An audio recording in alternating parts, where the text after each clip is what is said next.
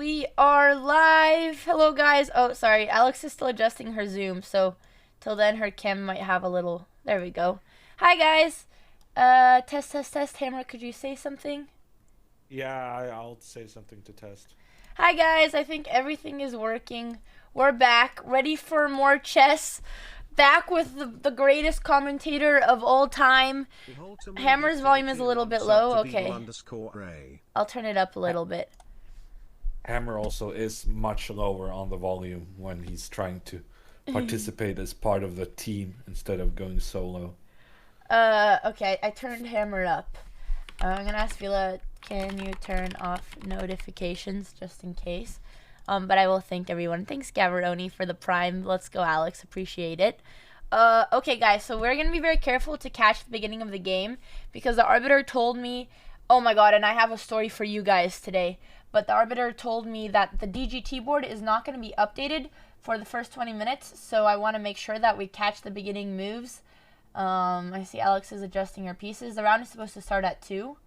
Her opponent is about 1,000 rated FIDE, but as we've learned, they are very underrated, so she should not underestimate anyone. Hammer, what were your notes from this game? Is there anything Alex should be trying to focus on to improve for this game? Where do you think her head's at? Well, I mean, it's going to be tough games all around, but for this one, we have some good preparation. I'm hoping we hit it. So far, the longest prep we've managed to have is 4 moves into the game. But luckily, well, I hope we can improve upon that now. And her opponent, even though she's 1,000 rated, she has the equal amount of points as Wow. Alexandra. So I mean, this is a good player.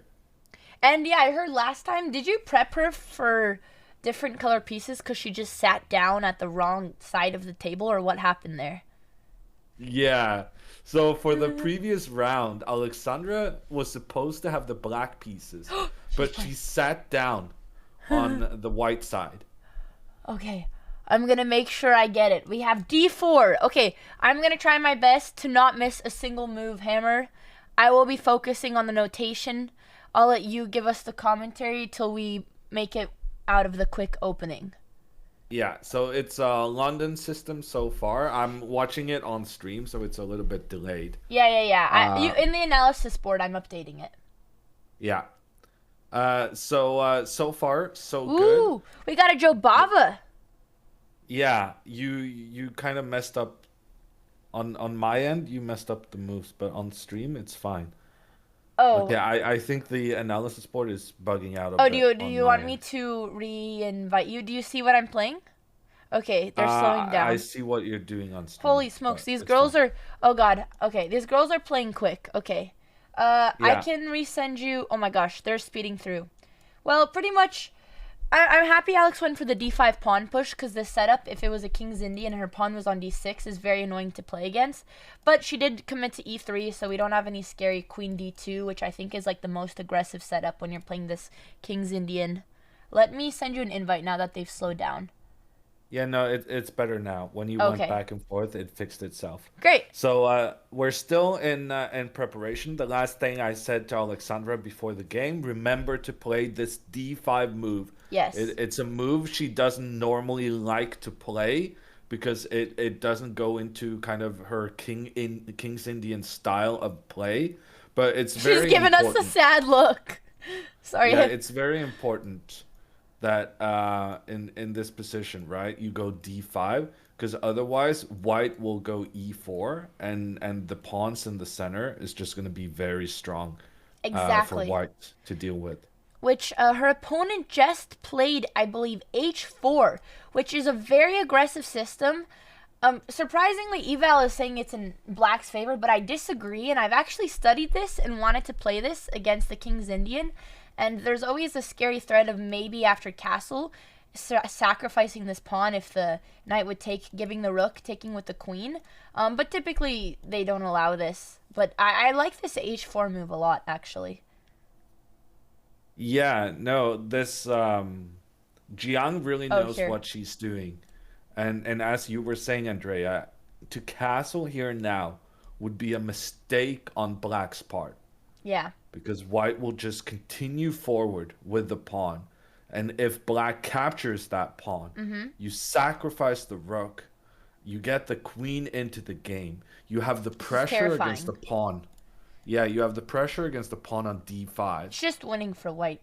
and also more pieces coming into the attack. Yeah. So yeah, this is very, very dangerous and should be avoided. So, when you were preparing Alex, did you expect this h4 move from white?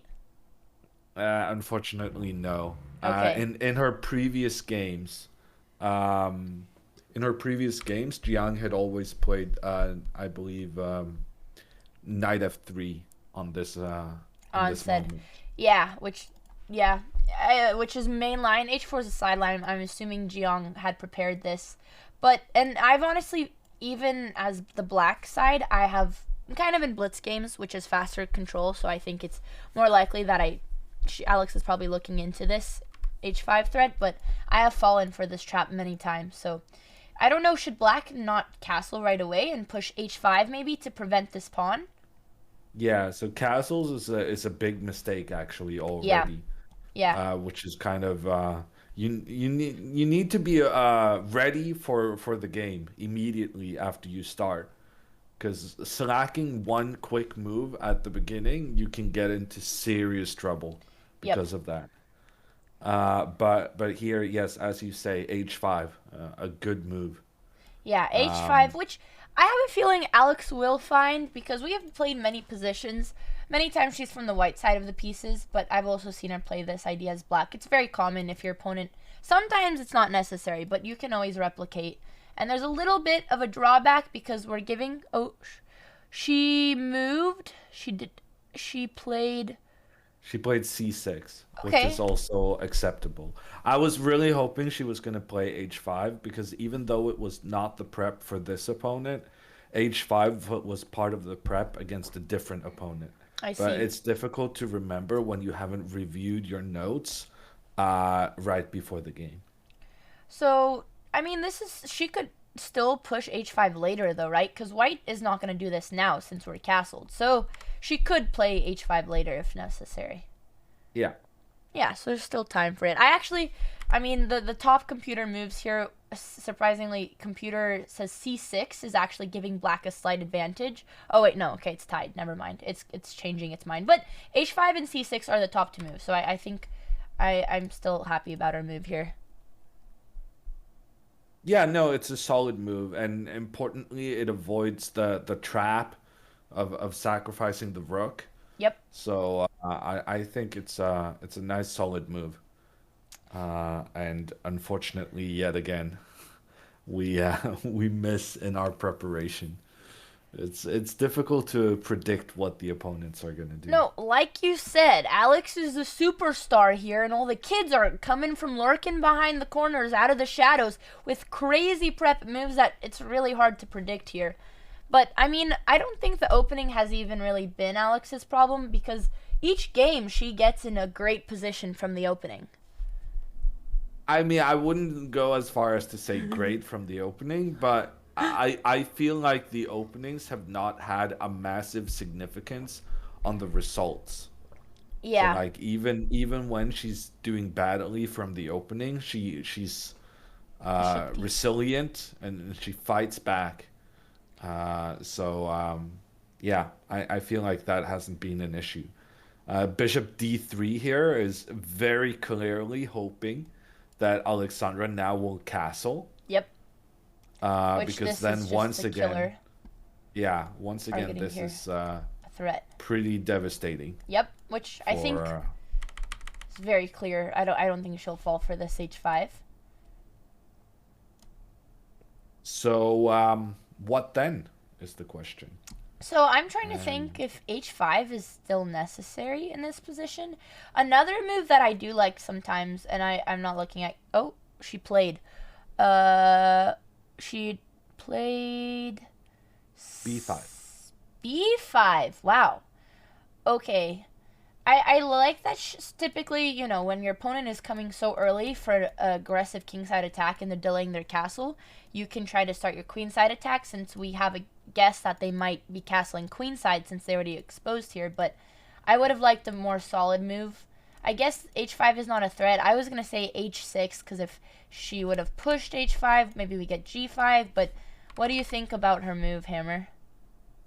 Um, Actually, B5 was one of the key moves in the main line of her prep.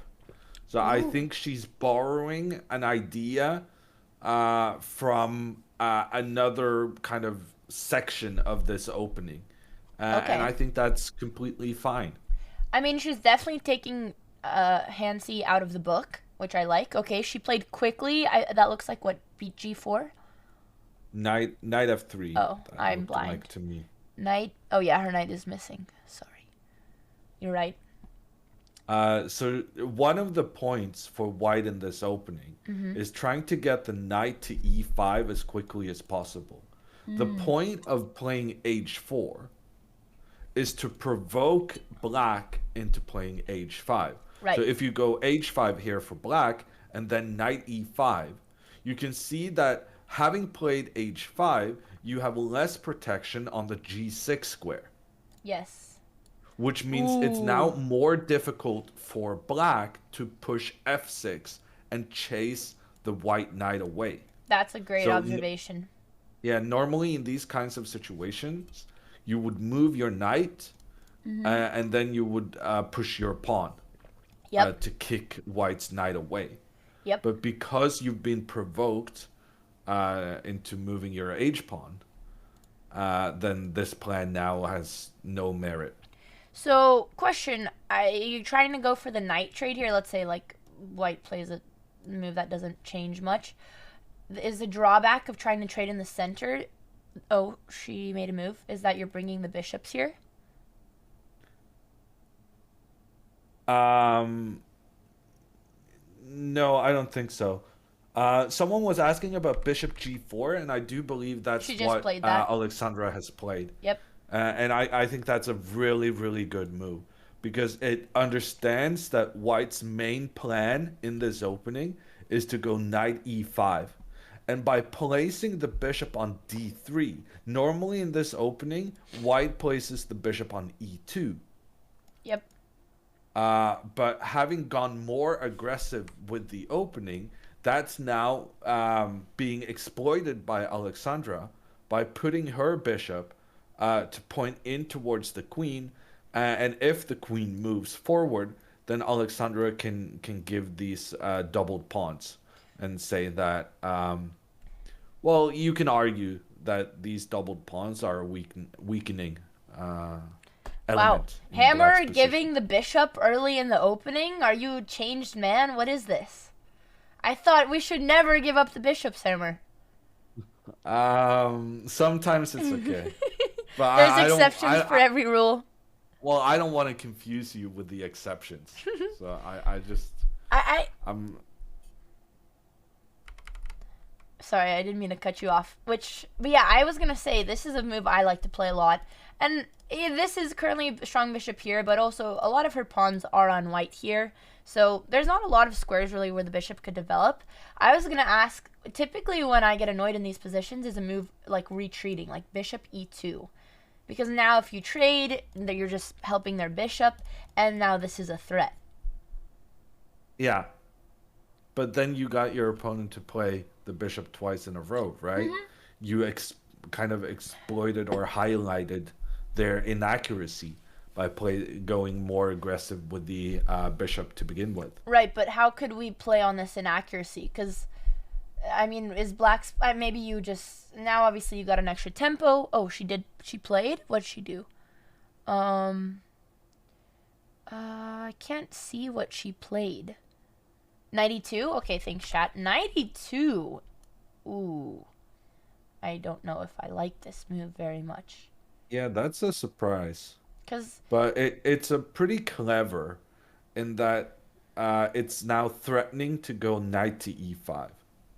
yep, that's true. Which Um, and as we were talking about earlier, If the knight gets up here in the middle, it's very difficult to dislodge. So Yeah. there's two moves I'm hoping Alexandra considers now. Either bishop takes knight, Uh-huh. simply to stop the knight from moving forward. Yep. Um, or she could also maybe knight f to d7. Mm-hmm. And notice how I'm going with the f knight because I want also to open up for the bishop Right. into the center. Right. So now if white were to play knight here, once again my question stands. Do we want to trade the knight or do we want I Yeah, mean you have certainly. to. Okay. Yeah. And after the Well, the bishops thing, challenge each other? well, you take that one too, and Oh. then white has doubled pawns in the center, and it's very difficult to protect the most far advanced of those pawns. This is actually a great point, and I had tunnel visioned on taking back because in the King's Indian, this bishop is one of your most valuable pieces, and you technically never want to give it up, especially when they're trying to give their black bishop for yours. But you have a really good point here, Hammer, and the king is actually completely safe, and it's definitely worth ruining the pawn structure. So yeah, I saw that the computer definitely preferred giving up the bishop for the knight. I'm not sure Oh, what was so interesting. bad about Isn't it my kind of the knight move. same? I don't know if there's quite a difference. Well, maybe because if they take with the pawn. Well, no, I'm No, I'm no. saying bishop takes knight Yeah, yeah, yeah. on after knight to e2. Oh. Oh, okay. So you're saying, oh, I think the computer hasn't quite made up its mind, but it's okay. We can think like our fellow pro. I'd guess even the 1,000 FIDE, I'd guess like 1,800 rated player, not like a computer here.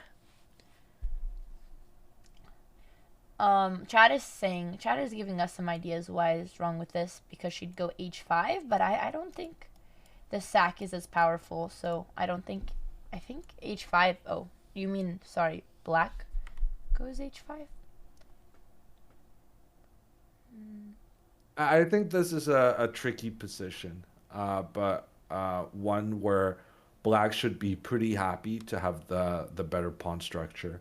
I would probably go knight h5 because I want to stop white's pawn from moving forward on the Yeah. side. I want to open up for my bishop pointing in towards the center. And in doing both of those things, I'm also now threatening to capture white's bishop.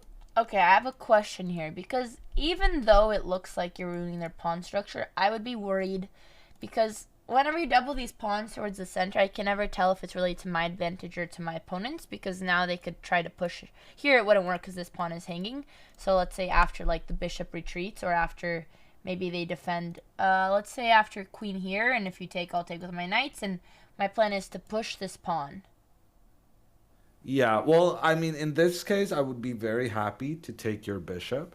Okay. And then I want to go knight d7, and I'm gonna go e5 before you go e4. Oh, black gets the counterattack. Okay. Ah, okay. So maybe white has to save the bishop, which, okay, let's say, okay, now I'm kind of taking tips from your line. I don't know if it's better here or here. I don't like that this disconnects the rook, but here you'll get attacked. So let's say, let's say we play back, and now my plan is to go here, and I'm also controlling this square once more. Yeah, and actually to exploit the point you were making, Mm-hmm. I can now go e6. Ooh. There's actually a lot of counterplay here, yeah. This is great because I'm always worried about bringing these pawns, but it seems like white just doesn't even have enough time to go for this e4 because black can start attacking and pushing the center. Sure, but on a more general note, I would say that when they push e4, Uh-huh. they're kind of leaving their f pawns behind in this kind of pawn structure. So instead of e6, if I just develop my knight, Yeah. if And you then e4. push e4, that's a big weakening of the f4 square. and it makes kind of these two pawns uh, even more like it's sort of like they're lagging behind the rest of the group. Okay, I'm And if gonna. you simply just look at this strategy of just putting all your pawns on the light squares, you have a really good harmony here with your pawns protecting the light squares. Your bishop is doing a good job controlling the dark squares, and white isn't really ever gonna be able to use these three pawns on the king side because they're doubled. And it would be a very different story if you could move one of the pawns back, because then you could like challenge the knight and stuff. But like even though white has two pawns next to each other in the center, you can live with that because you have decent central control yourself, and you have this long-term weakness you can play against. Okay, I'm going to have to disagree with you here because my plan as white is to push e5, fix this bishop. I guess, okay, that was a bad move, but now you can at least explain to us. And push f4, bring the knight here, attack this knight, and maybe prepare some sort of f5. But what if I block it? Yeah. I guess your bishop h6 might just be a really strong move that Yeah. controls it all. Well, I mean, the reason the computer is so Oh, the unhappy pawn's is hanging. because the queen can take the pawn. Oh. But notice how after you went bishop h6, Uh-huh. the computer didn't really change its evaluation Uh-huh. because it says even though white has time to defend this one, it's Yeah. it's okay because if you do your plan like coming with the knight like you said, Yeah. black just exploits the Hmm. weaknesses, the square on f4 where there are no white pawns that can attack it, and black just has a very well Yeah. placed piece. Wow. Yeah, I totally underestimated. Yeah, once again, even though it looks like white is pushing in the center and gaining all this space, black's knight and bishop are just really well placed here, But whereas your bishop is just not doing anything. and also space isn't automatically a good thing, right? Yeah. Space is only good if you have the setup to kind of help out those pawns marching into enemy territory. Yeah. And what white is Thanks, doing Sir here Nitty. is basically provoking black by moving too far up the board. And also, one of the main plans for black here moving forward would be to just push the pawn so that you put pressure in towards the central pawn. And after this trade, well, you're opening up for your rook and your queen on the f file, and you're eliminating the far advanced pawn. Very often, the person who pushes forward in the center first, if you can challenge that advanced pawn, it often ends up being you who's better off in the center. And that's illustrated by this line, right? Yeah. Where kind of black, in a matter of just three moves, has completely taken over control of the middle because white wasn't in a position to support those pawns moving forward initially. Yeah, those are very good points. So then, going back to the original line before we got very lost here. Okay, so yeah, so then this bishop trade idea with this knight to h5, I really am starting to like now, since these pawns are not necessarily a strength, and like you said, all this pressure in the center. So are you hoping that Alex is going to trade here? Unity underscore Yeah, gifted a tier 1 definitely. sub to Black Death 101010. I'm just They have given 252 I have gift been subs in I the feel channel. like she has a tendency to play this bishop g4 move, and she has a tendency to unprovokedly give away her bishop pair. And I've been specifically trying to make her stop doing that. And this And is the so one it time she needs to do it. Yeah. Wow. But the thing is, at least here she can see that she's doubling white's pawns. Because my main objection with her doing this strategy is when she just allows the opponent to take back with the queen and not kind of have any concessions in return for the two bishops.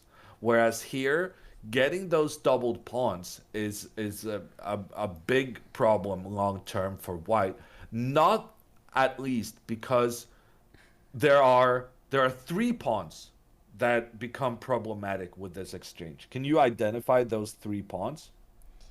I okay, I feel like I'm cheating off what we saw, but I would say this pawn just because we saw once the bishop retreats, it's really hard to defend this, and you can attack with the queen. Yeah. So it's the pawn on the side and the two doubled pawns. And what's unique about the pawn on the side?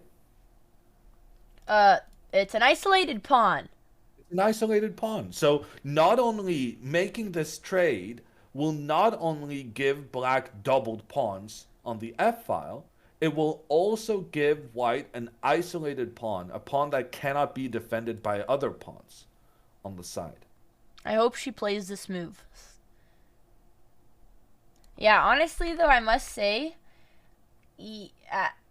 until we went into the in-depth analysis, as black, I would be scared to trade. Just because, but once we started calculating, I saw that white can't actually do anything, that this is a major weakness. So I hope that Alex is calculating here and realizing that. Thank you, Kim, for the prime.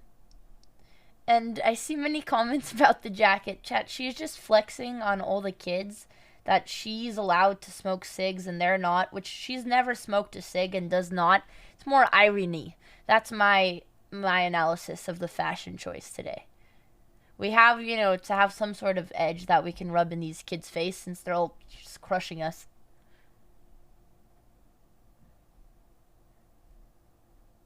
Also, I'm going to tell you guys, okay, I think now is time for until Alex makes her move, since we've kind of juiced this position, I'm going to tell everyone how I almost died this morning. Oh, actually, hang on. I need to load a video for everybody. You're not going to guess what happened this morning. I am going to guess what happened this morning. Do you know what happened? Well, I mean, it's all over Twitter, no? Oh, someone posted the snake? Someone posted your whole chat. Who? Minx or Alex? Well, I think it was Minx and Alex. Oh, Alex tweeted about the snake? Okay, but I have to... okay, I need to tell you... I didn't know... Wait. That means she was distracted... Wait, let me see. Okay, wait. No, Alex didn't. I think it was probably Minx. Okay. Oh, someone's snapping a photo. Okay, I'm pulling up a video just so everyone knows how intense this was. Okay, 1 second. Save. No. I don't want to spoil the story.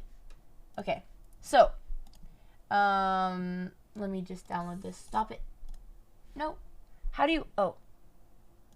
Okay, I got it. So, this morning, wait, let me just make sure I have it in my downloads. Great, it's here. And let me know if Alex makes a move. So, I get out of my car, and I see a little package on the side of the house. And you know me, and curious whose package it is. Typically, they get to the front of the house, so the side is kind of where there's more nature. I walk over to the side. Thank you, Third Kidney, thank you so much for the 5 gifted. And also, thank you, Billy Jupiter and Kim Kane, and A Moment of Lovely. I see you guys. I appreciate you guys, and Jimster. So I go to the package, and I read it. It's like an open red envelope for Minx. I'm curious. And then, not realizing, literally 3 inches away from my foot is a snake. And I look at it, and I don't see, like, a rattle. So I'm like, it's like, okay, I'm assuming it's just a fat garden snake. It looks a little intimidating. Let me show you a photo. Let me show you my photo first. And I think it's dead because he's not moving, and he's in an area where there used to be trash cans, and I assume that he died from our trash cans. I send a photo to the NV group chat. Let me just save this image really quickly. And okay, I'm gonna pull up a photo of the snake really quick. And everyone's immediately, they're like, get away! It's a rattlesnake! It's a fat rattlesnake, and it's poisonous and venomous, and it can kill you. So let me show you the photo of the snake. That I stood here for like 2 minutes, like, haha, snakey, and sending photos to everyone in the group chat, like, haha, we've got a snake in the house. New pet, let's unleash it on the mouse. Let me just zoom in so you can see how gnarly this thing was. This thing, gnarly, blah, blah. I didn't know that was a rattlesnake, which poison venom at the same time. Yeah, so I was just chilling next to the snake because I thought it was dead, and I was like, I'm gonna send everyone a photo of the snake. So then I back away. This is just right by my foot, but he's not moving, and I'm looking at him. I think he's dead. I step back, and then my friends inform me that sometimes these snakes. Oh, she made a move. Yeah, she made a mistake, unfortunately. Okay, my snake story is so good. Okay, let me just But finish. I'm not interrupting your snake story. I'm almost done. So then they tell me that sometimes they play dead when they feel like they're in terror. So then we start investigating, start sticking out his little tongue like this. And I realize that the snake is not dead, and it's a very dangerous, big, juicy snake, and that he has come close to the house because he's chasing the mice that I have attracted to the house that are entering the stream room through the hole in the garage that I created when I ran my car into the garage, and now I'm terrified that the snake is going to enter the house, chasing the mice through the hole and enter in my stream room. So, for the next 30 minutes, Minx and I are on snake watch, and everyone in the neighborhood, there's like, the random people are stopping by. This biologist came by and everyone's investigating the snake. And like someone tells me to put a bucket over it. I call Envy and everyone's like, get away from the snake. We're coming. And our Envy's producer is coming. He's like, I'm going to run it over with my car. I'm like, no, we're not doing that. So we're not allowed to leave the snake unattended in the case that it might enter our house. So Minx and I are snake watching for as long as we can until help comes. And I'm still not convinced at this moment that this snake is really dangerous. I'm still thinking he's sticking out of his tongue, but this guy hasn't moved.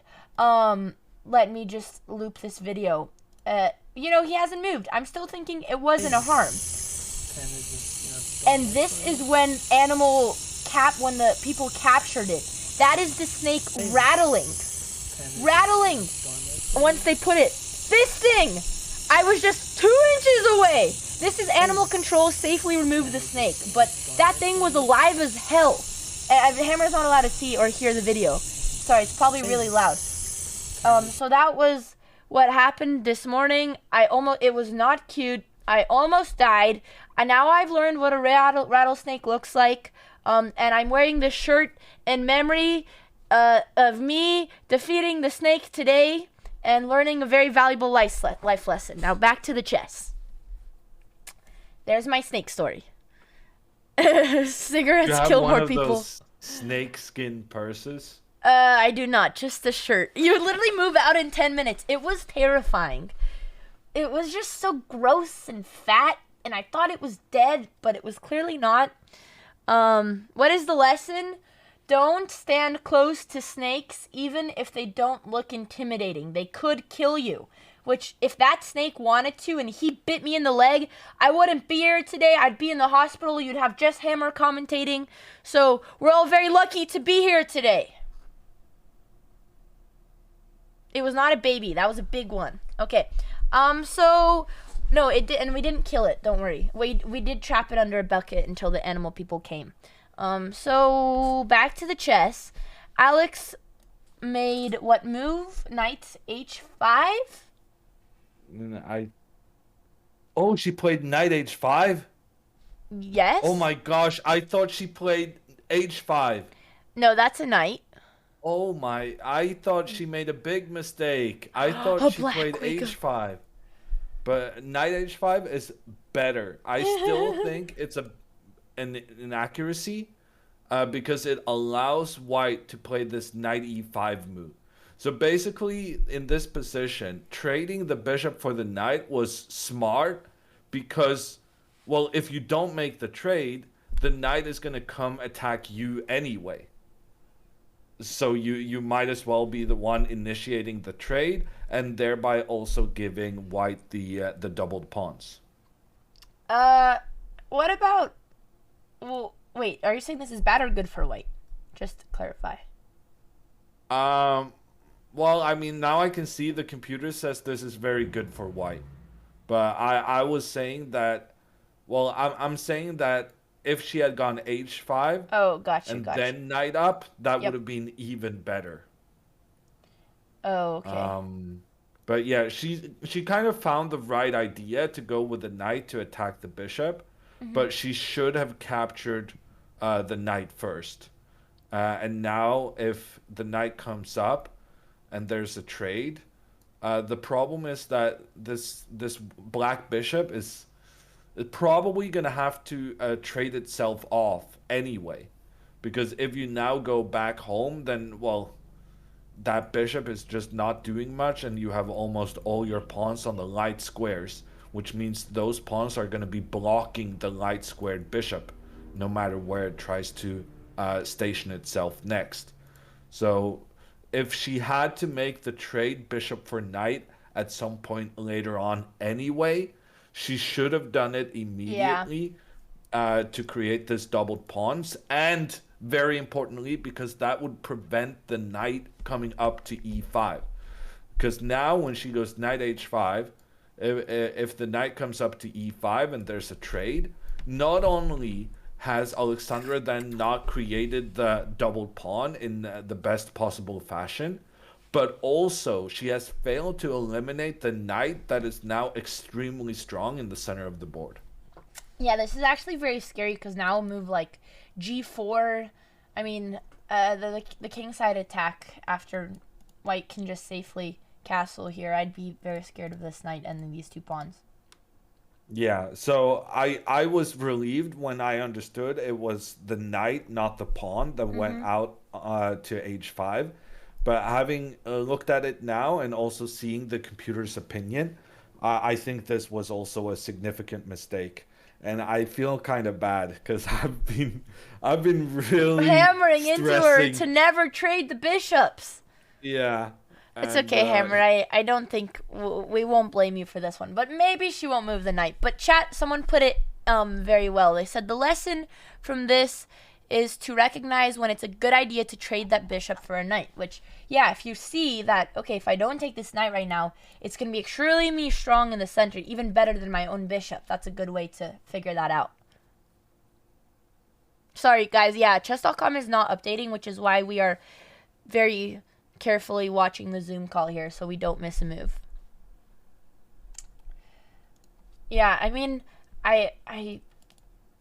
this, even though after 95 I still like white's position a little bit better and not looking at the eval, just because, I mean, like you said, now we have to trade this bishop for the weaker knight, right? Because you don't want to retreat. No, I think probably this is very, very problematic. Yeah, it's a little bit worrying. Black. Yeah, no, rattling, one might say.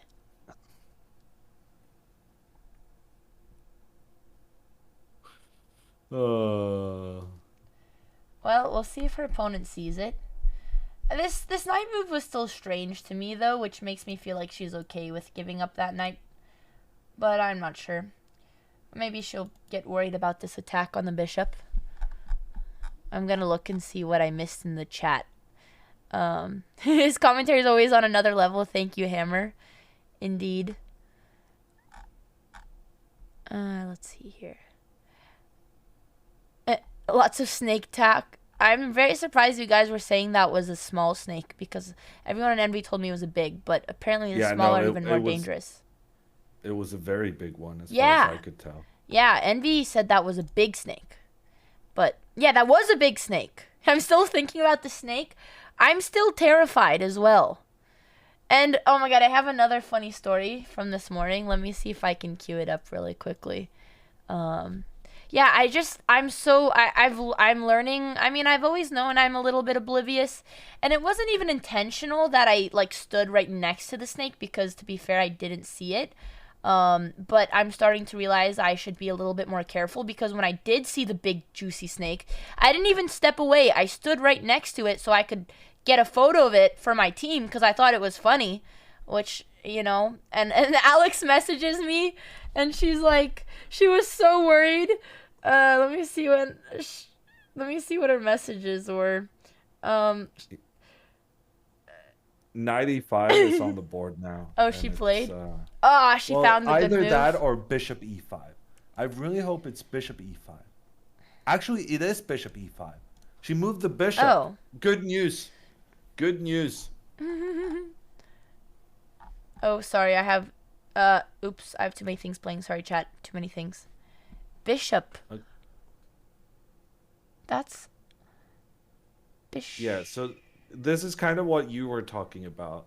As a King's Indian player, you often want to trade off the black bishop, right? Or you want to avoid trading the bishop because it's supposed to be so good in the future. But here, once again, I feel like it's an She just uh, played.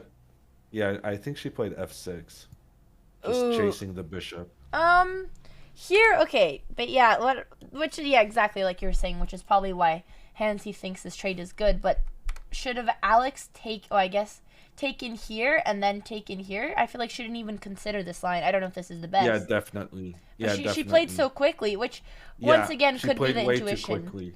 Yeah, Yeah. which exactly, and from a player like you, a grandmaster, when you see this, you very quickly recognize as good. But a player like me, has this instinct about this bishop, I didn't even give this consideration, which seems it's kind of like what Alex just did.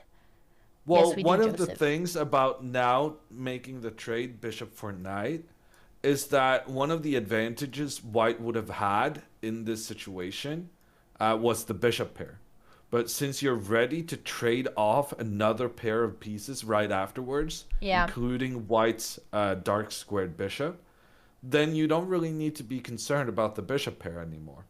And here, white it's has even better. doubled pawns, one place and two places, in addition to this isolated pawn. How And like what you need to consider is maybe the space advantage and maybe the fact that the pawns are doing a good exactly? job of protecting each other up the board. Maybe that is significant. But overall, I think just, black is pretty solid. It's not a massive advantage, but I think black is a little bit better Yeah, I was gonna say one of the due to the pawn differences structure. when we had the bishop was that this pawn was a weakness, so white got a little bit more time to prevent this, which their white structure is definitely, I mean, black had more time to prevent this, which so now white's pawn structure is a lot more solid, but I think then you have a lot of opportunity to just attack on the queen side. Yeah. She made a move. Let me see what we missed. So yeah, I would have wished she considered this trade. But so Alex instead pushed f6, and Well, I'm not really critiquing her for playing the move f6. I think in general, if you see a good move, play it. yeah, That's fine. But where'd she go? I kind of just wish she had taken a bit more time for the decision. So it's Yeah, not kind of the move it's not a itself that's a yeah. mistake, but it's just showing some lack of awareness of the critical junctions. And Gotcha. typically, when you can make like two trades in a row and drastically alter the pawn structure, that's a moment where you're going to want to spend quite a bit of time considering your options. Gotcha. Trying to. I see chess. I'm gonna pull up chess.com really quickly because apparently they are now showing the games. Great, I can see it, and I will also make a format so you guys can see the clocks. So she retreated back to h2. Oh, which once again, okay. Now I'm wondering, is it good to trade now because we've kind of N- trapped our bishop? yeah, it's definitely less good now Gotcha. on account of having weakened the light squares. Gotcha. So the main problem here for black is that it yeah, it's kind of more difficult to keep control Oh, Alex of the moved. light squares when Alex you've played. pushed your pawn over to a dark square. Gotcha. 97. But black also has this great plan actually of going for e5. Yeah, but here's the question. How great is that plan? Even if it was black's move right now, like say Yeah. white goes a3, And even e5. if you now go e5, take, take, and e4. Take. How do you assess e4. this Ooh, okay, this situation? is a good puzzle. Yeah, I was gonna say this is a great threat, so just for chat, black is trying to fork the pieces here, so white immediately stops that threat. Also fixing our pawn, which it kind of blocking our bishop, but also the bishop could reroute to h6. Which actually, oh, we can't do that because this is hanging. Um, I'm gonna Well, think the eval bar is saying this is monstrous for black. for for black, but Which I that was not bang bang immediately bang. obvious to me. What I was my first plan in mind was trading and then bishop h6, which computer clearly doesn't like, but I feel like now white cannot castle on the queen side, which I don't know why computer, I guess, oh, because this pawn is hanging, because they take. So we have to deal with that problem first. So let me think here. I mean, wait. What if we just push? And now, Well, I don't think you have very good control of the light squares here.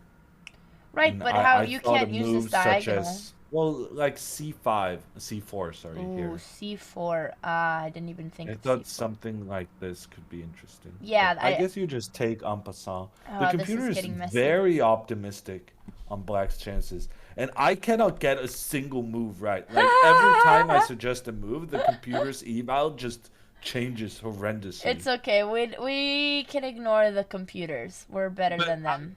at least that goes to show that it's a very tricky position to play. That is true. I'm trying to think what I would Um, play here. I But mean, let this let me say that okay, so this was Alexandra's plan, and apparently this is a very good plan if White does nothing. So let's go back to the current position as it GMs stands these on the days. board, Uh-huh. and let's rather suggest what should be White's move anyway, e4. True. Okay. Which computer again does not Also like. hates. Also hates. Maybe I should I don't suggest understand moves what's and you going should on. tell snake stories. Yeah. No, I'm really. I mean, wow. Let me see if I I- can figure it out before you. I feel like I can. Um. Okay, maybe I can't. Maybe I got too confident. Well, at this we point, still I'm go for starting to this, think but this Alexandra is isn't going to win this game. I mean, I hope so. She And she win should it be pretty winning this quickly. game for sure. And the quicker, the better.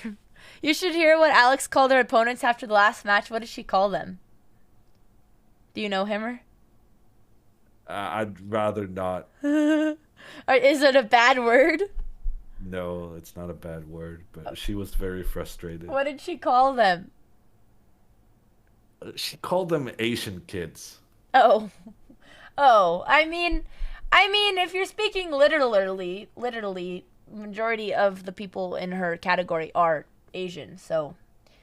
And they're rather young, if I may say And so they are myself. kids, so, it's literally, and especially in these tournaments, I mean, majority of chess playing young girls that I would go up against growing up were Asian, so that's just the facts. Unfortunately.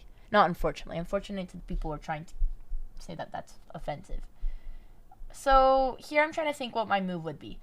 What I was thinking, this check is useless, but I would still like to go for e5. The problem is that you're going to take, and take. So I want to try and understand how this is good for black. What Well, if... the eval Wait! kind of changed its Wait! sign. Oh, I was thinking we could do this, because if you do this, it doesn't work, because I thought we could fork you, but then you get knights here, so I was wrong. Yeah, but then you have e4, because now you There's a lot opened of up a attack. new pin. Right, which this is very complicated. It's incredibly complicated. I'm not understanding anything. Illustrated by the fact that every time I suggested a move, the computer was like, I wonder if my move no." was good. Okay, my move was not the best move. Wait, was it?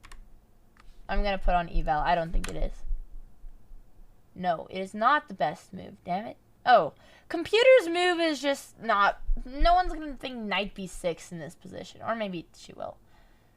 Oh, this is actually okay. I mean, this is not natural because it seems like when there's all this pressure in the center, we should be counter-attacking. But I think the plan is to take back with the knight, which is actually a great plan because now you're being more control here, and you don't have to worry about this pawn hanging and opening up the queen, e5 potential later. But knight b6 is honestly kind of hard to find. Yeah, not impossible, I would say. But no, the position is played. really complicated right now. I lost it. Knight b6 she played. So she didn't go for e4, which I wonder if was the best move. Actually, though, hammer e5 was... Oh, no. That's... Sorry, wrong color. Haha. Okay. Oh, did she play knight d2? Let me see. I think Yeah, she played did. the Best e3 move. knight. Yeah, knight d2. Yeah. Wow, she played the computer move. And now white is in a good position. Okay, now I see what's happening. The knight on h5 is actually in trouble. Let me... Oh. because right, they're gonna try. Wow. Yeah, which I've had this happen to me many times, and it's very difficult to deal with when you push this f6. Whenever I would do this in my dragon setup, yeah, this knight is a big problem. Oof. Which she could prevent. I mean, I don't think you want to push f5. No, Alexandra is playing a bit too quickly right now. Oof, I what did she guess. do? Well, she played bishop e6, which is probably a good move, but it's kind of weird that she's doing it She's so rushing it. quickly. Yeah, I think it was but the best move. I think it was the best move. Yeah, for sure. Oh no, But it's we're just wrong, such but a that's tricky okay. position. Oh wait, computer's changing its mind. Okay. Well, No, bishop it moves e6 solid. was played, Yeah. and the idea is that now when white goes f3, which is Mm-hmm. almost certain to Yep. happen, All right. then well, black needs to go f5, I guess. Yeah, which I don't like these holes, even though we are. Yeah, but at the same time, you need to rescue your knight. Of course, you don't have a choice. Yeah, and the computer thinks this is okay for black. So, like, black has a lot of space with the pawns. The pawns are more aggressive for black than for white. Yeah. And that can be advantageous. Yeah. And No, and also that's like true. if you give Alexandra yeah, I was gonna say if she gets to play bishop f7 and e5, she can be the first one to kind of take control in the middle.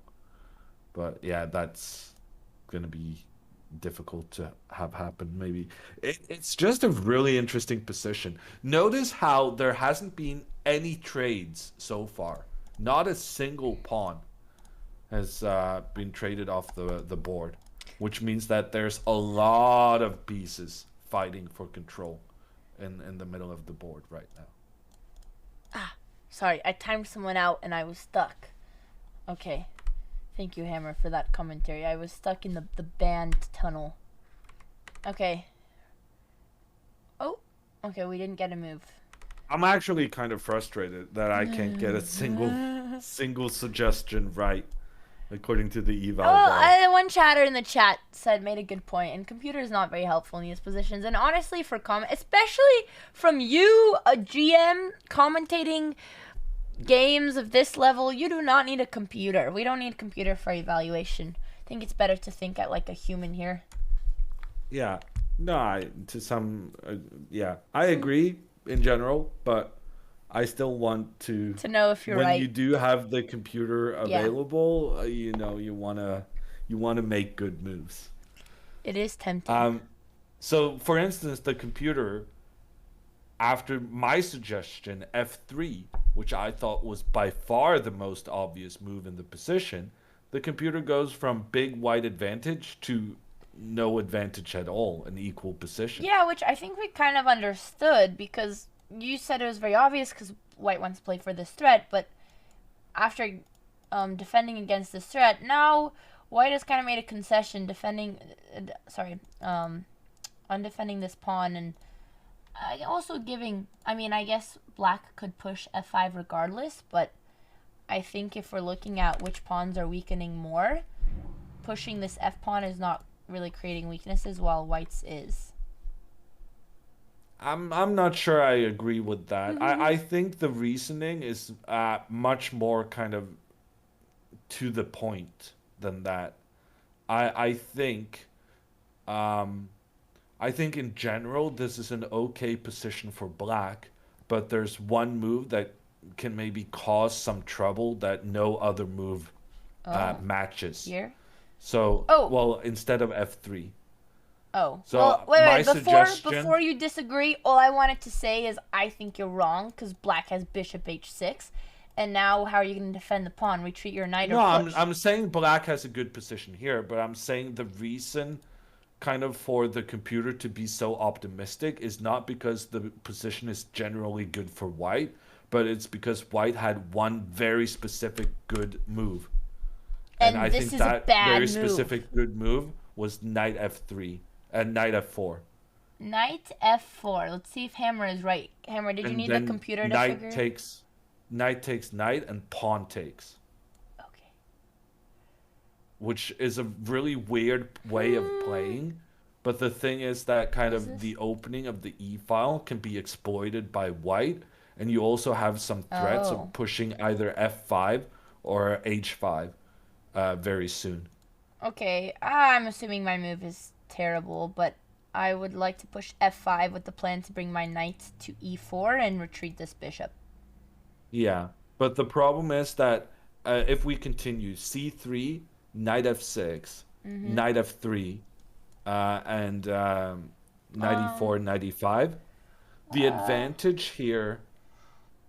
I'm thinking if I would Well, play something let else. me Sure, just sure, sure. illustrate a point. Yeah. Okay, okay.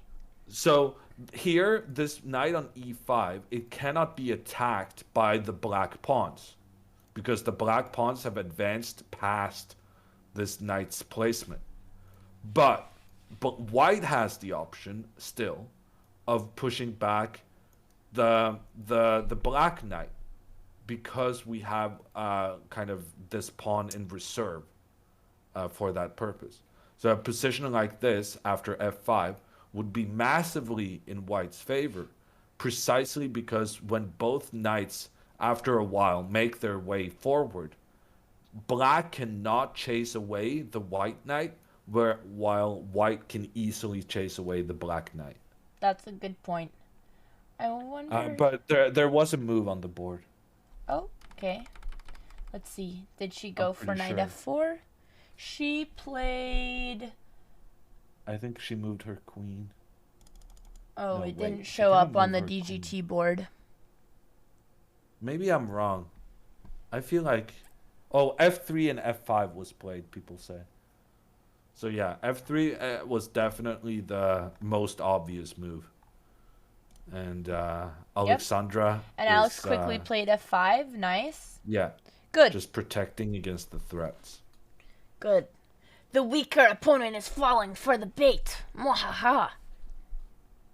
You can tell that Alexandra is a bit frustrated by the pace she's playing. And the sad glances that she's given the camera twice already.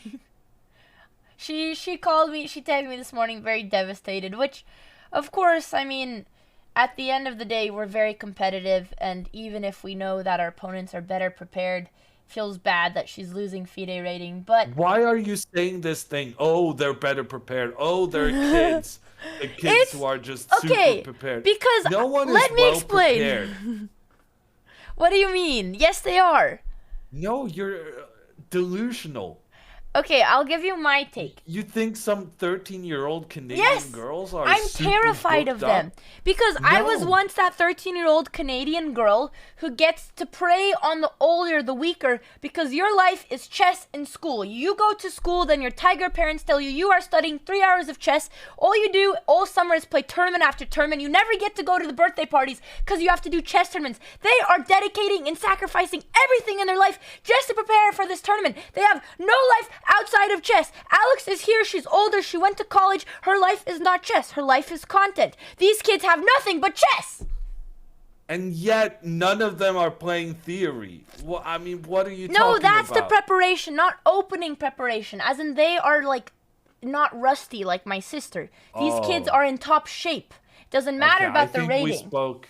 Okay, No, not I think opening maybe there was preparation. yeah, I think there was a miscommunication through. I use meant of they're terms. just very sharp and underrated. While Okay. the being in good shape before these tournaments is very important. Even though Alex has this theory that when she doesn't play for tournaments in a long time and then she plays her first one, she plays really well because like she's rekindling her passion. But I disagree, which is why I declined playing this tournament because I knew I would get destroyed because 2 weeks of preparation, daily preparation, does not compare to the years compounding of these kids' lives. Well, you lived longer than them, though.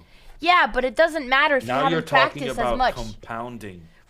Okay, compounding was the wrong word. Recent compounding years, right? Alex probably studied more years of chess, but in the last 5 years, these kids, like, times 20. Okay, something Okay, happened. so moves were played. Yeah, knight f4. Knight f4. And she Yeah. quickly Knight- took, which yeah, she had to. takes. The bishop is hanging, and she doesn't want to let them double this pawn, so she quickly took back. That's Yeah, understandable. but crucially, now if you take with the pawn, Yes. Well, this is just then hanging. yes, So because that's the big difference compared to the other line that you've already opened up for your bishop, so the bishop can capture in the center. And uh that's why Hansi, she chose to take back with the bishop. yep. And now Alexandra should definitely play bishop f7. For once, I'm certain my move is the best one. Because Yeah, that that's bishop is kind of blocking this the black pawn. pawn. Yep. And we want to have that pawn influencing the See, center was Hammer right right? away. Yes, good job, Hammer. You got it right. You get a medal for second best coach. No reaction from Hammer. As Hammer was saying, yep, bishop f7 with the plan of e5. Very solid. Hello? Are you still here? Yeah, I'm here. I'm nodding. I'm saying, Okay. it's right. Okay. I thought we had lost you. I'm trying to think if there's really any. Yeah, I mean, this move is pretty natural. And so, question about castling here. Does black want to castle at all? Or are they maybe planning to castle later kingside? Because anytime this is a big scary plan. So maybe both sides are going to leave their king in the center. And maybe black's plan is to go for this. Well, it's actually kind of hard to defend since you can't use the queen just yet. Yeah, no, it's a good question. I don't know where the kings are going. It's very unclear at this stage. See. But yeah, definitely the same question can be asked of white. Yeah. So like, oh, where's black gonna put the king? Well, where's white gonna put the king? Yeah, especially if they castle here, black could have a good queenside attack. So maybe the plan is to reroute. Actually, I disagree there, Andrea. I want to say just attacks doesn't have to be with pawns. Okay. So for instance, here if queen e2, e5, pawn takes, knight takes, and castles. Oh yeah, queen. After queen a5. Yeah, queen a5 is better here. White is just very close to being dead because you have those two bishops, the bishop on g7 in particular, but also the bishop on f7, pointing right in that direction where the king is located. So in this situation, I wouldn't use the pawns more than what they have already been involved. I think here it's just a matter of getting your pieces into the action pointing towards that white king. And this looks very, very dangerous for me. Aw, Danny Road, thank you so much for the tier 2 and the 30 months. He said maybe they're underrated in FIDE because lack of play from pandemic, also lack of available tournaments. Oh yeah, I mean, these kids are definitely underrated. We know that. And they're sharp because they've been practicing. But thank you, Danny. Appreciate it. And yeah, Hammer, you know what? For the one time, I'm going to say it. You were right. Queen a5 is better than h5, which I'm sure I would have seen if we would have played this out. Of course.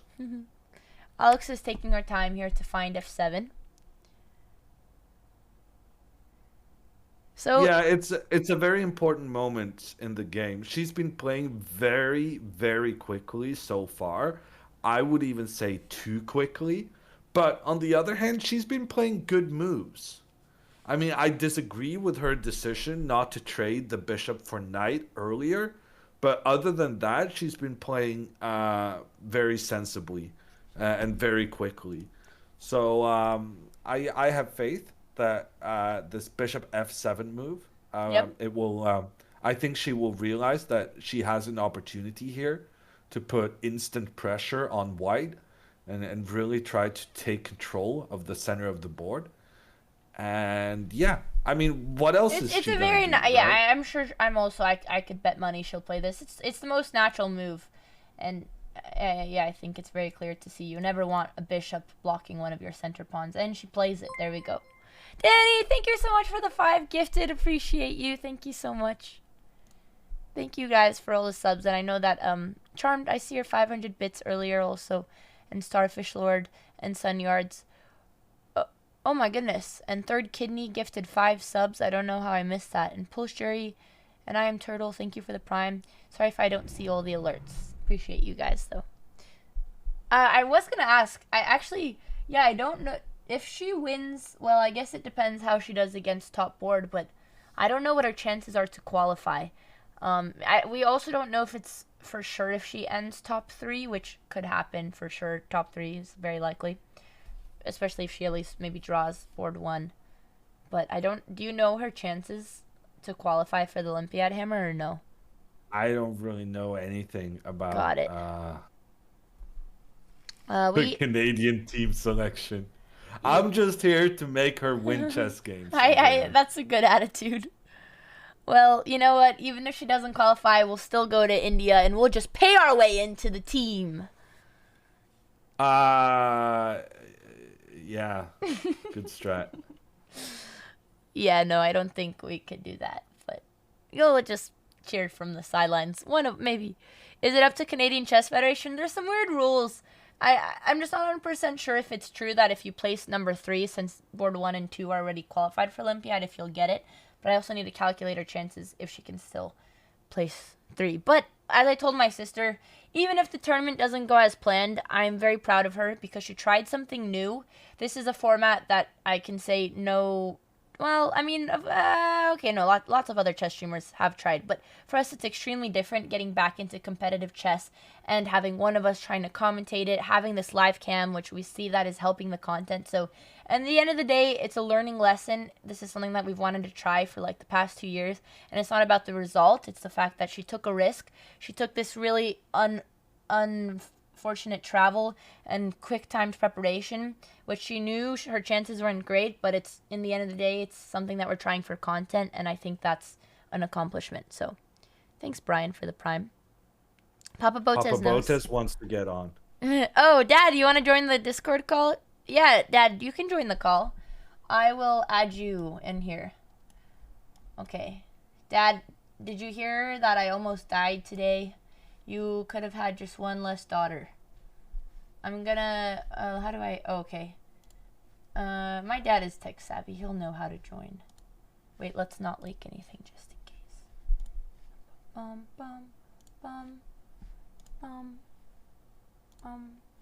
How do I do this? Okay, chat, 1 second. We're adding Papa Botez. I think I need to unpop out. How do I work this?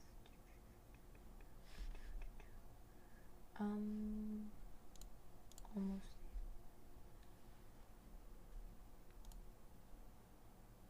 Sorry, chat. I'm trying to add my father. I should try and entertain the chat while you're doing okay. this. I don't know why I'm. It shouldn't take me. No, you're okay. It shouldn't be taking me this long. I think I need to hang up. I'll be right back. I just can't figure out how to escape this giant Discord icon. I hung up on Hammer. How do I add people? Aha, add friends. Okay. I did it. Hey.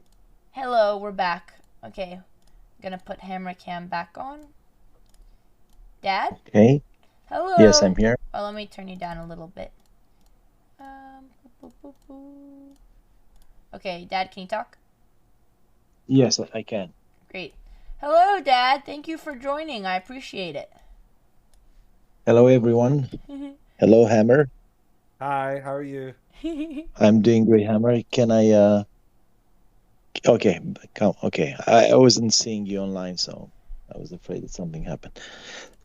So let me explain to the chat and maybe to Andrea too how the qualification for the Olympiad team is working. Okay. So it's not very simple, but in the end, it's a simple thing. So Andrea, if you want to share a screen with if you go to the FIDE website and you go to the ratings and show over there the Canadian ladies in order. Go search them up on FIDE or how? Oh, yes, go on FIDE and go on ratings. Okay. And just select Canada and go for a woman. Okay. And you also have to go, okay, so you see over there ratings, well done. Canada. And search database, yeah. What? Go for advanced search. and you're gonna be able to Okay. select go by countries. Yes. Okay, and gender. Okay. And gender, select all the ladies Yes, I and did. just Oh, go you and guys can't see. show the list. Yes, we Okay. can see. So pretty much Wait. what's gonna happen here. Wait. How do I click search? Okay.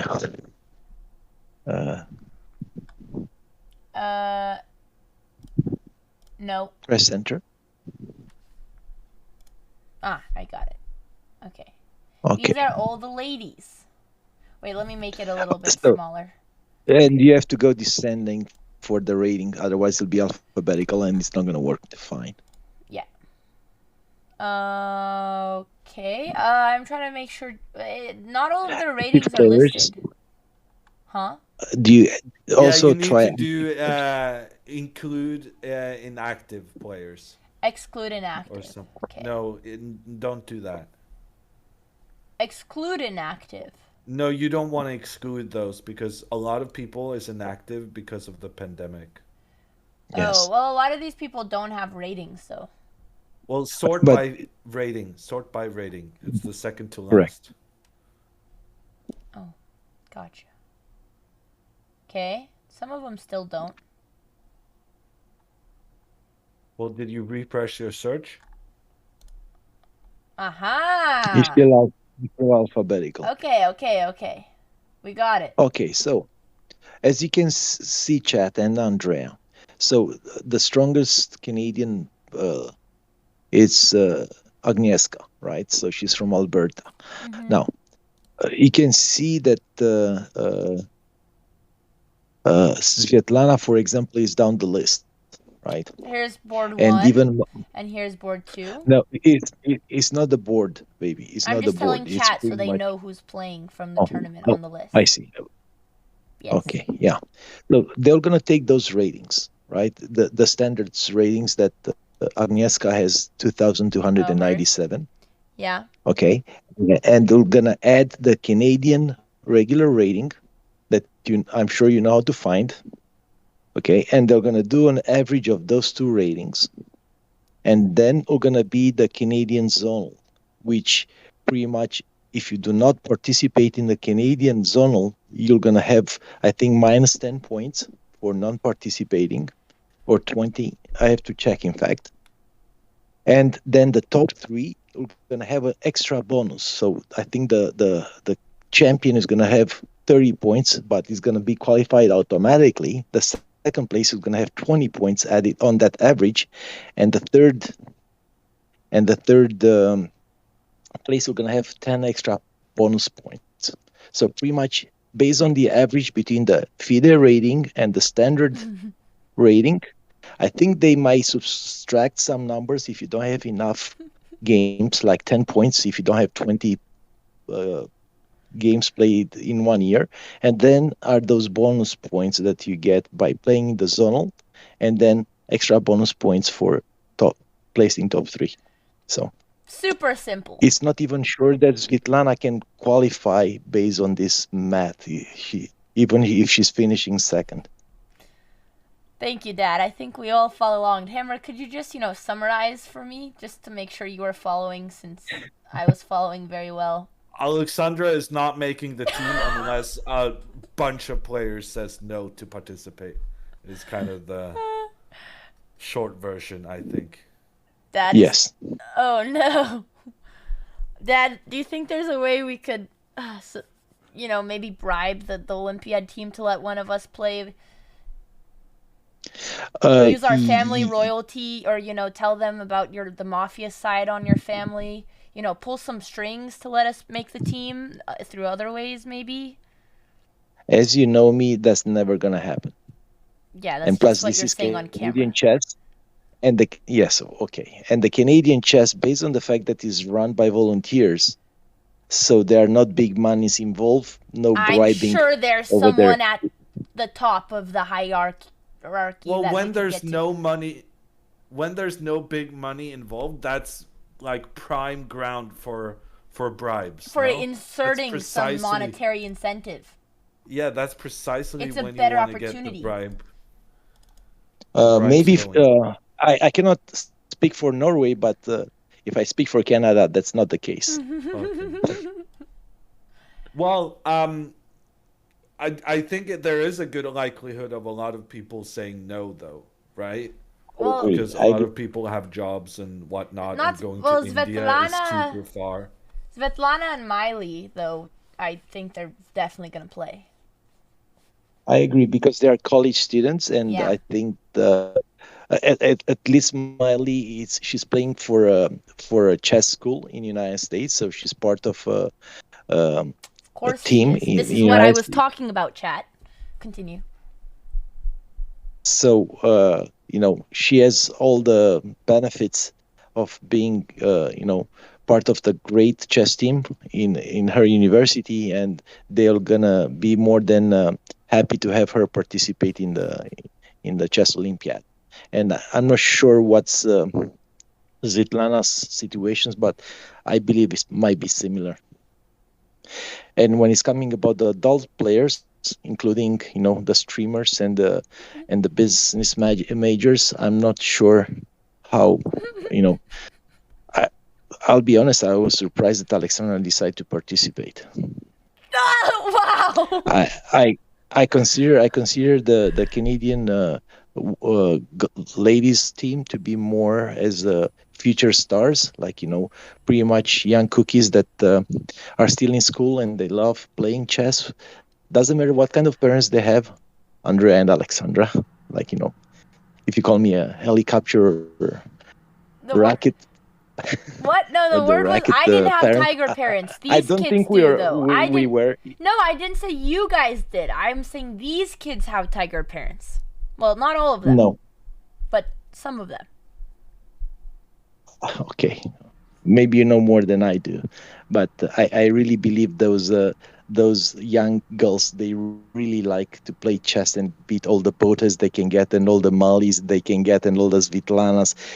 All those ladies that already been to the previous Olympiads, they're like, prime targets for them. If they go to a zone like this and they can get half a point or 1 point from those ladies, they're as happy as they can be. And playing in an Olympiad for Canada, it's an honor, and it's also, a target that if they achieve, they'll be happy to have it.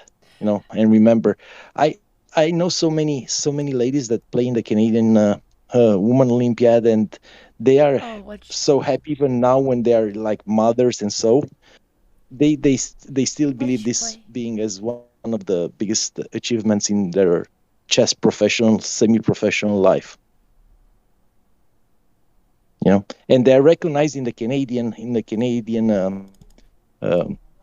let's call it society, chess society.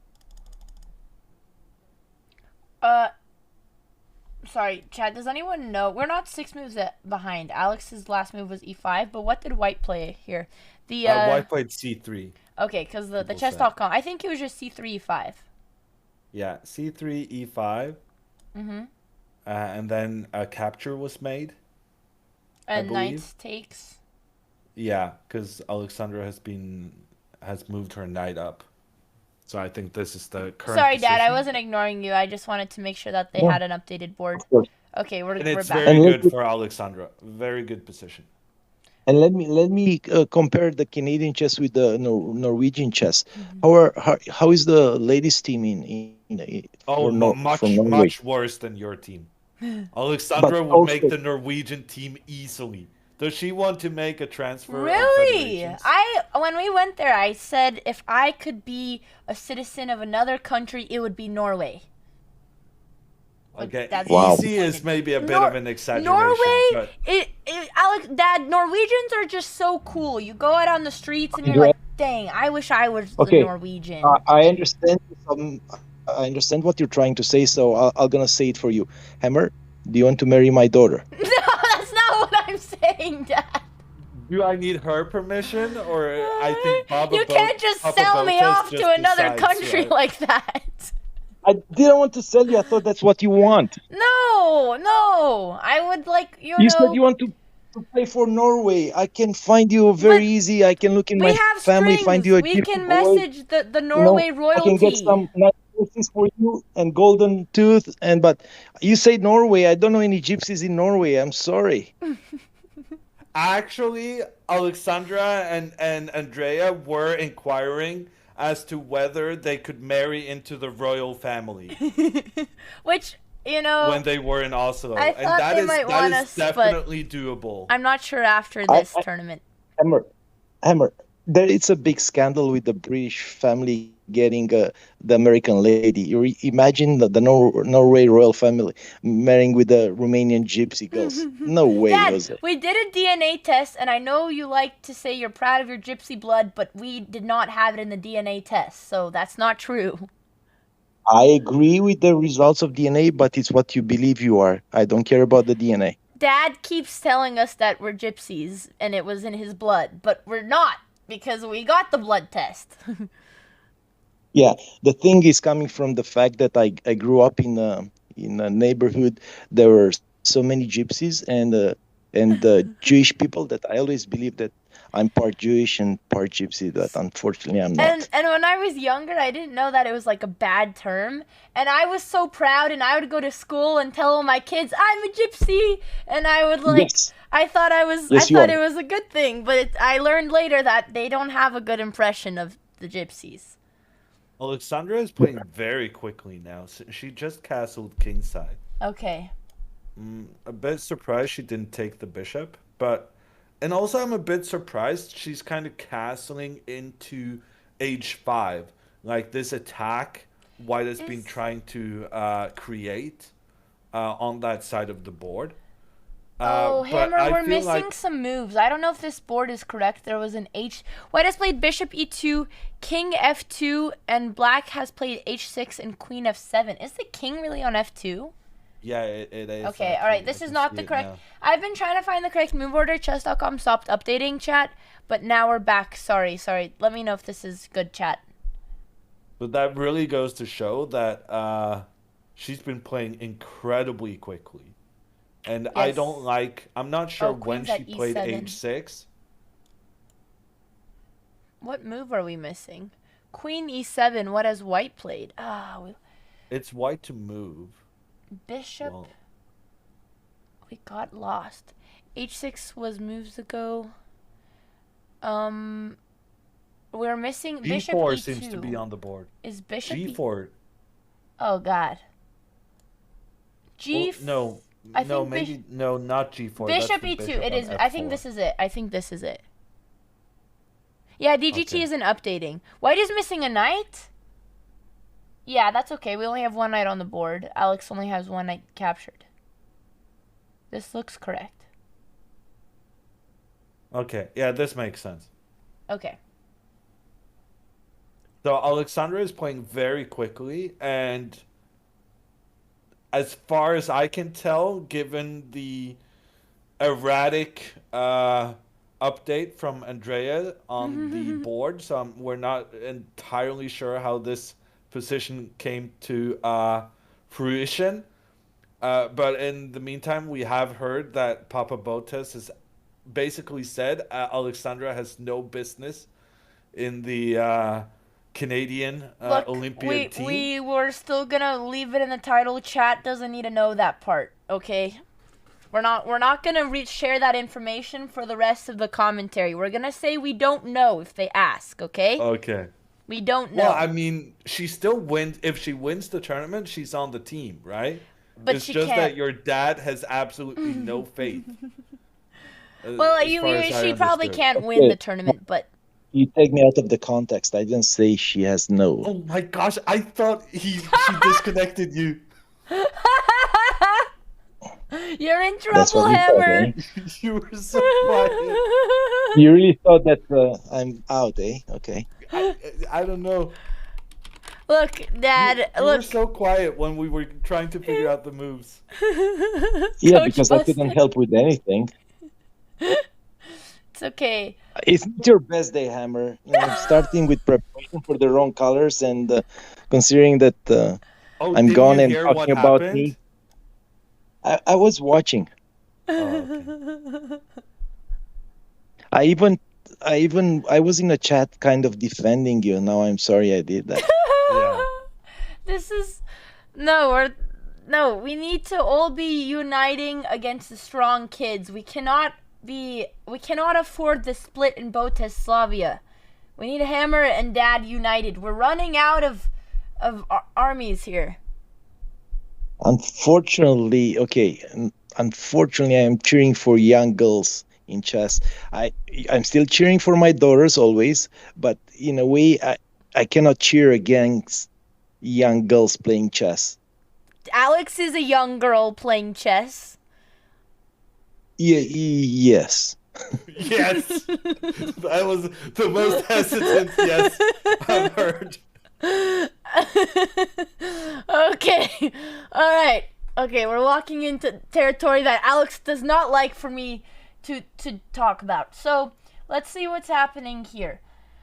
Well, okay, we missed, like Hammer said, Well, what happened. Alexandra just has a dominating position. She has the Yes. safer king. She has the better centralized pieces. She has the more advanced pawns. She's basically done everything right the last couple of moves, and that's without really even G5. thinking. She stopped thinking No. and she started. She No, did not did she play G- G5? No. Are we missing Oh, she something? did. Is No, the she queen? did. No. Yeah. No. That's just poor concentration. I board- guess I was about to praise her quick play, but now she just Wait, is the blundered pawn because she hanging? was playing quickly. Well, the thing is that after captures, And then there's takes- queen takes f5. That's what I was saying, which I don't with think the she would blunder. checkmate ret. Well, and then she thought maybe bishop here, but then the queen just takes on G5. But are you sure that we have the correct position? Yeah, she blundered 2 pawns.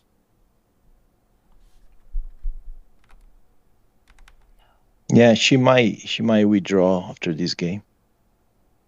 No, that would be honestly though. Oh gosh. Well, I'm not gonna say that this game is over because Alex is very good at fighting on, and even if she does lose the pawn, I still have faith that she could trick the opponent. But I'm very confused why G5. I don't know. Maybe it's just Well, I tunnel mean, vision. the intention is kind of obvious, right? No, she yeah, but wants you- to make Sorry, she go wants ahead. to make the trade between the pawns, and then she wants to kick the white bishop back, right? Yep. So if white here needed to move the bishop back, then Mm-hmm. Alexandra would be able to go bishop g6, and she would have her bishop pointing in Oh. towards the black queen as she was further advancing her pawns up the board. In fact, here, if you go, for instance, queen to c1, there's an interesting trick with knight to g4 that could be good. No, Okay, apparently no. that's terrible. Well, anyways, the girl did take, but yeah, Okay, I see but what you're saying, let me- Hammer. Let me showcase the variation. Sure. in that. Okay, Hammer. So bishop g3, bishop g6, Uh-huh. queen back, knight g4, Uh-huh. pawn takes, pawn takes. This has opened up a check from the rook on the king. And if the king retreats, you can go queen takes e3. Mm-hmm. And when the king tries to hide on h2, You're I was lost. thinking, maybe I can sacrifice my queen, force the king out on the board, come in here with the bishop. The king has to go up. Check on the king. The king needs to continue up the board. And then I somehow I thought that king is not looking safe. Yeah, Hammer. This line is as good as the one that's on the board right now. Yeah. Well, to be fair, if this pawn was defended, this would be a beautiful mate. In It some would. world, this could have worked. I mean, it's creative. Yeah, but instead, well, the exchange of pawns has happened. Yes. So if Alexandra here took back immediately, um, She now she sees this would, threat. yeah, she would have taken back immediately if Yep. not for the fact that she understands she has made a big Yep. blunder. Which, yeah, exactly. So, chat, here, I think she calculated and missed just this slight. She probably saw the queen takes and saw bishop takes, but missed this mate threat right here just to play it out on the board. So now she's rethinking if there's anything else she can do, which unfortunately I think you still have to capture because we cannot allow this pawn to take on h6, and this is going to hang regardless. Yeah. Yeah, well...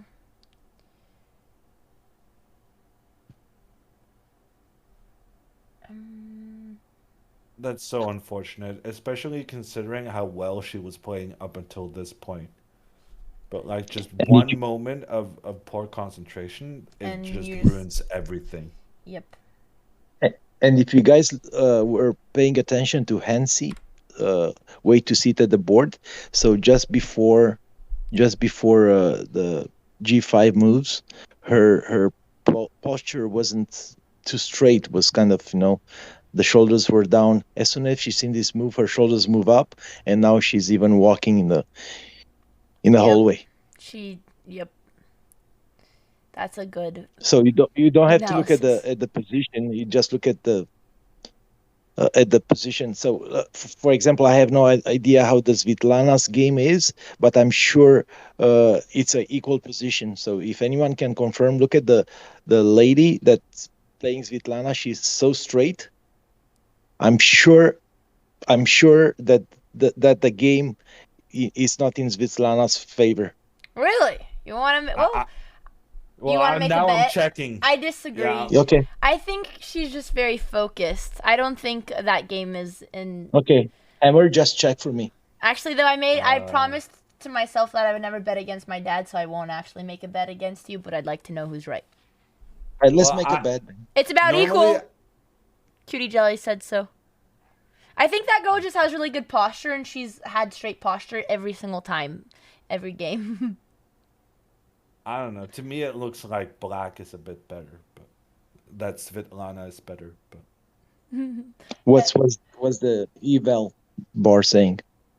I can't really tell. And Chino, I play poker a little bit, but I'll check. this thing it was I learned this thing from a poker player. His kid was playing in a tournament, and he said, "I don't need to take a look of the board. I can see from the other corner of the room if my son is sitting straight, like a rooster trying to parade his bright feathers, or he's just a wet chicken."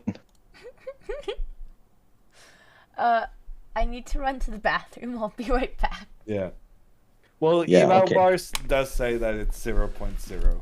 I don't know what to say. Just look There. at the posture. Yeah. Look at the posture. I've been telling my mom that she should just count the number of pawns or look at the clock. Actually, my go-to advice for my parents who's not very advanced chess players, I just tell them to look at the clock. Whoever is doing better on time probably also has the better position. Because when you're worse, when you're getting into trouble, you spend a lot of time trying to find good moves. And because you're in a bad position, there are no good moves. So you spend all of this time searching and you just never find the solution. So, looking at the clock, I did know was a way of telling who's better. I didn't know posture was part of it, but from now on, I will be very aware of my own posture. I don't think you can fix it. You don't think I can hide kind of my own emotions through my posture? I think you are so concentrated on the moves that you don't pay attention on the posture. Yeah, maybe that's true. The poker players, like I forgot what one of the top poker players, he was trying not to blink. So pretty much when they are waiting for opponent to play, all they are looking at to make sure maybe they don't want to give any signs with what cards they are playing. But with chess, it's not the same. I Did even you play noticed a the other lot way of around. poker with Alexandra when she was growing up? We did play some, yeah. She's doing very well in poker now. I feel like after this tournament, she might just be a poker player instead of a chess player. Do you think that's any chance of that happening, Andrea? Oh, she's just putting If on. who I become or Alex? Alexandra, yeah. Uh, she has been getting into it, but Dad, I didn't get to tell you. I wanted to tell you. I played my first real poker match with Alex, like a couple weeks ago when you were in Romania, and I did better than Alex, and we played at the same table. So just wanted to say that I finally beat her at poker, technically. Technically, with one flower, you cannot say the spring is here. Well, I beat her before that as well, but that was a real game, so yes, I Two can. flowers. 3 actually, but the others were heads up Yeah. and they were like silly games. So You 3 know, flowers. to the pop. I need to go to the Papa Botez School of Put Downs. I was so proud to tell because I would always, when I was growing up, I'd always play poker against my dad and my sister. And actually, my mom would play too. It'd go like this: Mama Botez, she'd play 30 minutes, get tired, go to bed, give all the money to me. Me, I would lose to my sister or my dad. And then it's my dad and my sister going head to head for a couple hours, very serious poker. So I was very proud that I was getting better and able to beat her, but that's not enough. Can I add the small details that every time when Andreas was her turn to play, she need the cheat sheet to find out what's better, Well, 2 sevens or 2 8s. Oh yeah, well, I studied the graph and I have memorized all the hands for my last tournament. I was a kid. I don't use the cheat sheet anymore. Okay, let me. Maybe I didn't heard it well. You just said you just learned the cards order for the last tournament. No. Well, yeah, I know what hands are best, and I also did. But you some just studying. learned that before beating Alexandra. Yes, and I also studied what cards you should play in what positions. Okay, so you just learned the order of the cards, like just the tournament that you play better than Alexandra. Well, it was my first tournament. The other times I didn't need it, so the other times were friendly games where I was allowed. You never needed I before, actually right? no. You I just show actually your cards and say, "Did I make money or loss?" no. I actually had memorized it, and I created a very intricate story, which I could try to share with you that I used to remember. But then I realized, and I was using it for some time for my first 2 poker games. But then the story didn't work, and I needed to just memorize it. Can I ask one question? Let's see if you really know. Okay, I'll just have to think back in my head, but go ahead. Okay, what's better, flush or full house? Full house. Are you sure? I'm confident. Would you like to bet? I'm on confident. I'm confident. Yeah, chat said easy clap. Haha. Hee hee. Take that. Okay, how about if we don't play with all the cards? Let's say we're playing from 7 up. We don't play with the 2, 3, 4, 5, 6. She pushed. Okay. Wait, what? What? What do you mean we're playing what? We don't play with the full deck. What type of question is that? I didn't get it either, to be honest. So sometimes you don't play with a full deck of Okay, cards. You can play with cards from 7, 8, 9, 10. So you don't play with the small cards. Okay, yeah, I've only studied the full game. Unfortunately, okay. I did not prepare for that since it was not in my tournament. I agree. Okay. Okay, Alex has pushed h5. Let's see, does this give her more chances than taking on g5? So, which, from first look, queen takes, maybe bishop with tempo. Yeah, well, queen takes f5 is definitely the move, right? Yeah. If Hansi is really clever, she will play bishop takes e5. But that is just very, very high level. let me try to Yeah. understand what the difference is. So if we remove this knight, I was gonna say because they probably after the queen gets transferred to the H file, they want to push c4, but the knight isn't really restricting it. So, because she wants to. I was thinking maybe go for g6 and remove the defender of g6. Bing, bing. I don't understand why you would take first. Let's say take with the queen. Let me see if I can see why this is better. Dad, do you know? Oh, this. No. This could be it, but I don't know if this is it. Yeah, so the point is that the bishop is standing in the way of white's pawn. So by capturing on e5, you don't really want to give away your bishop, but you really want to move the bishop quickly so that the pawn can come up. And the best way of doing that is actually making the trade, because then you also get the extra tempo, the time, when you're on the next move, attacking the black Right. piece. Whichever piece we take back, f4 will attack it, and now white can take this and open up the file. Yeah.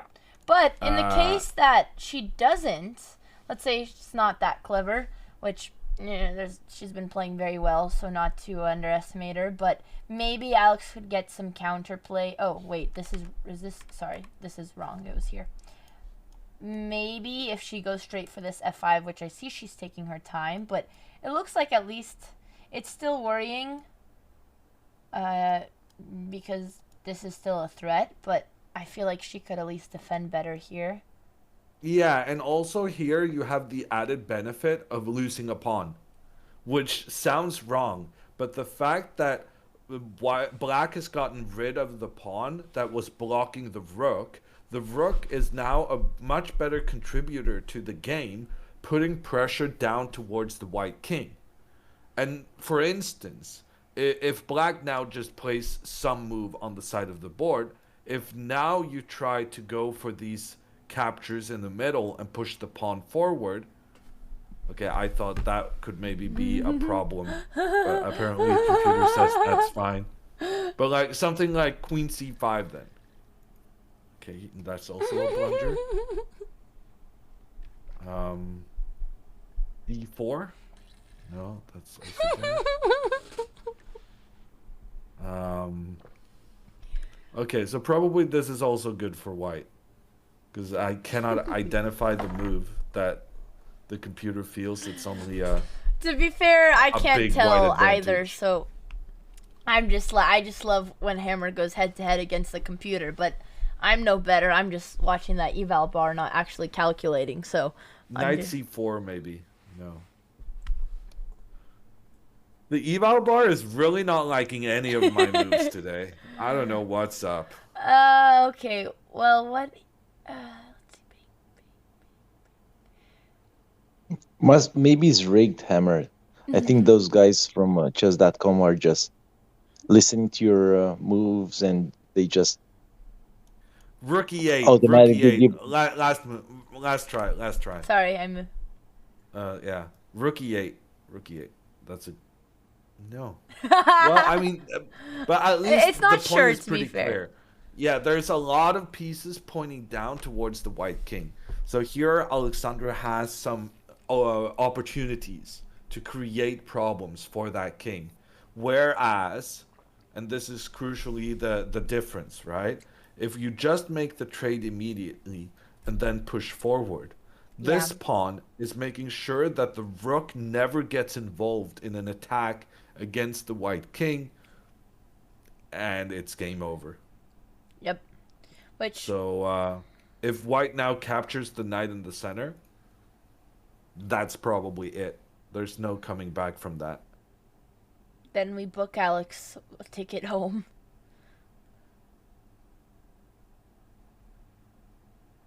Well.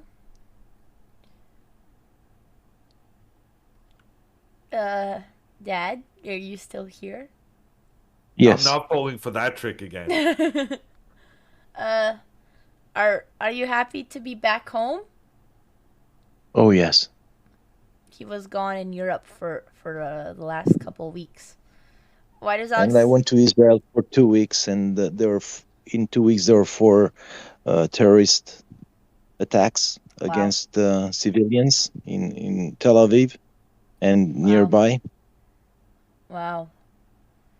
And I'm surprised that I was looking in the Canadian/American news, and there are almost no mentions about those. So in the last one, it was just crazy guy who started shooting on in a restaurant Oh my outside God. seating area.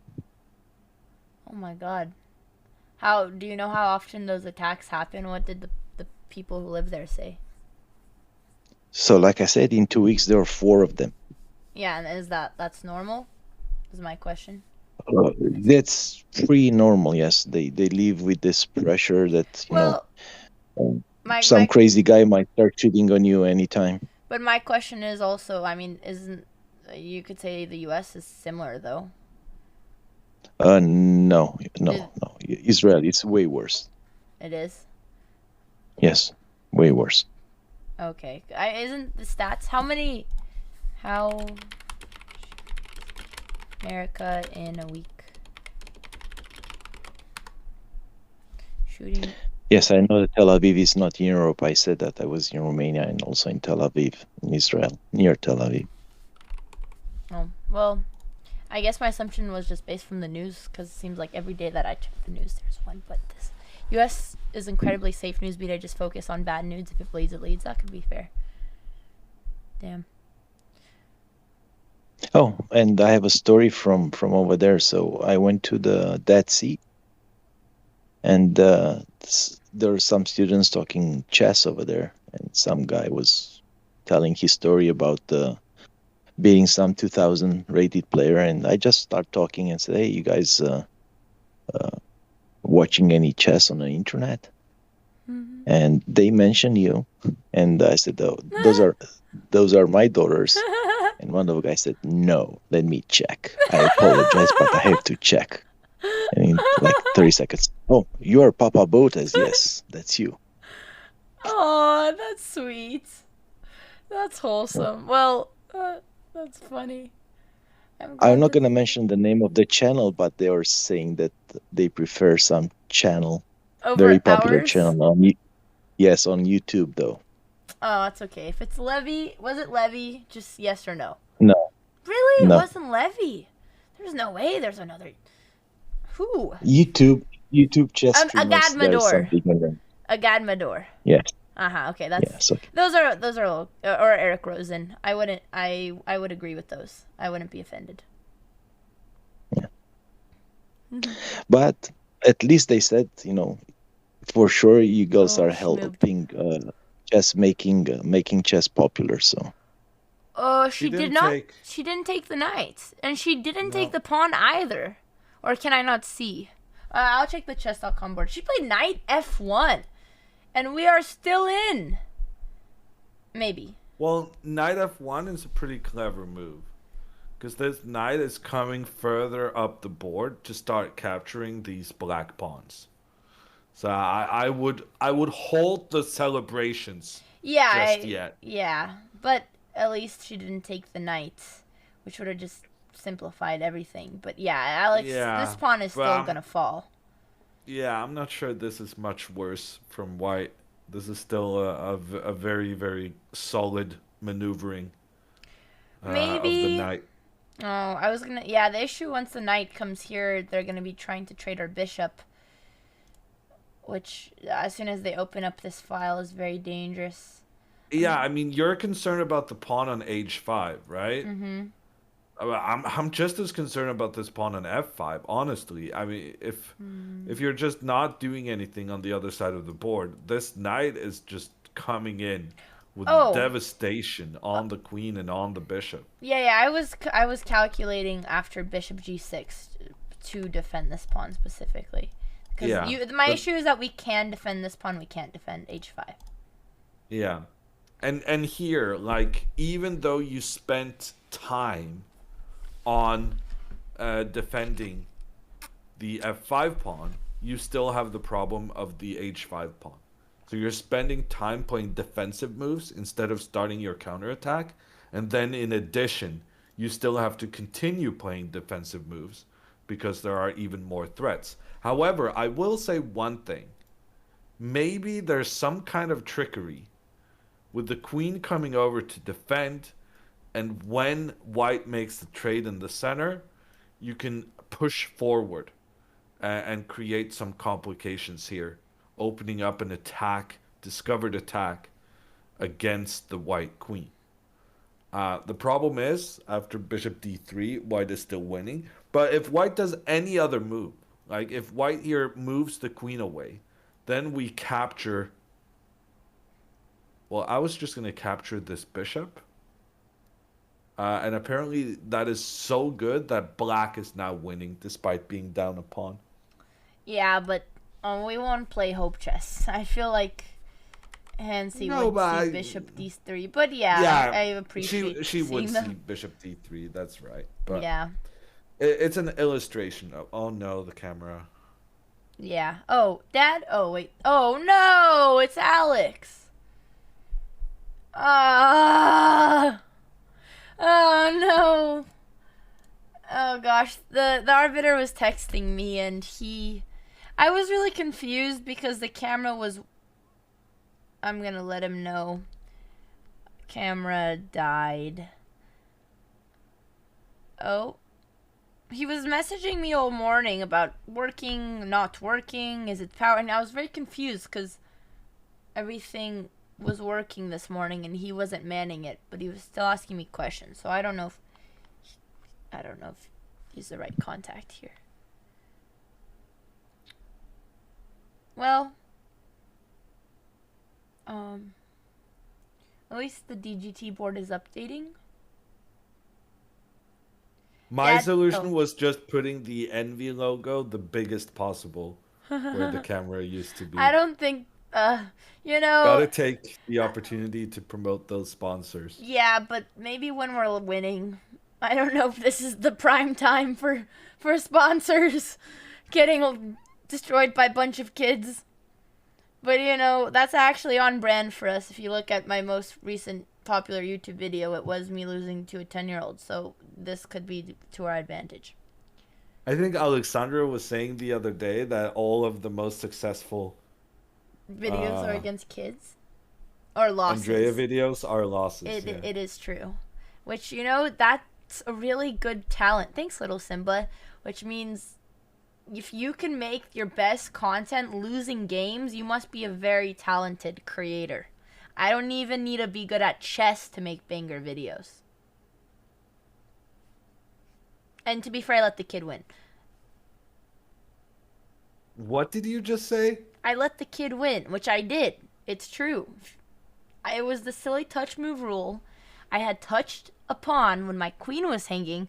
I saw the joy light up his face, and even though we never played touch move in Blitz, he was so excited thinking that we were playing touch move, I didn't want to break to him the news that it was not, so I just did it anyway and gave him my queen.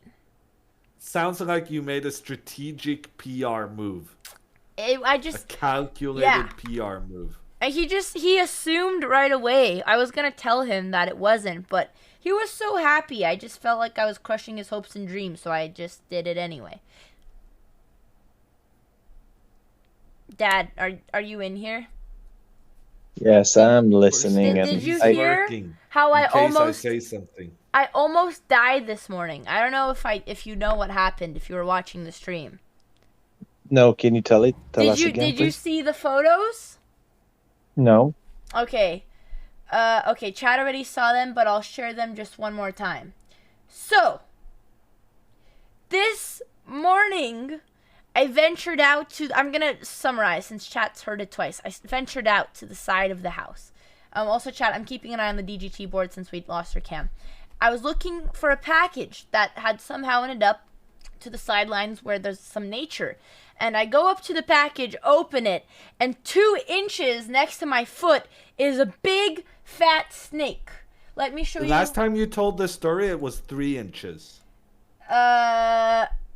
It doesn't look like it's good. Hang on. It keeps inching closer to you. Okay, yes. Hold on. Where is the snake? Oh, here it is. Okay, this is the feel like- photo. Oh, this is the video. Wait, we're spoiling it. Ba-ba-ba-ba-ba-ba. Okay, hang on. I need to show you the photo. Cancel, add. Where did my image go? Is it still here? No. Oh, well, actually, this is good timing for this one. Where did my other image go? Okay, let me cue up the photo of the snake. So, right by my foot, and I didn't know what type of snake it was. It looked like maybe a giant garden snake. So I wasn't quite alarmed just yet. And immediately I thought it was dead because it was kind of lying in like this dark puddle as if it was squished by our trash cans, which has happened a few times. So the snake was right here. And I was standing right next to it. And I send a photo to the Team Envy, and everyone's like, immediately they're saying, run away, it is a poisonous rattlesnake. And I said, nah, don't worry, it's dead, everything's fine. Long story short, I was snake watching for 30 minutes, alarmed that it might enter the home through this hole that I created that mice have been entering the stream room through. So we were snake watching, then we trapped him under a bucket, and then we had animal control take care of it. And look at this video, Dad. Are you watching stream? Yep. Okay, I'm gonna put it in here. Look at this. Look at this rattle. Look at it. Did you see it? Yep. And I could have died. It could have bit me. I could have lost to the snake. I understand. So what did you learn from this experience?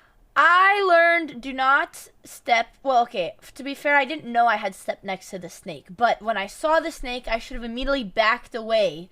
And I've also learned snakes like to play dead. And most of the time, they're actually alive. So don't assume that the snake is dead and get away immediately. And I've learned that rattlesnakes, you don't really see the rattle on them. So even though I thought it was a big fat garden snake because it didn't have a rattle, it was a rattlesnake. So chat, if you don't learn anything from the chess game, at least you learn how to do, you have to deal with snakes. I learned a lot about parenting just in the last And minute. Alex, oh no, what did you learn, Hammer? Hammer, are you trying to say that you're getting closer and closer to be a parent? Any plans that we're supposed to know? Little Hammer coming soon? Well, I'm just saying that when that moment does happen, I will be ready to impart my life wisdom on the child. Well, Dad, have you ever had an experience with a snake like this? Sometimes there's just not enough. No.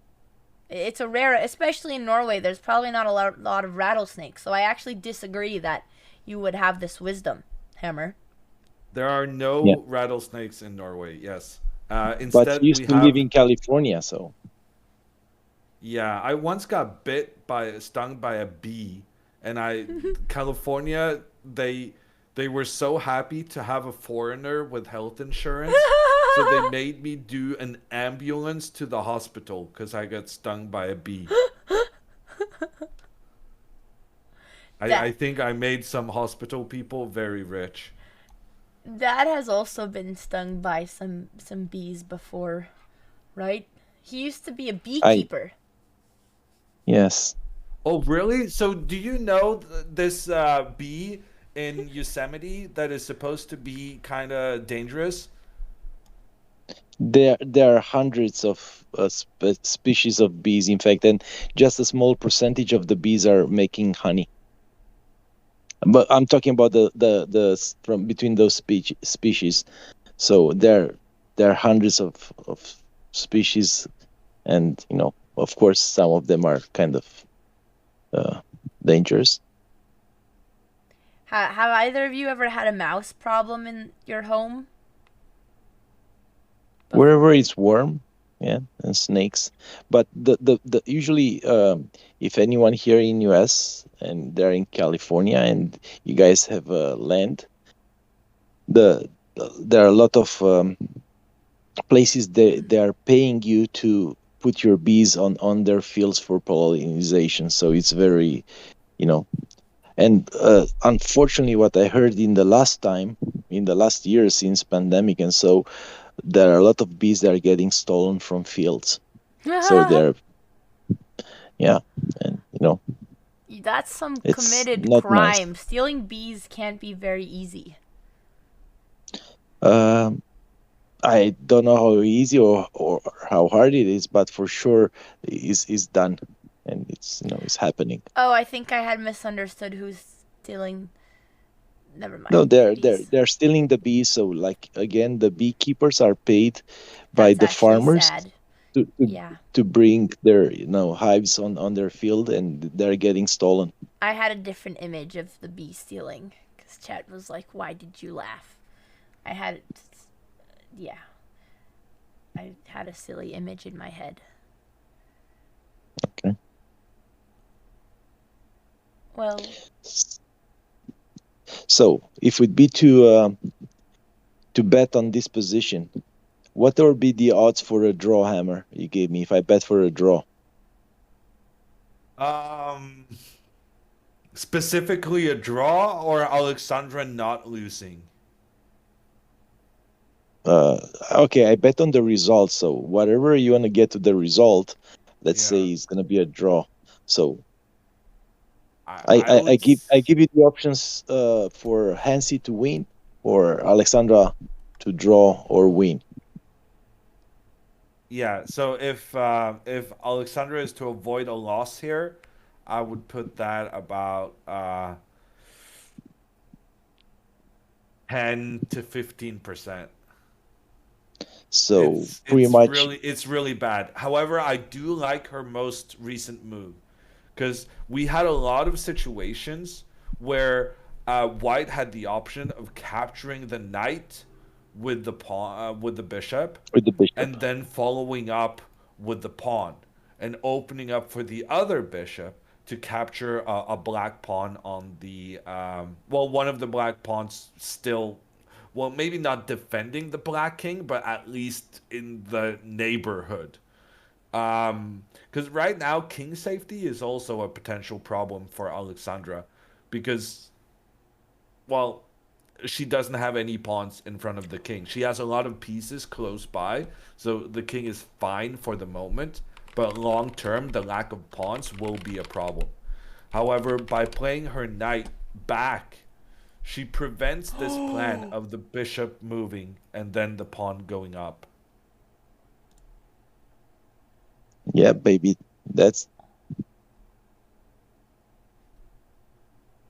that was the most dangerous snake. Ah!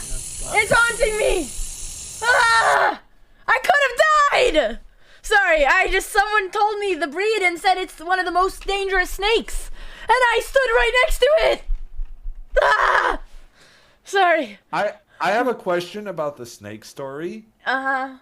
If you know there's a hole in the ground for vermits to get into your stream No. room. It's not the hole. No. It's not a hole in the ground. It's a hole in the garage for me accidentally creating that. Oh, so when you say hole, it's not so much a Under. hole as it is A gap. It's a big, giant gap that mice have been entering our homes through. It's such a big gap. There's no way for you to, because when you say hole, what I'm seeing is like No, this it's big of a thing. But when you're saying like I broke the garage, I'm thinking more, well, let's just say out of frame kind of. Yeah, no, it's like, size gap. it's like the crevice between the garage and the wall, and there's a big gap. And yeah, mice attract snakes, and the mice have been entering through because we put barbed wire to catch the mice. But the exterminator said that the hole that I made in the gap that I made was too big. They don't have enough barbed wire. So we did not cover up the gap where the mice were entering from. And when did this happen? The gap Maybe we in the should garage be talking or about the it mice? on stream for legal reasons. Oh no, it's okay. We've already talked about it. It's okay. It's not a car-sized hole. No. But it's like big enough for a snake. And dude, I can't believe that. Is Eastern the most dangerous snake? Rattlesnake? I just cannot get over how, okay. It is arguably the most deadly. The Eastern Diamondback is the largest of all North American venomous snakes. It has the largest fangs of any rattlesnake species in the world, a very high venom yield, and an absolutely devastating potency.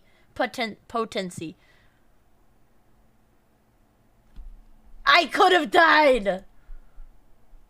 That is so scary.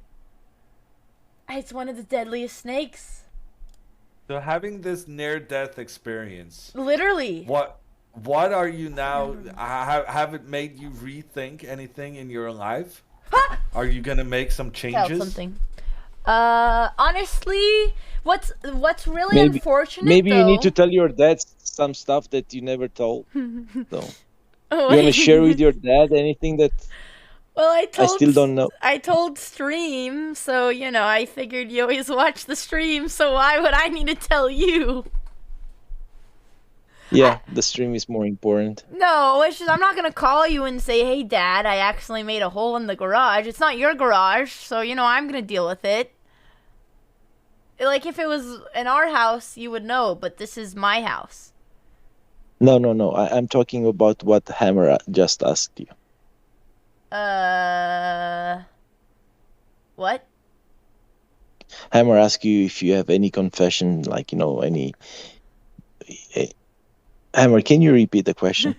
I mean, I wasn't really trying to dive into her secrets the way you were, Mr. Botez. I don't have any But secrets. I was rather trying to see if this had changed her perspective on her existence on this planet. Whereas I feel like you were more trying to get her to reveal secrets of her life. Which I don't have any.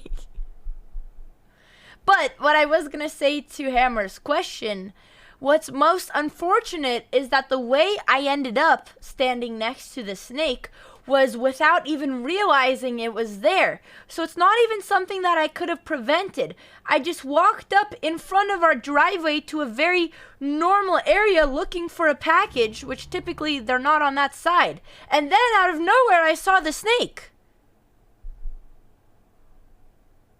Okay, but now bottom line is the fact that the snake is dead and you're not, so pretty He's much not it was dead. a bad luck for snake too. Yeah, but it could have killed. But oh my god, it could have destroyed. It could have attacked. I think what happened. I think the snake liked us because when everyone from the Envy House approached it, it didn't. Well, I guess the animal people probably aggravated it a little bit, but it did not move when we were there until the animal control came in. So maybe it liked us and it only was gonna hiss at the animal control. Maybe he wanted to join the house as the official mouse exterminator. You do need one of those. We do. I just can't imagine that's what. I just can't believe it's one of the most dangerous snakes. People don't die from them. That's true. Just so scary. So Hammer, what do you think for Alexandra's bishop takes knight? Might be the best move? Yeah, no, definitely. She needs to take out this bishop. And the good thing about this move is that it also kind of contains a trap. Because if white then tries to be clever and use their knight to capture a black pawn and at the same time put pressure on the black queen, then I think this queen can move. I was going to say to c5 because then it's pointing in towards the white king and creating a pin, which means that the white pawn can no longer recapture black's knight. And that means that Alexandra, despite, having a very dangerous king position, despite having a lot of pawns less than the opponent, at least in this variation, she has a bishop more than white. So that's definitely her best hope of survival. I just had one more fact I needed to share with you, Dad. Okay. Did you know rattlesnakes move 18 miles per hour? Do you know But how I've fast seen you I running. can run? You do at least 12 You is my really max. do. I just want you to know. I just feel like, look, I'm sorry. I was just thinking. I just feel like you're not taking seriously the fact that you could have lost me this morning. You're just not very concerned about my snake story. But anyways, back to the chest. But 18 miles, and on the treadmill, my max is 12. 12 is pretty poor. Is that like 12? consistent 12? What? That is like full on Yeah. sprinting. What do you mean? 12 is. Right. I have to go. I'll watch you Wait, on the no. stream. Actually, never Sorry, mind. what? I miscalculated. Sorry. Wait, did I? Okay, bye, Dad. Okay, I think I don't think. Dad just left. Never mind. It's 12 Well, level what's on the the treadmill. No. 12 is No. like It's not 20 I keep kilometers feeling an things. hour, right? Yeah. It's Like the best soccer players can do 36. I miscalculated. Maybe it's not slow, but it's not super fast. Is it 12? Yeah, no, I just realized my calculation because on a treadmill when you're sprinting it gives you a number. I mean, I'm sure it's very quick, kind of like for 3-4 minutes, right? But if you're just trying to get away from a rattlesnake, you just have to keep up the pace for yeah, shorter than that. Okay, how many miles per hour can a human run? I think it's about like 38 Oh. Wow, kilometers. Usain Bolt can run 27. Okay, average Wow, that is so fast. miles per hour a human can run. I keep feeling things. Aha!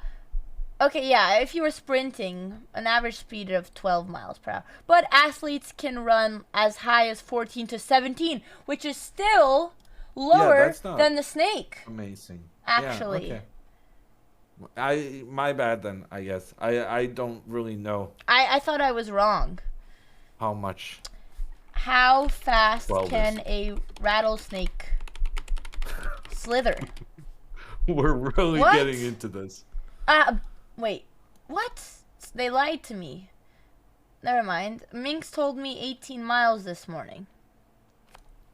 I don't know. Per hour?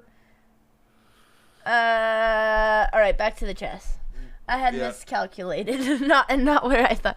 I don't know. Minx Googled it this morning because we were thinking like, how fast is that thing? As we were snake watching, and where she Googled, she got 18.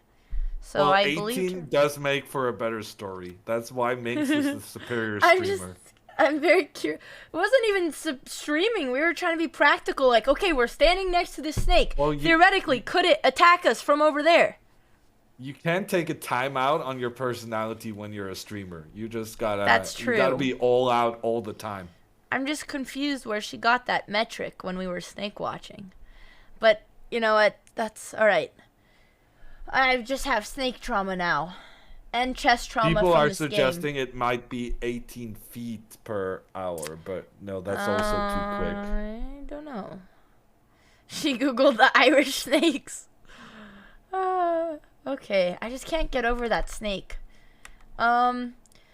So, alright, as you were saying, Alex's best chance is to trade that bishop, but, I mean, yeah, still though, this pawn, we can't prevent it from hanging, or, I guess you could defend this one, but this is still not looking great. She's still thinking here. There's no way I can slay her that fast. Oh, okay, you know what? Since we're still stuck in a losing position, I'm going to finish my last story. Because some people were asking about it today. So, this morning, it was funny because the timing was perfect. Right after Hammer finished his commentary, we had an accident. We had an accident surprise stream. Is this the current stream? 12 is... No. Someone deleted the Slicker They stream. deleted the evidence? No. Someone Who deleted- Why would you delete it? The evidence? Stop it. Shut up, woman. Vila, Vila, come why here would and you get delete yelled it? at. It was content. He deleted it. It was so funny. Slicker went live on our channel. It's gone. Vila, why? There was nothing to hide. It's on LSF. Aw, it's gone. It was so funny, and he messaged me so worried. copy strike? No, there's no. If I had been alive while he It wouldn't did work. that, okay. I think. I wonder if it's here. I feel like it wouldn't be for today. How do you even look at? Is it hot or top? Slicker's reaction is in his VOD. It was so funny. I can't find the clip. There's But- a Sweden chat right now. Oh, here it Probably is. should be banned, moderators. Swedish people, that's unacceptable. Slicker accidentally goes live on BotezLive. I found it. Slicker is just so funny. I want to see his reaction. Oh, I can't hear. Okay, I'm gonna. Do you want me to share on Discord? Oh, it might mess up I'm the cam. turning It'll be on slightly sound. delayed. Wait, there might be. Hold on, hang on. Share screen. No, I'm muting you. I'll watch it on stream. Okay, your reaction will be delayed, but it's okay. And chat. Okay, so chat was really confused because you can't see the chat because it was right after chess, so everyone was still talking about chess. Hello? Bro, please tell me they went live. I beg you, tell me they went live. I beg you, tell me they went live. I beg you, tell me they went live. Oh my god!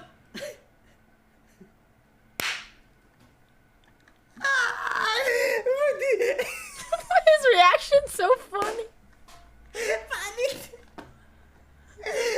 to tell him. The chat, the best part of it was the chat. Because everyone was talking chess as he went live. And then, like, people were still discussing variations. And then all of a sudden, out of nowhere, Slicker's just live on our channel. And everyone was just so confused. Nobody knew who he was.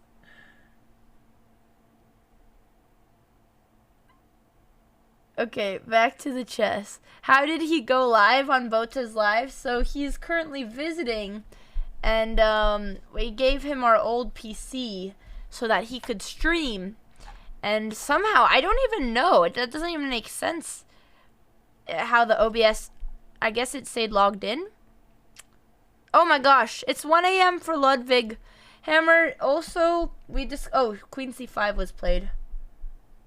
We discussed this. Hammer knows that anytime bedtime, which I feel like the result is pretty decisive. She's trying to threaten taking this bishop, so... I think it's pretty clear that something will be decided here in a short amount of time. Really? So you're going to stay till the end? I think so. We'll see. But for now, there's like Alexandra is down a pawn. Her king position is horrible. Computer is not happy with her position. But on the other hand, she's making threats towards the king, right? So it feels like in the next 2 or 3 moves, either white is going to consolidate and really safety their king, or she's going to make a big blunder and let Alexandra get back into the game. Here could... I mean, it is tricky, and unfortunately her opponent... You guys can't see the clock, but we can on the GT board. Is taking our time, because I was going to say, like, if she takes, maybe there's some discovery attack, but... Well, you would think so, right? Yeah. Bishop e8. I mean, I don't think there's any chance she's going to take that with the queen. Well, surprisingly... Okay, so apparently, yeah, no, there's bishop d6 maybe. That's yeah. pretty sick. But even if she doesn't... Oh, she could take this with the knight defending the bishop. Yeah, so I think queen takes pawn, not going to happen. It feels wrong. It feels too dangerous. Knight takes pawn on the side feels right. Because that pawn on the side of the board, that was the pawn that's blocking the rook from kind of entering the game. Zooms back? And also it protects the bishop. Did we get a new Zoom link? I don't have any new participants. Zoom back test? She's not in here. I don't see her. And I don't have adamants either. I'm confused. She is not using my link. Let me send her an invite. Copy invitation. Poor Alex getting destroyed and having to join Zoom. Okay, I resent her the link, but she's not in here.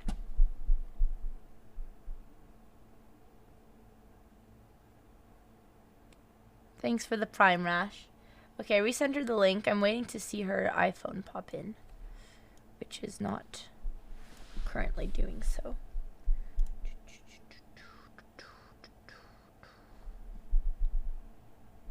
Oh, she's in. Okay, Alex is back.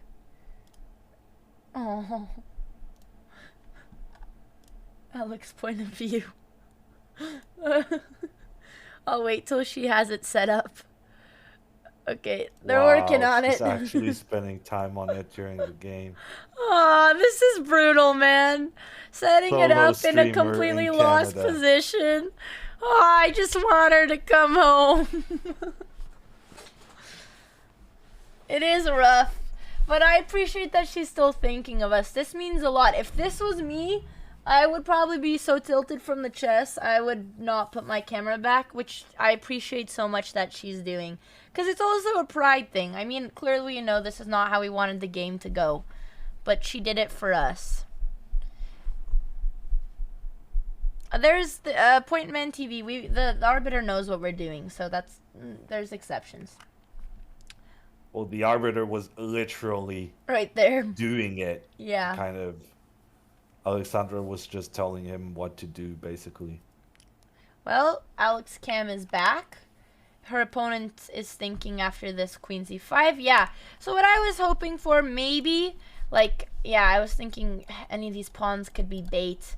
I do like she's trying to play tricky. Of course, it's lost, which is why she's trying to come for threat to create problems for white. But unfortunately, you can still win the pawns and defend. But her opponent is taking her time and making sure she's not falling for anything. It is amazing content, even if she loses. Sorry, were you going to say, Amber? Yeah. There's always a plus side. I'm not sure she's going to see it that way. But... Yeah. Yeah, I was about to say, what was I supposed? I don't know. I'm delirious right now, it would seem. I'm kind of losing track of my own thoughts. If it's your bedtime, Hammer, you can rest. That's a mark of a professional... I liked this comment. But I mean, we all know that even if it is my bedtime, I'm still gonna stay up and be in chat after I get off camera. Yeah, So, that's I true. mean, it's more pleasant not being on camera. And just but- lurking and being a... I do agree. I really enjoyed you didn't even see my comments, but it was the first round that you were streaming. And I accidentally woke up at like 6:40 a.m. that day, and I was up while you were commentating at like 8 a.m. and I was spamming in the chat. I was like, yes, Hammer commentating! It's a good day to chess! It's a good day to be a Botez! And I was so excited, and I was having so much fun being a chatter. And you didn't even acknowledge any of my messages. You know what happened? I was like 5 minutes behind on chat. So when I got to your messages, I was like, oh my gosh, I missed Andrea. Yeah, and I was so sad. Today I got a much better setup for my chat. So today I was able to follow a lot of the chat messages much better than Chatters, yesterday. Is that how you guys feel when we miss your messages? And food stamps, I always see them. I just don't always reply. But it is so much more fun to be a chatter. That is not true. What? You miss so many messages. I see everything. Test me right now. No. I bet I see. I am all seeing. Like the Illuminati. So basically, you do realize what you're admitting to now, right? You're admitting to having seen many of my messages and just ignoring me. In fact, you want to have the excuse of, oh, it's just so much going on at the same time. It's difficult to keep track of everything. That's a better look than actively saying, oh, no, I see all your messages. I just can't be bothered. Okay, I was practicing seeing every message and reading them, and to do so, I had to zone you out. So now I'm realizing that I'm only able to focus on one thing at a time, and maybe I was wrong. But if you were to test me, ask me a single message in the last 15 seconds. What am I supposed to say to that? I don't know. I was gonna prove to you that I've seen everything, but that wouldn't What really am I work. supposed to say? Like a username? No. Did you see the one about? If you say a word and I'll tell you what the rest of their sentence was to prove that I have seen every chatter's message. One word from one of their comments and I'll tell you their whole comment. But now I haven't been reading updated. Now you're behind. Honestly, this was all a bait because the statistics show that chatters who speak for the first time are more likely to return to your next stream. And I know that there's a lot of people talking who have never talked in our chat, so I just baited them and now they feel like they're part of our community, so they're gonna come more likely to the next stream. You're so clever. Gotcha. Alex has left the board. I am leaving now. Don't leave. But I thought like Twitch had this new thing. Or they show like, it. that it informed you every time there's a new chatter. And following for the manipulation. It used to, not anymore. But, well, I got baited. It worked. See, look at all these new chatters, and I saw that was their first message. Not me. It says first time chat. They are lying to me. They are showing me the people who have chatted for the first time, and they're trying to claim that they didn't fall for that. And as they're claiming, they're using their very first message in the chat, actually, and I can see that. So I know, in fact, that it's literally working. I see you. Yeah. Hello, well Man done. Team, and Ellie, and Gio, welcome. Poggers, I see all you guys. Look at this. Look at the chat livening up. That I gotta say, earlier today, chat was so Chat. active. I genuinely feel like it's so much easier being a streamer when you have active chatters. 100%. When I'm streaming, like I get like 2 messages a minute, maybe like okay, maybe a bit more than that. But like it's such a big difference just being able to constantly have things. If you don't know what to say, look at a chat message and you got your next, you just move on and move on and move on. Yeah, no, my energy, the streams that I enjoy the most are definitely the ones where chat is most active. Also, Alex is pulling the cool kid strat and looking from her point of view. The scared strat. Actual first time chatter here. I see that. Thanks, MKV. Dad, look at this active chat. Look to Alex is doing a small kid move watching the game from behind. Dad said the same thing. We'll see if it works. Typically they do that when they're winning and they want to rub it in their face. I don't know what it means when you're doing it when you're losing, but it is really hard. I'll come back if you read me, Andrea, promise. It is hard though in chess to have an active chat, which for me, like even if I'm just playing Blitz, like my mood correlates so highly with the energy in the chat. Which is just a hard thing to do because sometimes there's not a lot happening in chess. Yeah. My mood very closely correlates with my results. I have had to stop streams because I'm just miserable because I'm losing. Damn. And when I'm miserable, then chat can tell when you're having a good time and when Yeah, you're not. of course. And streams where you're genuinely having a good time, they're just better. I agree. Thanks, Captain. Hey, Bortnick, good to see you. But at the same time, like, I remember when we were growing on Twitch, and my, like, favorite thing to do was play GTA, which I was so bad at, and the gameplay was probably the worst thing people had ever seen in their life, but the chat comments were just so funny, which I don't think this applies to chess, but to other content, like, even if the gameplay itself is bad. But of course, chess is a game I actually care about, so it's different when you're losing. Hey, Alexander. Sorry, how you wise doing? wizard. Actually, that's not true. There it is. Look at all these chatters, Minik. And fun fact, all you new chatters, I also have more inside information, and it is that you have a Twitch Prime icon by your username, which means Daddy Bezos is giving you a free sub on Twitch. And if you've been enjoying the chess, just know that there might be a critical moment in the future that you won't want to miss, and you will get hit with an ad, and you could avoid that right now by using your Twitch Prime. Because, listen, my sister is losing her games, and she's probably gonna leave the tournament and come home early, and we need to at least tell her that the stream is doing well, so we really appreciate your Twitch Primes. Thank you, everyone. Well done. That's 5 primes. I actually did a prime Thanks, Stoff. stump speech earlier today, but I only got 2. A stump. You managed to get 6. Actually, I think I got more, but I'm gonna be very proud of my tally. My Alex always tries to bait me, and she's like, "Hey, Andrea, can you do the Twitch?" Oh, you're right. We got 5, which is still good. Actually, no, we got. Oh yeah, the other one was. Thank you, Booze. Whoa! Thank you so much, Ricor, for gifting a sub, and G-Man, thank you so much 8. for gifting the subs. 9. Look, we'll tell chat.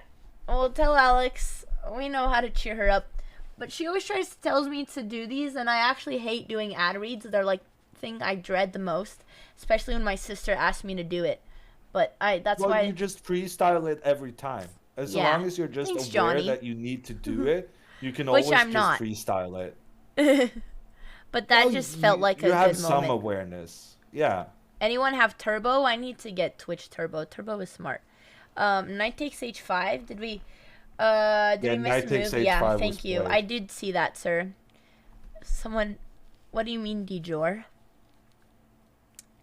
Thanks, Tentacle Beasts. Thank you so much for the, oh my goodness, for the 5 Pokkerol gift. gifted a tier Whoa. 1 sub to Ophelia 0.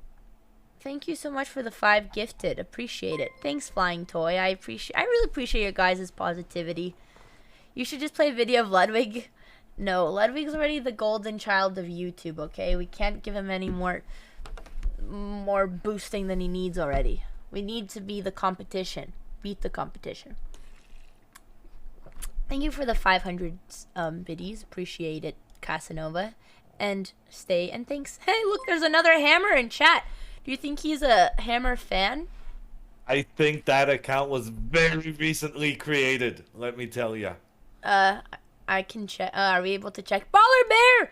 Thank you for the 10 gifted. We are on a hype train.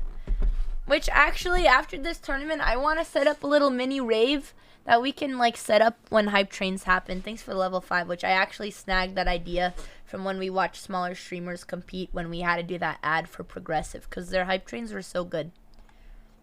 And I was gonna make one for Alex. Holy shit, Captain Scalawag, thank you so much for the 10 gifted. Mega with the 5. I was not expecting all of this. You know, I really appreciate it. It's not exactly the time I would expect all of this.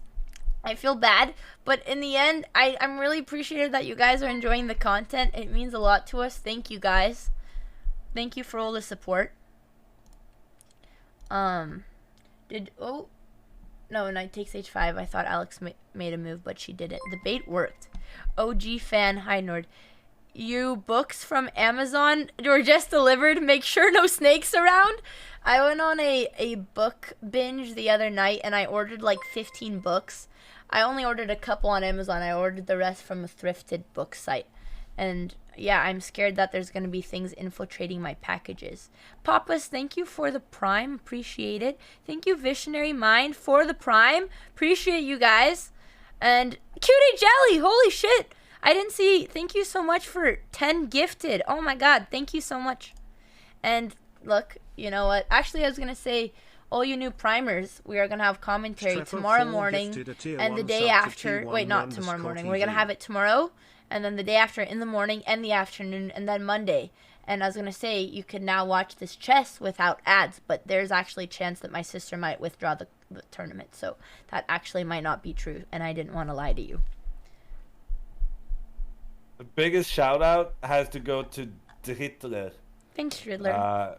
for the 300 bit, who donates despite being a Swede. Thanks.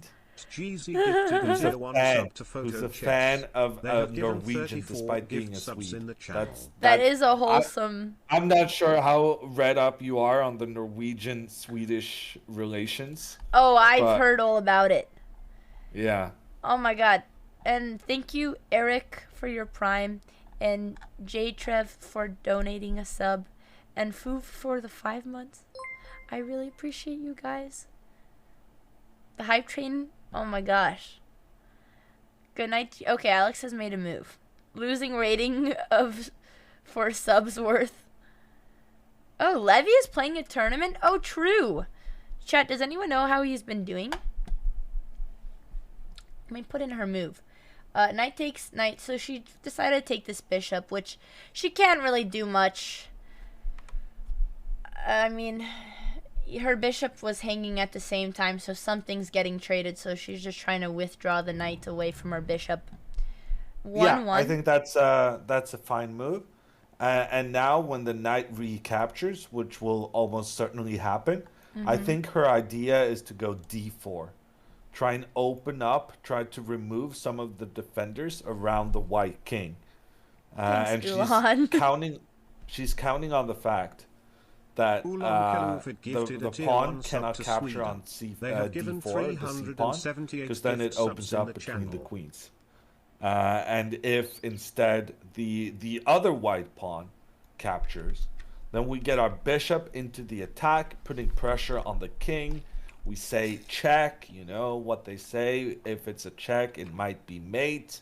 It's not the case this time, but it feels like black is making some progress in annoying that white king and highlighting that white's king isn't completely safe either.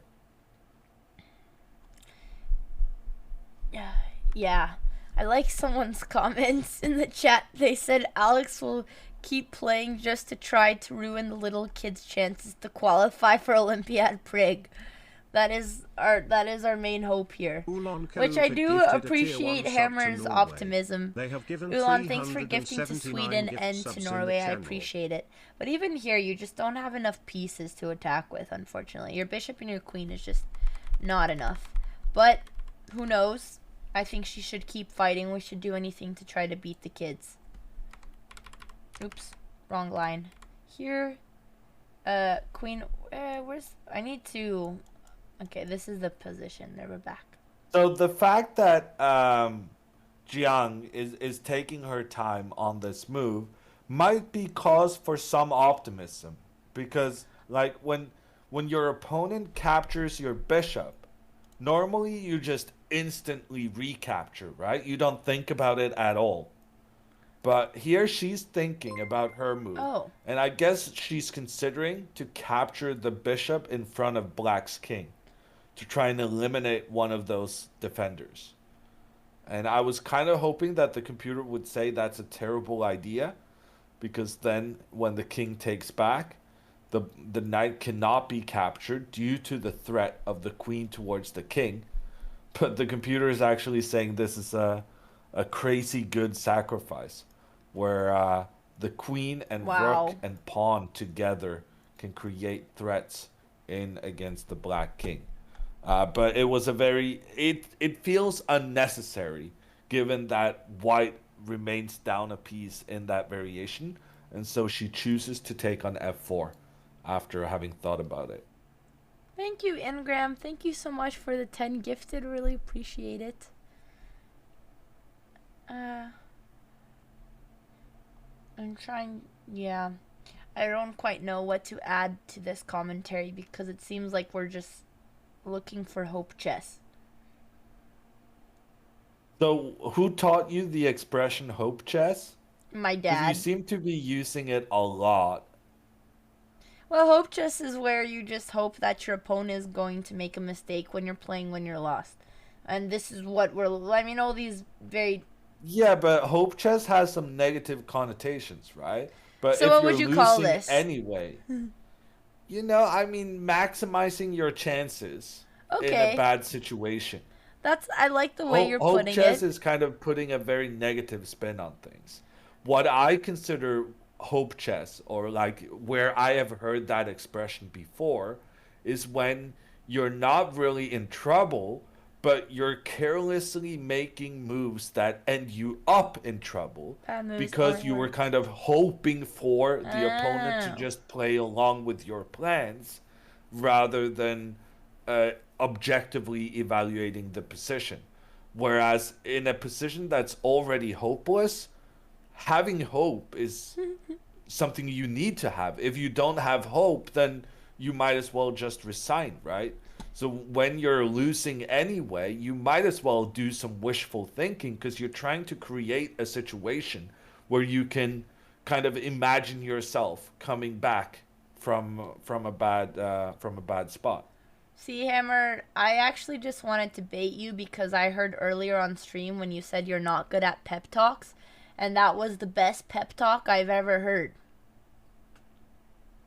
The one I gave Alexandra? No, the one you just gave right now about.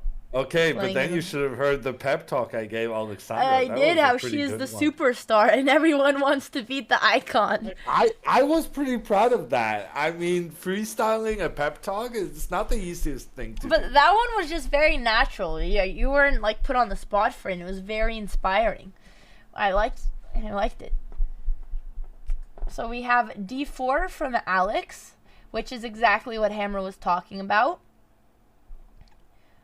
What are her options? Yeah, I mean, she kind of has to take unless you were to move this bishop, which I do like that she's bringing her pieces in. We'll have to see from here if there's any tricks up her sleeves. You can leave the bishop here. I mean, Well, she needs for her opponent to get low on time. yeah. And considering the me speed put the with clock which back. Alexandra played earlier in the game, I feel like she should be up on time, no? I'm actually gonna make. I know Chad has been asking about the time. I'm gonna quickly add it. 1 second. Oh, time is even? Wow. Then her opponent played really quickly as well. In that I'll make opening phase. I'll do it anyway. Which one is it? Chess results? So where a round move, I would say 20. Maybe like 23. And Alexandra both players will get extra time when they have made 40 moves each. But that's still another 17 to 20 moves away. Oh, we're on move 25. Okay, so it's 15 moves away then that they get extra time. So Alexandra needs to create some trickiness so that her opponent gets some difficult decisions to make when she only has some minutes left on the clock. And right now, 25 minutes still remaining, 15 moves to make. That should be very doable for White. So basically, just as much as hoping for a bad move here from White, we're equally hoping for a slow move, because a slow move here increases the chance of a bad move in the near future. That's a good way to put it. Oh, here's some phones ringing. What would you guess that Hansi's real rating is? I'm curious what our Canadian rating is. I don't know, but my impression is she's pretty booked up. She's put some work into her openings. So Yeah. let's just say that the fact that her rating is 1,000 is ridiculous. Yeah, I mean, she's 1,800 on chess.com. At least. But I mean, even 1,800, like Alexandra eats 1,800 chess.coms for breakfast normally, right? That is true. So it's a combination of just having more recent experience with over-the-board play. Yep. And Alexandra, most of this is just, it's not all that her opponents are playing well. There's also a problem that Alexandra is not playing her best chess. And I think this was pretty clearly illustrated when she made her blunder, right? Because she had played almost perfectly in the start of that game. In this game, she had a big advantage from the opening, but she made one bad move, and that just ruined everything. And that just lapse of concentration, that one bad move, it's not the first time we've seen that this tournament. And that is rustiness. It's about having poor match practice. Oh, yeah, here's where bishop takes. Thank you so much, Demon, for the 5 gifted. Really appreciate it. Thank you. And Chad is asking if I'm going to play in a tournament. Exactly what Hammer is saying. I think after watching this experience, I don't know if I think I need a lot of preparation before going in. I'm very intimidating now.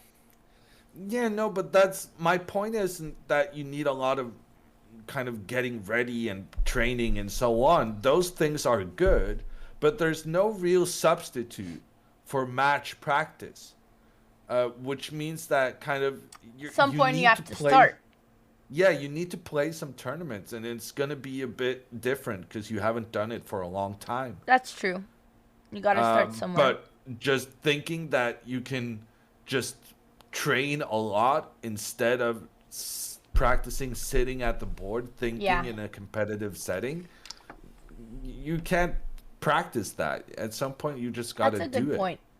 That's a good point, which I often use that mentality, like scaring me off from starting my first tournament, which sometimes the best practice you can do is just go right into it.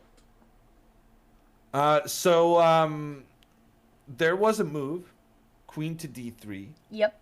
And I don't think that was a very good move, because Alexandra now has some options to increase the pressure on the position.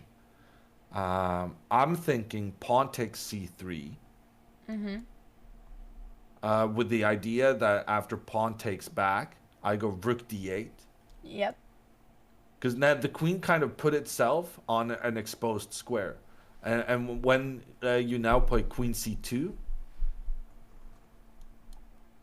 I might have some ideas like bishop takes c3. Bishop takes c3. Attacking the rook. We're not worried about them trading queens? Yeah, we are. So rook c1 is a good move. But to illustrate kind of an idea that doesn't work now but could work in the future, I want to notice the move queen takes e3. Sacrificing the queen, and then bishop d4 forces the king onto the same file as the black rook. Now, there's no checkmate now, but you could imagine that this could be dangerous with some preparation in the future. So there's some hope. Well, not even mate, because this isn't mate, because the king runs. That was wrong. I was thinking they'd have to sack the queen. But like rook e8 and bishop b2 here is mate, for instance. Rook e8 and it requires some moves, right?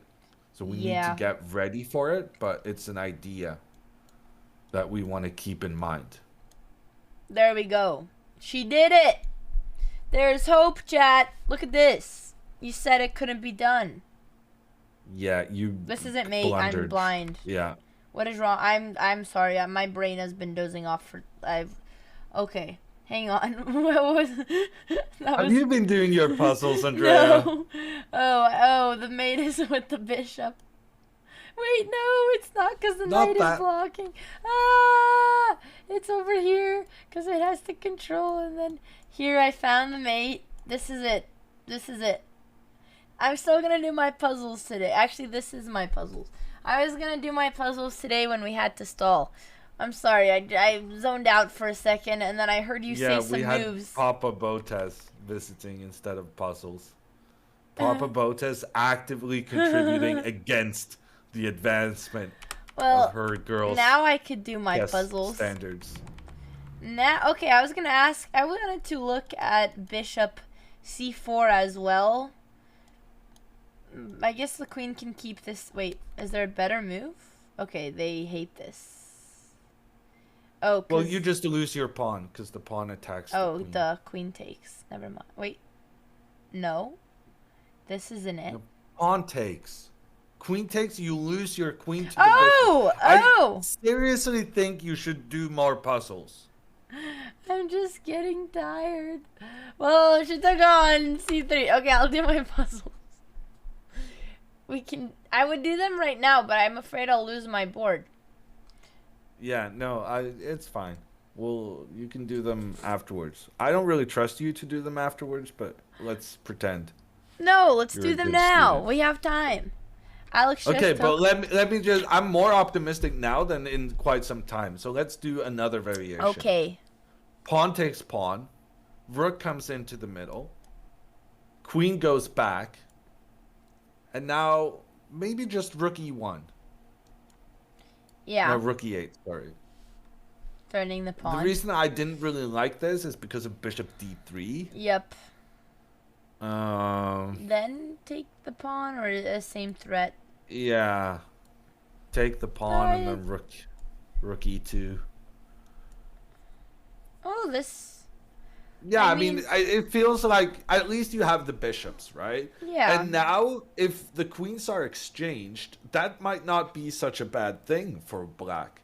Because black, yes, you're down a couple of pawns.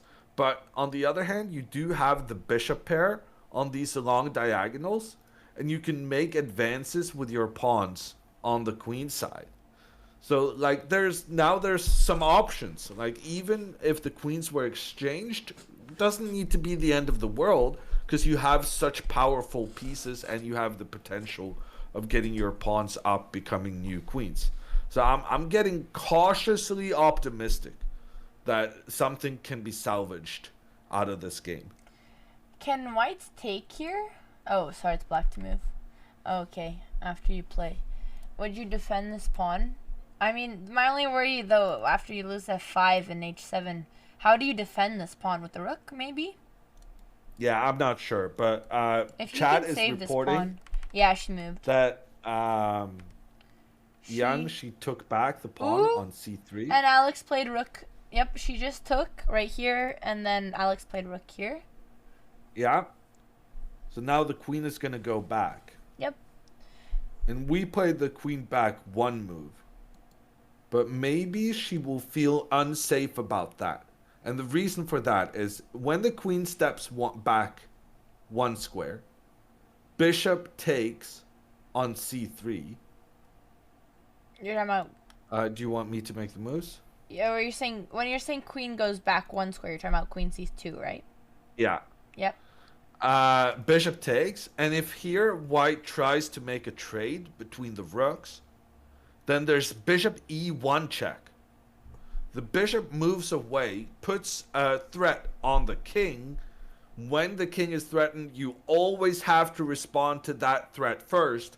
But the thing is, I've also opened up between the queens. And when the bishop is captured, you win the queen afterwards. So maybe white will think that moving the queen just one step back is not so safe, but she has done that. Yeah, no, this is Okay. a good tactic. Oh, she played queen c. Yeah. The unfortunate part is that it's clear that you could defend the queen and get out of attack. If rook c1 wasn't like a natural move, I would have maybe think Yeah, it's likely to get but- scared. Yeah, but on the other hand, after rook c1, Alexandra can still play b4. Yeah, And I wonder... she's keeping her bishop protected, and she's starting the advance of the pawns on the side of the board, which is something we want to make happen anyway. Yeah, this is And actually decent. if black gets one more move, like if white does something silly now, that's trying to kind of put pressure here on the black pawn, then rook e8, and suddenly Alexandra is winning because the attack is crashing in towards the white king. So in this position, white probably has to be very accurate. Like white has to go g6. Oh, g6. Computer says g6 is a mistake as well. I don't even know why that's a mistake. Bang, I bang, guess bang, take? bang, bang. Oh no, maybe check? What? Oh, is it finally working? Now you can sacrifice. Now you can sacrifice. It's working. Queen takes. So this is what I was saying. The idea didn't work earlier, but it works now. Queen sacrifices itself. King comes out to capture it. Bishop in. Check on the king. If the king moves to the side, we have the Botez check. Wow, even I'm messing up the checkmate. Well, this is checkmate somehow. Apparently, I can't see how, but it's checkmate somehow, people. So the king has to go to d2, and then you have this repetition, where the bishop attacks the king. The king cannot step back, so the king has to step forward, and then we go back and forth, back and forth. Wow. Wait. Okay. Botez gambit We to should save know. the game. We should hold on. I was laughing, but I was also struggling to find the mate. Hammer, do your puzzles? Well, I mean, I found a checkmate. Isn't that good enough for you people? I sacrificed my queen to save the game. Is it this? What? What? Yeah, it's bishop b6, because you need to control the c5 square. Bishop b6? Yeah, people said so in chat. What? How The does idea this is not that- work? Because of knight d5. And then Knight I d5, take? rook takes, and then king Oh, c4. because I'm blocking. Oh, this Yeah, is and actually if a you hard then- one. Yeah, this is kind of tricky. I mean, if it wasn't tricky, I wouldn't miss it. Uh-huh. Yeah. This is a nice. I kept forgetting that the rook would be blocking the bishop here. So yeah, this dark squared bishop is very strategic. Has to be inside Sure, Vila. of the what did Vila say he saw it? That's a What? pretty No. cool mate. Vila wants to make me the topic of a YouTube video. I feel like it should be revenue share. I'll talk to Alexandra about it. But yes, you are free We to can make arrange that. videos mocking me. And okay, and then if they come here, we have our perpetual, which was just back and forth. Well, wait, no, because if he hold on. No, but this is the difference. This didn't work because here you don't have the pawn on b4. So the crucial difference is like here, if you tried this idea with the bishop I was in the preventing the wrong king from position. moving back, the king can move forward and just capture the bishop. So it was actually very important that this pawn coming up to c3, this is actually an attacking pawn. The control of the c3 square was absolutely crucial to this variation we just analyzed. And then we saw if the pawn Ooh, comes up to attack the She bishop, just took the we pawn. have this sacrifice. It could happen, Just Hammer. incredible stuff. No, it's likely to happen, honestly. But the only thing is, I don't know if Alexandra will see this queen sacrifice. It's in her blood, Hammer. I'm sure she'll find it. So to update the position right now, Alexandra has captured the pawn on c3 with her bishop. Right now, only one acceptable move for white. If white does anything other than defending her queen with the rook, I think there's some massive trouble coming up. Because if white does something else, if white does not move the rook to protect the queen, then we have this idea of the bishop moving, giving check to the king and opening an attack on the queen. This is exactly the kind of situation Alexandra wanted to create when her opponent was getting low on time. And Hansi, Which is she's happening. feeling it right now. Yeah, She she's is. feeling it. She's down to just 16 minutes, and she's under pressure. I love the enthusiasm. Hammer just came alive for this queen sack. No, I mean, this is great. There's a good amount of moves until the extra time is added. And she is taking a lot of time here. Probably calculating all those things where she should be doing this move quickly since there's only one option. So Alex will actually be up on the clock. And then this, Alex will have to play immediately because you cannot allow this queen trade. So there's good chances that she gets up on the clock. I mean, I don't see... Hansi might crumble. The kid might No, fall. I mean, I don't see her opponent doing anything other than what we just analyzed. And honestly, like Papa Botez earlier was asking me about odds on what percentage I would give Alexandra not losing the game. Right now, I think it's less than 50% chance of losing the game. Honestly, I think Alexandra might have decent chances even to win this game. Wow. That's how tricky it's become. The white king is really missing its bishop protecting. Yeah. This is a crazy queen sack, though. She has to see this threat. I mean, both sides have to see this threat. But I'm sure once it's her turn in this position. Oh, and very good comment here from Blank Space in the chat. Mm-hmm. She senses she has chances. She's leaning forward now. So he's using the Papa Botez guide. It's true. To evaluating chess positions. Her posture definitely improved. You can tell she's calculating here. This is great. Optimism has returned to the Botez stream. I mean, Hansi is really taking her time here. This is making me happy. I hope that this could be, it'd be an awesome imagine coming back with a Botez Gambit. That could even be a banger YouTube video. Did you just jinx it? No. Bishop b6 is hard to find. Dad said, yeah, but I think she will calculate queen sack. But it also depends. I mean, it very much depends what I think she might not go for the queen sack just because she wants to win the game. Oh, because there's a drawing line? Yeah. So if she was going for the win, okay, let's think what's logical. The issue here is, though, isn't this the only move? Here she has to draw. Well, I would say Hansi maybe might she not can, want. Well, maybe she can capture this pawn and then start attacking here with the rook. Because how do you defend the e3 pawn? Oh. This but is I actually, yeah. gnarly. There's winning the rook. And that. Oh, yeah, that's bad. It's hard because the king is so exposed. That's why you can't afford giving up this bishop. But maybe Hansi won't play this because blunder. Everyone says blunder, blunder, blunder. She played bishop d3. What? Oh my god. Oh, it's happening. Alex is winning the... Wait. No. Wait. Oh, I see it. She's taken the rook.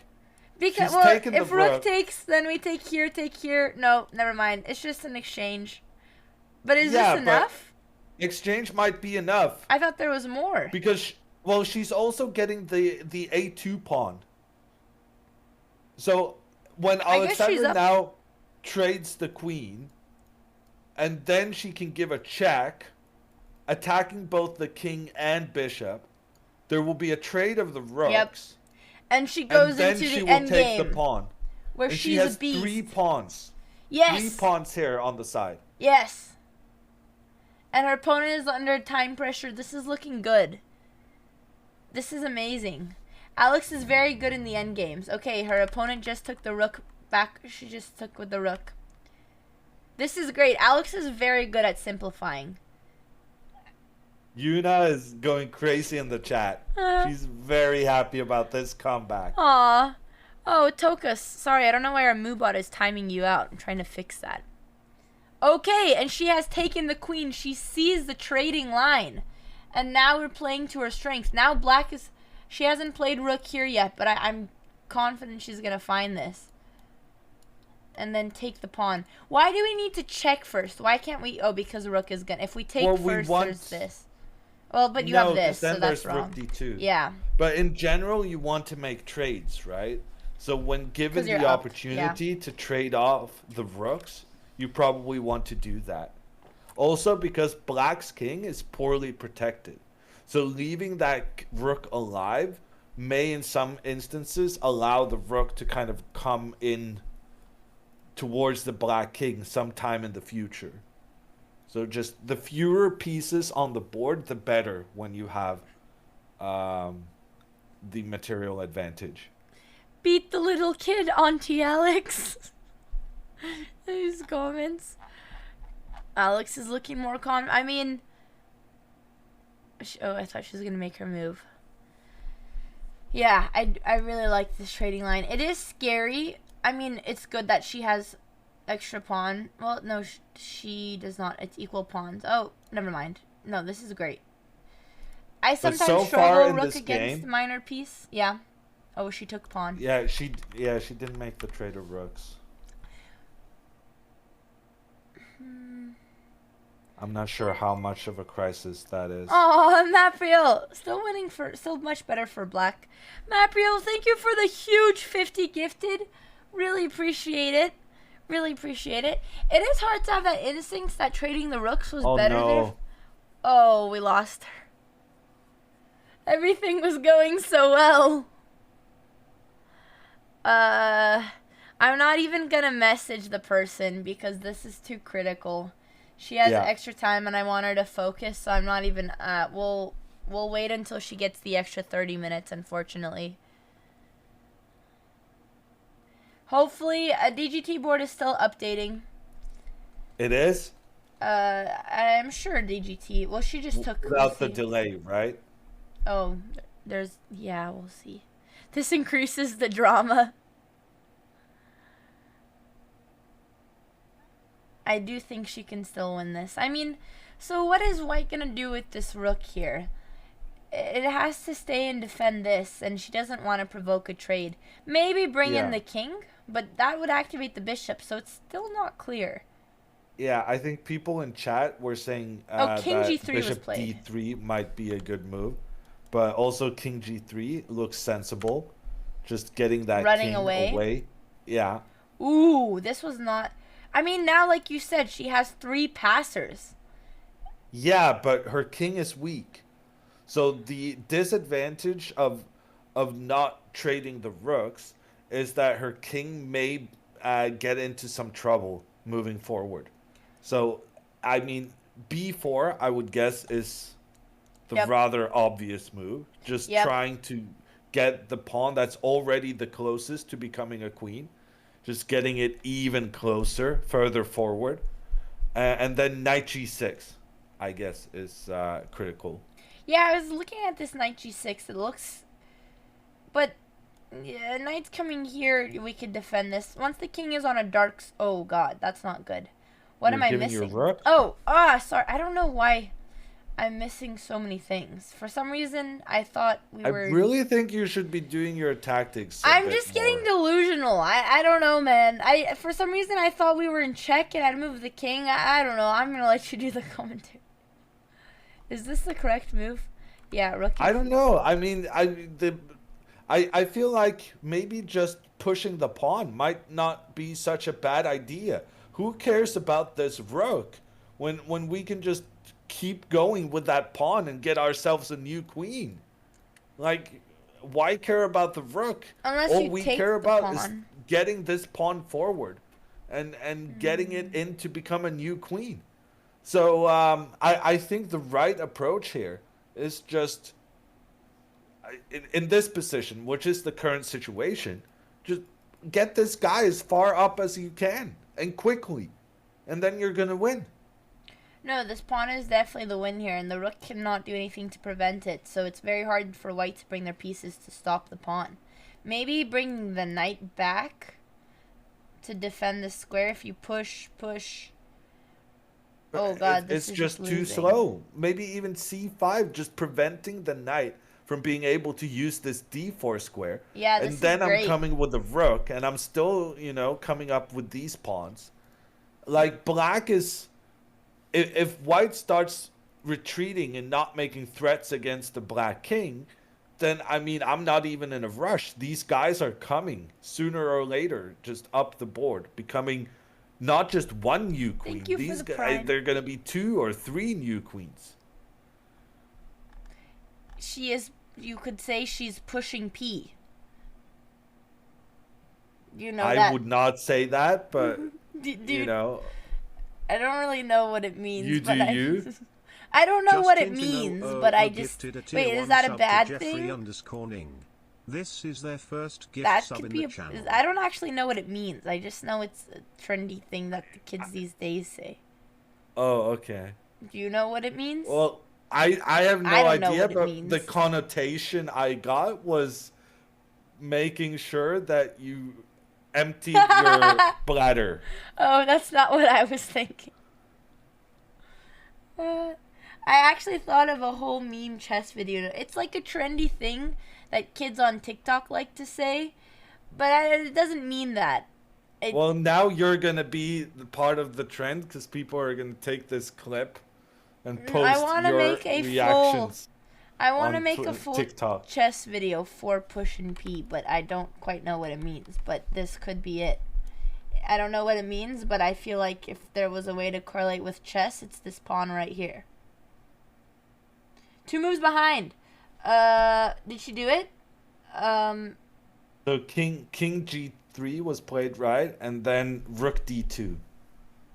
Rook d2. Okay, I actually do like her move a lot. I mean, pig's on the second, and this can't be attacked, putting pressure on the bishop. Then the bishop ran. And now this knight is held down to defend, and now is it time to push P?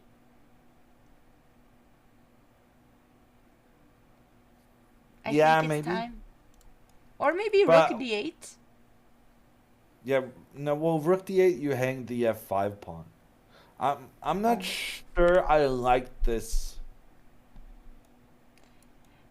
I'm not sure I like this, because my problem with this is, if you just make some random moves, like I'll first do b4, b4. and then bishop f1, just to kind of wait, and then b3. Yeah, you get check. Yeah, Oof. bishop c4 here is a big, This is big actually threat. very annoying. Oh my, whoa.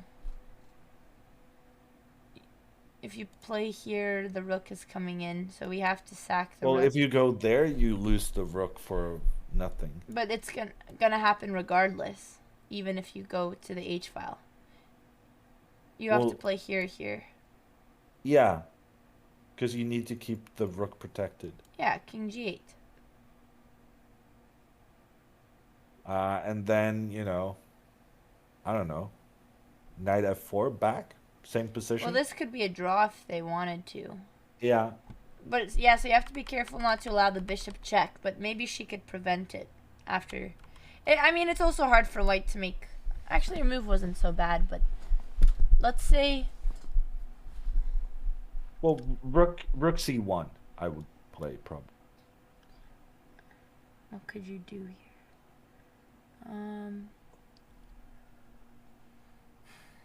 Could you play bishop d5? Knight takes, rook. No. Rook takes because knight check, winning the pawn. Well, bishop d5 is definitely a move. If they take the key point. Well, just take back the the knight. knight, no? okay. I was worried of splitting up the pawns, but it's probably fine. Yeah, but here's just about racing that pawn into becoming a new queen, I think. And now you have this pawn as well. Yeah. Yeah, true. Okay. Bishop d5 could be an interesting idea. Yeah. She's thinking here. Well, this isn't the current position, right? So let's this go to the. position. Yeah. Thank you, Pluby, for the 9 months. Appreciate it. So try to figure out how she played bishop d3. I was thinking she might not play rook c1, but I'm stunned at bishop d3. I mean, bishop d3 is a good idea. I think she's calculated this and wants to come for the king. Because Yeah. otherwise there's no point to need to block off this rook. Yeah, I agree. I think she sees the checks. Pushing P means keep it real. That's such a weird analogy. But that makes sense. I knew it was something the cool kids said. We should... Vila, do we have a graphic for that? We could put a YouTube video of Alex playing chess against someone else. I am cool kids. But I don't know what the cool kids these days are saying. So am I really? Okay, Alex is getting kind of low on time. I feel like b4 doesn't have any... I mean, you could also start bringing in the a5 pawn after pushing b4, as long as the bishop is defending here, and you don't have to worry about the rook coming to a1. So, feel like b4 can be played without a doubt. And knight here will never work. But she's taking her time. She's calculating.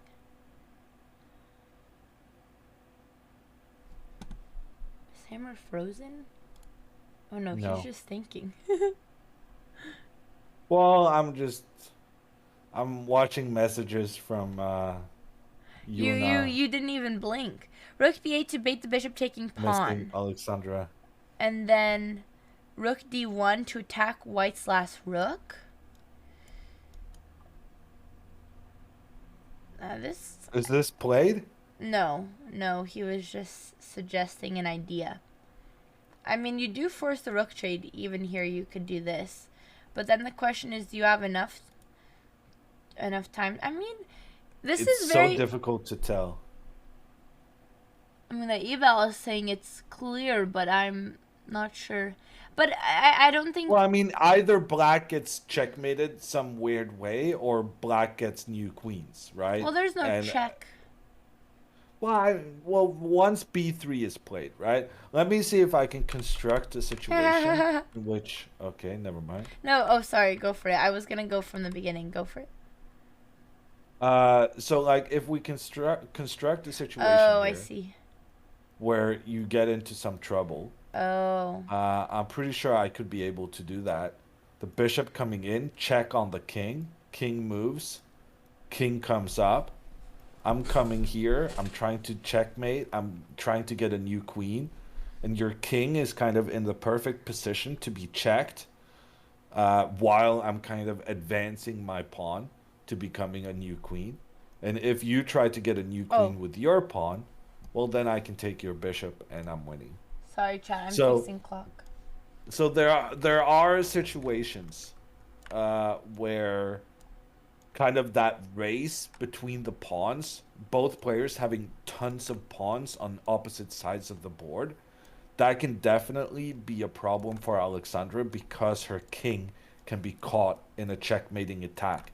Because these four white pieces, the knight, the bishop, the pawn, and the king, they can work together to become a very powerful force.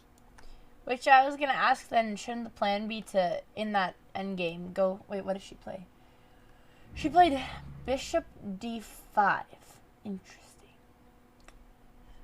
I did not consider... But I was going to say in that position when the plan B to push the a-pawn instead, but we can go back to the game. Yeah. So, I was at the current position. Oh, you were? Sorry. I don't know how I got lost. Sorry, Hammer. I zoned out. You started making moves. Sorry. I'm so sorry. Okay, you did it. Okay. Bishop takes pawn. King came up. The rook attacked the bishop. The bishop found some shelter here, being protected by the knight. Alexandra goes bishop to d5, which is a bit of a provocative move, because that bishop can now be captured by the white knight. And if black recaptures, then the white bishop can capture one of these important pawns that was supposed to become new queens. And here we can see the computer evaluation down on 0.0. It's an equal position suddenly, where anything could happen. So we don't want that situation. In fact, I think what Alexandra is planning is that if the knight comes and captures the bishop, then the rook should capture the white bishop in return. The problem being, the knight can then come in, give a check, the king moves, and the knight can capture a pawn on the right-hand side, threatening another pawn. And if that pawn moves forward, the rook can come over, start making threats over here. It's less clear than previously that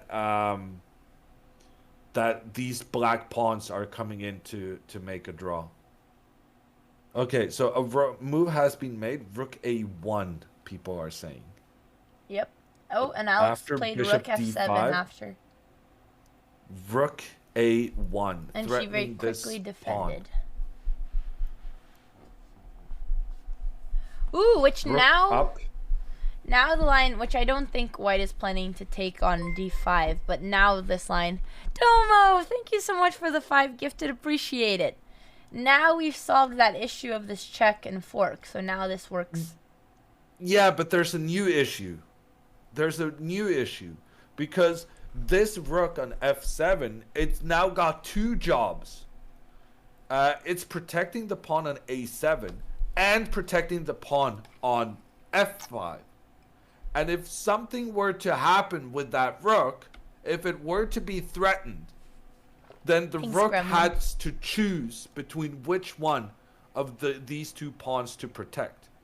And with g6 coming in now, that's precisely what's happening. The rook is under attack, and the rook has to choose whether to protect the pawn on f5 or the pawn on a7. This is becoming very tricky.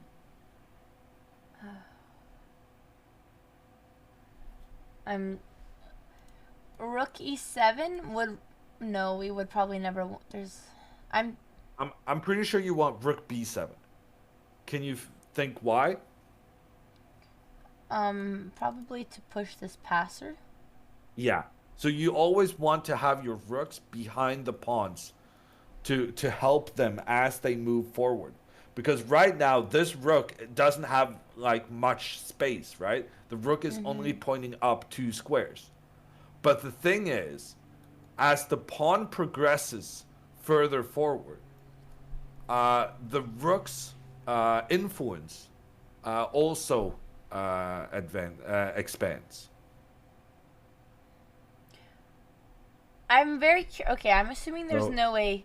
Hold on, I want to play out rook e7. I know it's scary because you give 2 pawns. Let's say you take this one. Okay, this is probably wrong. Oh god, Eval doesn't like this. Okay, I thought we had something towards the king, but never mind. Okay, I was wrong. Your plan is better. Rook b7. What if she... I don't... gives the knight...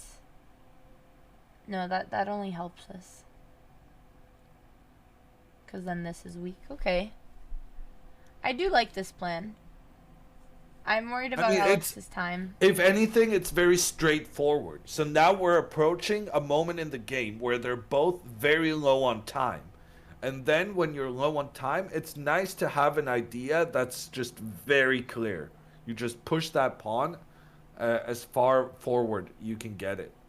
But, I mean, Black's king is in serious trouble. I think rook h1 here, and if the pawn just continues forward, then you capture the bishop, and then you give a check here, and you force the king to an unfortunate square. You force the king up, and then the rook can attack, winning one of Black's rooks behind. So this has become a very, very dangerous position for Alexandra because her king is having some problems still. She played rook e7. I do like the idea of putting pressure on the pawn, but it's not... I don't think you can save this one, and then e4 is a threat. So I'm trying to think... Oh, and she quickly took. Okay, so now we're here. Trying to think what her best plan is. Maybe she still pushes and does your plan. And yeah, for sure. Yeah, now, because we don't actually need the rook to defend for now. Because if the rook attacks, we could push. And at least we're putting pressure. I actually like this. Yeah, in fact, the placement of the rook on e7 might be even better than the placement on b7, but for different reasons. Because when I was doing this analysis, where you just push the pawn, and I was like, well, but then there will be a trade, and the bishop comes in to start creating problems for the black king. By placing the rook on e7, Alexandra has prevented these ideas because the rook is taking control of the square the white bishop wants to use. Hammer's brain is beautiful. No, Alex played a beautiful move. Yeah, this is... I like rook e7 a So, lot, but she. Yeah, we still have this idea, and the rook is doing a good job in defense. So I mean here, she's thinking, but this is kind of her only move. Because we don't want this pawn is hanging. Rook has to defend. This rook is well placed. The rest of her, this is the only plan. And she's down to almost 3 minutes. Yeah. Oh, okay. She has played rook a2. Yeah, I don't. That's a blunder. Knight takes d5. Oh God! blunder. Oh God! So right now her rook is only protected by the bishop, and she's relying on the fact that these rooks are opposing each other on the side of the board. But knight takes d5 not only eliminates the bishop that was protecting the rook, it also creates an attack on the other black rook. And in this trade, white ends up having 2 pieces in exchange for a rook. Oof. This could be brutal. Well, we'll see if her opponent sees this. I mean, this is what happens under time pressure. Alex is down to 3 minutes, and I guess her plan was to defend this pawn and push, but why not push the already advanced pawn is my question. But yeah, let's see, she maybe definitely should have done that. Yeah, I don't, and especially even not provoking, I mean, not even provoking the trade, also helping white improve the rook, which I guess you do have this passer, so. Well, the thing is, you don't really care about this one. Yeah. Because it's so slow. It's further behind. You want to push the pawn that's the closest to the goal. And in addition... Sorry, go ahead. Yeah, no. I think we should... If she took, that's the big moment. Alex is probably ready to take the next plane. I mean, this... yeah, I can understand her mental state is probably defeated here because this is the second blunder. But, is there... Yeah. There's... I mean, yeah, no, with this pawn falling as well. No, there's still hope. I mean, I would say this is a better position for her than the one she won against Lucy previously. Okay. In the tournament. This is the position. Where so Alex took this rook since it makes more sense than. Yeah, she has no choice. Yep, and now she played king g7, and this pawn is going to fall. But there are 2 passed pawns. Yeah, so there's some hope. Which if white, no. It is hard. I mean, I feel like white might have to sack a piece to stop one of them. But the problem is, I'm assuming white's attack is just faster. No. White needs to checkmate the king. White needs to get a new queen herself.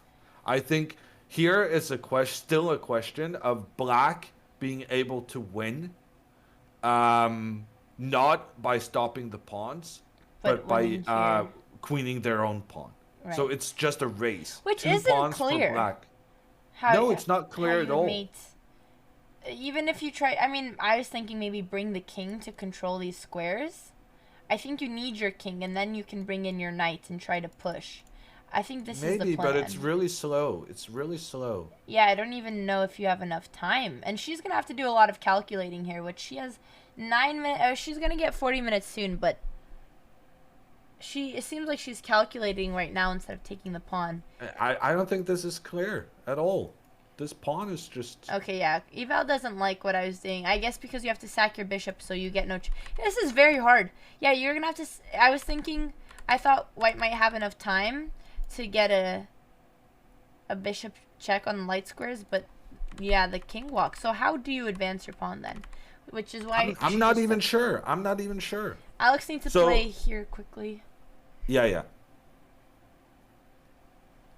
So this is the current position in the game. Alexandra is massively down. Like, she is down 2 pawns and a bishop and a knight in exchange for a rook. Normally two pushed. pawns. Well, normally a bishop and a knight is better than Winning. a rook. And white has 2 pawns in addition to that. But what can save Alexandra, and not even just save her, she might still win this game, is the fact that the pawns she has moving forward on the queen side, those pawns are just so far away from the rest of white's army. White is not able to get their pieces over to the right side of the board to stop these pawns. So this game is going to be decided on who gets their pawn forward and becomes why a are new the queen. clocks moving? And right now, it's much easier for Alexandra to get that pawn forward than it is for Hansi, because Alexandra has her king blocking the advance of the white pawn, and it's difficult to see how white can force the pawn forward. I wish this was a couple moves earlier, because then Hansi would have to calculate this. E4 is played, people are saying, and E4 is a very bad move. Ooh. E4 just looks like a terrible move. Well, her plan, I don't know. She might be able to push. Well, these pawns, they're the same amount of squares away, except we could sack the bishop. So, I'm not sure, but maybe black can use the king. So, push, push. Let's say we just went all the way. Here. Oh, unfortunately, the black king cannot stop the pawn. Wow, that's brilliant. Yeah, that's a beautiful move. Wow, so E4 is just winning. Is it? Is there nothing? This is, I Maybe mean, not. the only hope is she can't push her pawn, because as we just saw, it doesn't work. So she has to use the rook. No, but she cannot really do that, because when the rook tries to stop the pawn, the You bishop still have to- easily yeah. blocks. Wait, but, well, could we bring the king in maybe instead? I don't see that happening. No, because, Actually, here you can maybe sacrifice your rook, And push push. the pawn, and then you're... I don't really know what's happening here, but this pawn looks it's because dangerous. there's check. If you bring your Well, king, Sure, there's check, but like I'm And- still moving these guys up, right? Oh, but the knight just manages to stop both of them. wow. Okay, whatever. So it turns out I was critical of this E4 move, but it was actually really good. And then Alexandra went A4, and now there's a race. E5. She pushed a4.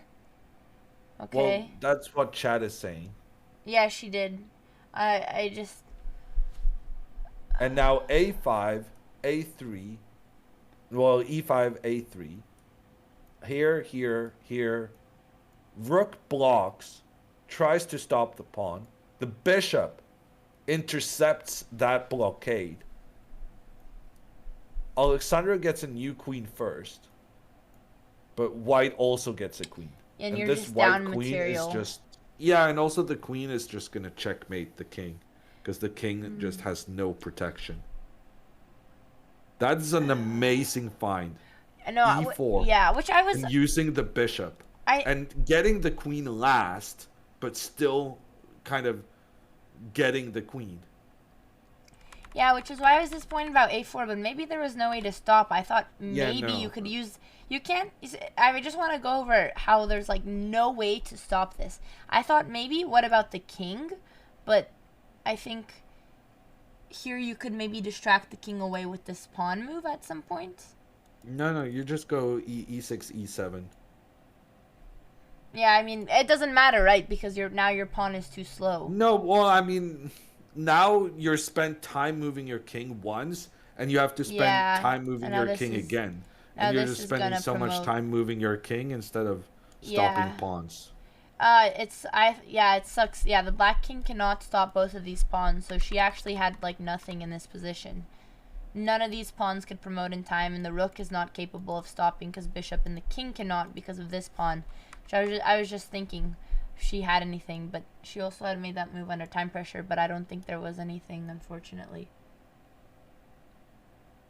She's Yeah, thinking- okay, so the only hope now is that white panics and retreats the knight to stop the black pawn. So e5 was played, a3 was played, and the only hope now is that the knight comes back to try and stop this pawn. That could still save Alexandra here.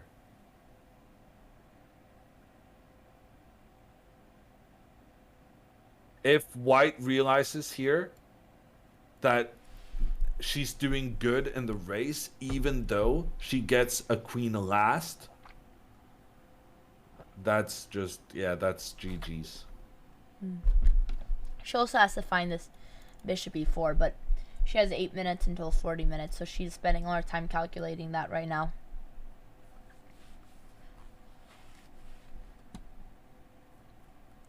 Hammer, how about rook he1? Yeah, I mean, she will definitely see bishop e4 if she chooses to push her pawn further forward. But if she doesn't see that idea, then she might panic on this move. For chatter who asked, this is actually a nice rook maneuver, but I'm guessing the reason why it doesn't work is because you can defend with the bishop. No, but then you get a new queen. Oh, wow, that's losing. Yeah, then you just push. Never mind. So let me think. Let me see if I can find it. What is the move?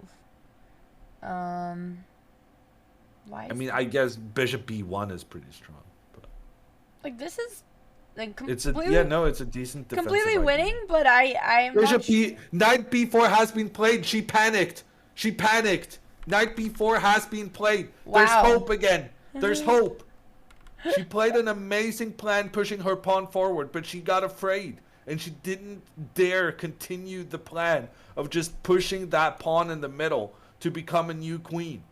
No, you got the position wrong. Oh, So- sorry. e5 was played, and then a3. And now if this pawn just continued its journey, that would have been winning. Despite black Oh, I'm coming in the with wrong. pawn Oh, okay. and getting a new queen first. I was following the wrong but- PGN. Okay. But in this instead, knight b4 has been played, trying to retreat, trying to stop the pawn. Now, Alexandra is not out of the woods just yet. But she has more chances than earlier. I wonder. Oh yeah, I mean this is definitely the best hope. She had 40 She minutes. needs to though. attack this knight. She needs to attack the knight. Well, you can't. Yeah. So I'm not. I think you got to do something like rook d1 to attack And the knight from here. actually, yeah, because if the knight moves to c2, you could push. Yeah. Maybe you block with your bishop. Oh no, because then you push. Oh my god, all my moves are wrong. Yeah, this. Actually, it's even better to take the bishop immediately. But yeah, you got the right idea. Rook e1 has been played, chat says. But that doesn't actually help because we need to dislodge the knight from its perfect position. And this rook move does nothing to threaten the knight. Yeah, unfortunately, you can defend this pawn in one way, and then the Well, rook you don't is- need to defend the pawn. You can just push it. Closer to becoming a new queen. Maybe, yeah, activating the king, I thought, but white has so many ways to play Yeah, against. if the king comes in, I thought knight d5, check. Threatening the king, forcing the king to capture the bishop, and then this pawn moves forward. Wow. Okay. Yeah, She this played is... king f4 instead of pushing. She defended. Okay. She should have pushed.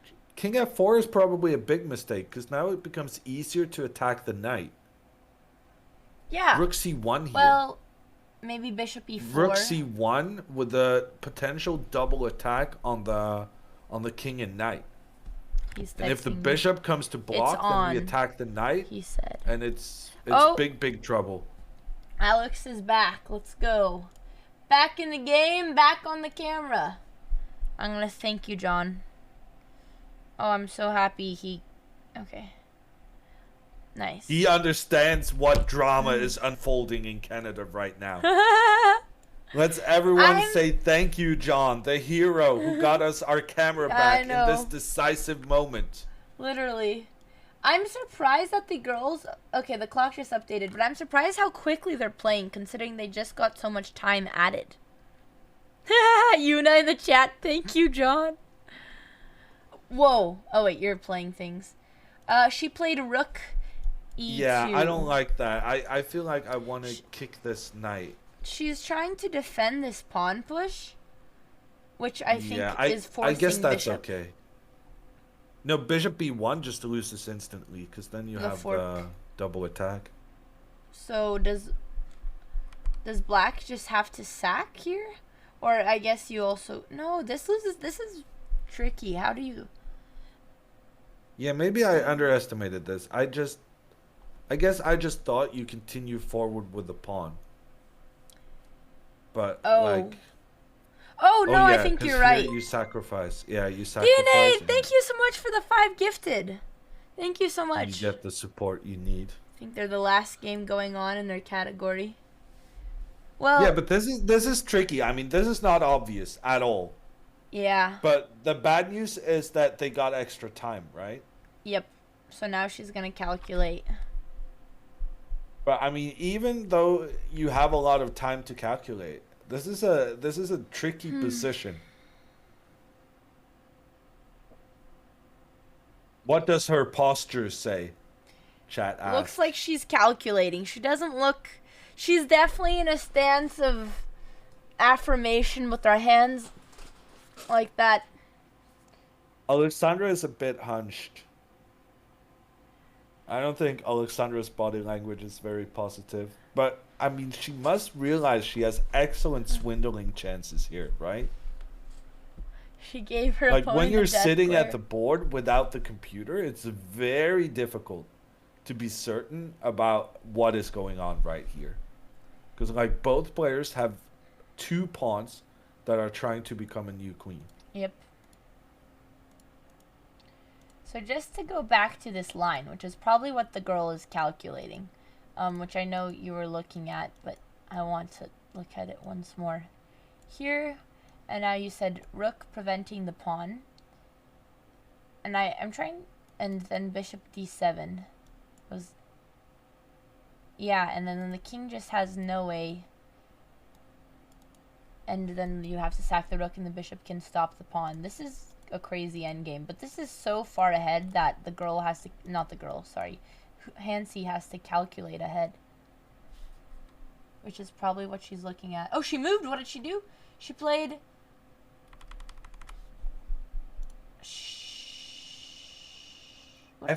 F3? No. What? Oh, no. Oh, the DGT board I don't think's updated. Oh. Sorry. Oh, I thought she played. No, there's no move. I thought she played for a second. Sorry, I saw her move her hand.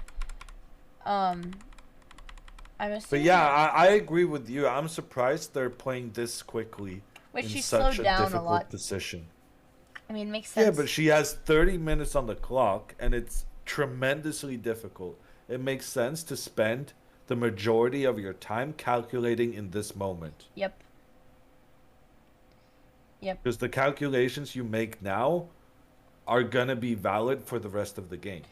And the thing is, if she doesn't push the pawn now, well, first of all, there's not many options, but let's say, like, this might be the only chance that she can push the pawn, because now we might have... Oh, I guess black isn't supposed to push. What would you do then? If Well, I like rook b2. I like just kicking that knight.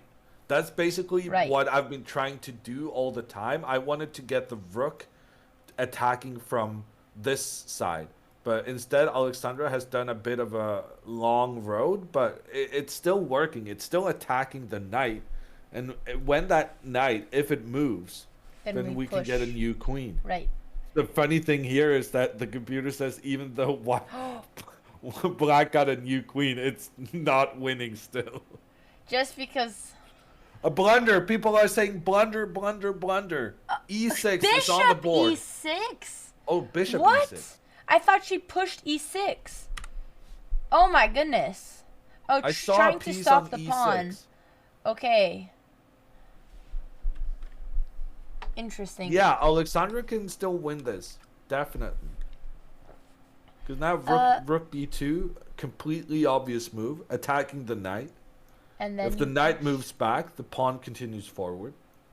If the knight tries to find a new way of blockading, then we just attack it.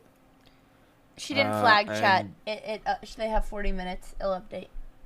And yeah, I think it's quite likely that Alexandra is going to win this.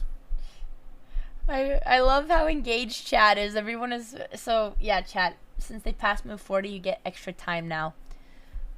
But I appreciate you guys very engaged. Why can't? Is it not good for black to take the pawn here? This? I don't know. It just feels slow to me. Because nothing is gonna change here. Yeah, I guess. I mean, even if you attack here, I still have this move. Yeah. It just looks really drawish because you just have one pawn left.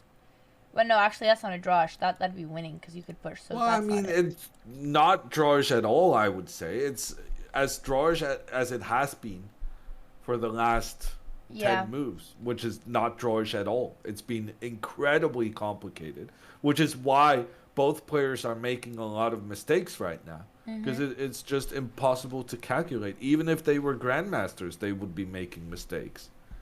Because it's difficult keeping track of races. Whenever both players are trying to get a new queen on opposite sides of the board, that's always the most difficult situation.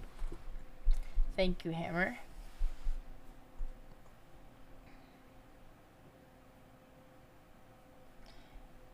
Yeah, But yeah, this has been a roller coaster of emotions, huh? is this as much as the game you commentated yesterday morning? I know that one was also a roller coaster for you. Yeah, no, that was I didn't get to yeah, see that no, game, but it's been exciting games in general, I think. The Well- game this morning also was a bit of a up and down. yeah, I struggle. missed the morning games. I'm glad you guys are invested. But I feel like 2 hours ago I said I'll go to bed soon because it's gonna be decided pretty. I had a feeling this was gonna happen, pretty which I quickly. tried to warn you. Well, I wouldn't miss it for the world though. Aww, that's so The up sweet. and down, the action, Thanks, the Myrna. drama. It's been such amazing drama. Alexandra losing, winning, back and forth. And now she might actually get the win in the end. Aw. I know, this is very hard for white to play. I don't even know myself exactly what the plan is after either of these moves. Well, I think after king takes g6, you just have to go g4. G4? Which kind of, well, yeah, I it guess kind of 'cause- confirms to me that it's the right move, right? Because, I mean, what is white going to do other than just trying to get the pawns higher up the board? Let's play this out. Okay, rook b2, do you go knight a2? Yeah. And then we push. Um, I wonder if... I have to go knight c1, right? Yeah, this is extremely complicated. Now there's this threat. I feel like white... I mean, the computer saying white is better is, I mean, maybe objectively correct, but in practical play, this is much, much, much, much easier for black. Like, finding white's moves is incredibly difficult. Finding black's moves is completely obvious. She moved. And she played... Wait. She took the pawn. Okay. Alex took the pawn, which I'm happy with. Yeah. Which we could...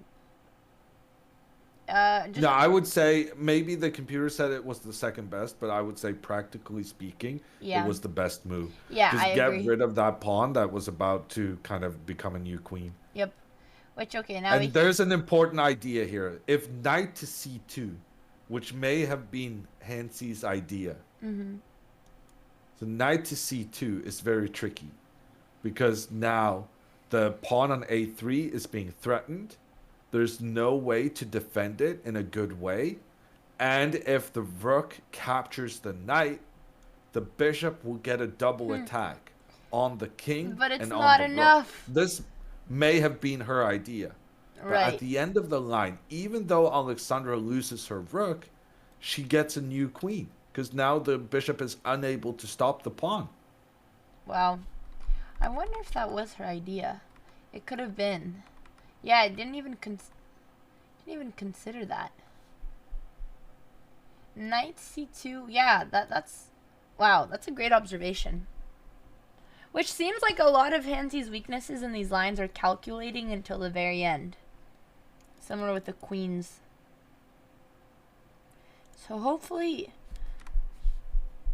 I'm still very curious. I think Alexandra is going to win this game. You think she's gonna win? Yeah. I still am not sure, and okay, I'm gonna come back to this. Okay, it was here. Wait, G4. Here. Okay. I'm still not convinced, but I guess. Okay, let me think a move. So, knight here preventing b3, and maybe you play rook attacking. Oh no, you can never do that because of the forks. This is very, and you can't. Wow, you can't attack this knight. So this is. Well, how do you I advance can your go pawns then? King G7. Oh, undo the fork. Okay. So now the rook is threatening to come here. Okay. What would you play as white? Yeah, this is some very intense calculations they have to do. I don't know. It looks very difficult for white, if you ask me. Can't you bring the knight? Oh, I Well, guess. you can go knight d3. Knight d3 is maybe the way. Knight d3, then you go b3. Knight takes b2, a2.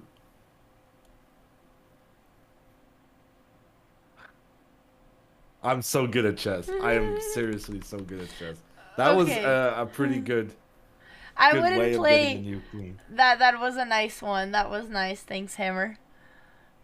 No, but seriously, that was like the only moves for black to survive, and it not only does it survive, but it actually gets a new queen. Okay. And I think not only do you get a new queen, you probably win a piece also. And even then, I'm not sure it's winning for My for question. black because Okay, white if- has so many pawns. Okay, this is definitely. But if white does nothing, I was gonna ask, can't the knight just stop the pawns? For example, if you come here, then after knight's here, I guess you. This is messier than. Okay. Yeah, no. If you do nothing, I'm assuming you just attack the rook, but attack the knight. Well, with the rook. I go rook b1, not rook c2. And now we can't stop this. Well, Yeah. you have to choose, right? Yeah, we You either can't block stop both. this pawn, which after. Oh goodness, this is a headache to calculate. I can't imagine calculating from where they're at. Take. Now we push, and now we're threatening this. I have no idea how the computer is saying this is I'm not completely winning. I guess I'm knight so a1. confused. Knight a1 maybe is the What? idea. That's incredible. If What? That's the Yeah, case. this is crazy. Knight a1, rook takes a1, and then f4. And the rook cannot move without Oh my losing the pawn. gosh. Yeah, this is like there's no way white is gonna see these ideas. Which That if, is insane. yeah, wow. Yeah, so from calculating from here, we just took the pawn, so this is where we're at.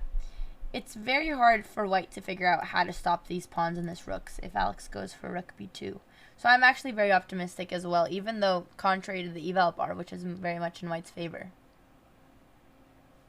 Yeah, no, I mean, Alexandra is winning this. There's just, it's... Black's moves are so obvious, and white's moves are just the craziest thing we've seen. Oh, sorry chat, her clock didn't update. Yeah, Hansi's supposed to have more time, but the DGT board isn't updated. Fair It's play gonna to anyone who update finds- after this move. Oh, okay. Alex seems confident, like she knows she has it. 2 takes, Alex looks like her soul is being drained out. I think she sees the rook b2 plan. Hello, Corvone, good to see you. The camera's in frozen, chat. She's just very focused. So, people, while you're enjoying this drama, I just also want to remind you so that you don't get up on Easter Saturday, an early Easter Saturday, that there's no morning round tomorrow. The next game after this one is tomorrow at 5 p.m. Eastern. Is there anyone who's been here for every round of commentary, or either, you know, a better question, both of Hammer's rounds, and you're gonna miss not waking up to Hammer? Or are you guys all just Sorry, saying I'm busy. There's free channel points to be had.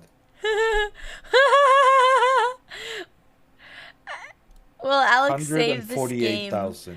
I think Hammer's honestly, I love waking up and tuning in to Hammer's commentary while I'm eating my breakfast. I like starting my day with the Hammer commentary. It was great. I've been here for all the matches. It's very cool to see how invested people are. Wow. Which, you know, makes this whole tournament experience worth it. I think if Alex knew how many people were following game by game, just dying to see. I'm up next. Yeah, I will be doing the commentary tomorrow. Which, unfortunately, there's no co-commentator to join me tomorrow. You got Champ! abandoned tomorrow as well? No, we just never found anyone. Thank you for the 20 gifted. That's huge. Thank you so much, Champ. That is really generous. Yeah, I'm just all alone tomorrow. Which, you know, I'll ask around and see who is available, but I don't know. Yuna is volunteering. Yuna has to prep for the snake. She's busy. She's battling the rattlesnakes, she told me. Slicker can fill in for Hammer. I will ask around, chat, but you know, just if there was someone who might be free on a Saturday evening who really likes to watch, I don't know, maybe there's someone here. I don't know. I'll need to ask around. Sure, I'll do it. Really? Of course. Yes! Yes! Let's go. If she's still playing the tournament. Which, I mean, where did you bet your channel points right now, Hammer? Well, I mean, the channel points were so free. The channel points were, will Alexandra save this game? And, like, I'm saying she's going to win. So a save could be a draw as well. Yeah. So that's just free channel points.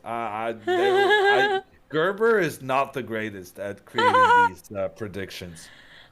I'm not sure how much I'm gonna win, but I'm in with 148,000.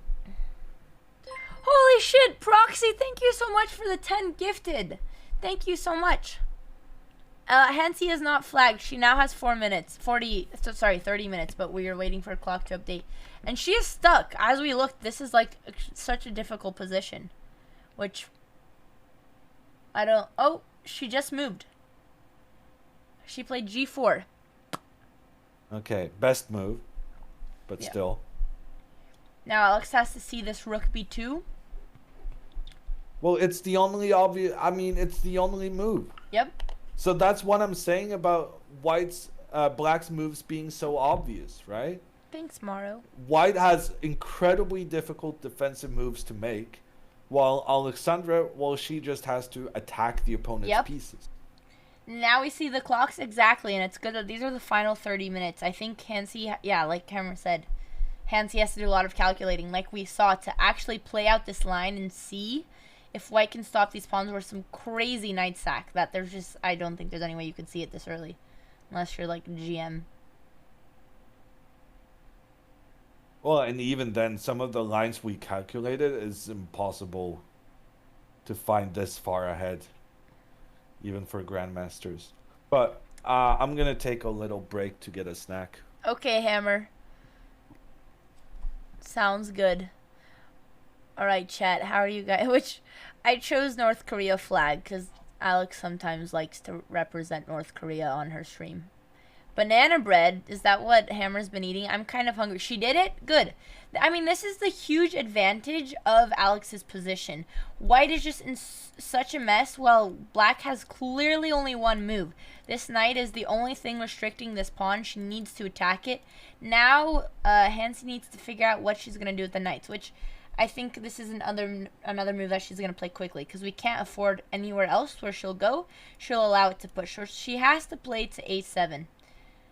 Which then Alex's plan once again is super clear. So what I'm worried is that none of this might not be calculated, since it's such forced moves, and it might get played out. But hopefully Alex can stay on the clock and put Hansi under some pressure. But these next moves are just they're all forced.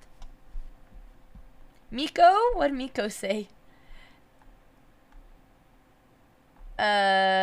Oh, everyone, Alex should not have a North Korean flag match. Aw, Domo, I appreciate it. I'm supposed to be drawing, but I'm glued to the stream. This would be great. An awesome comeback.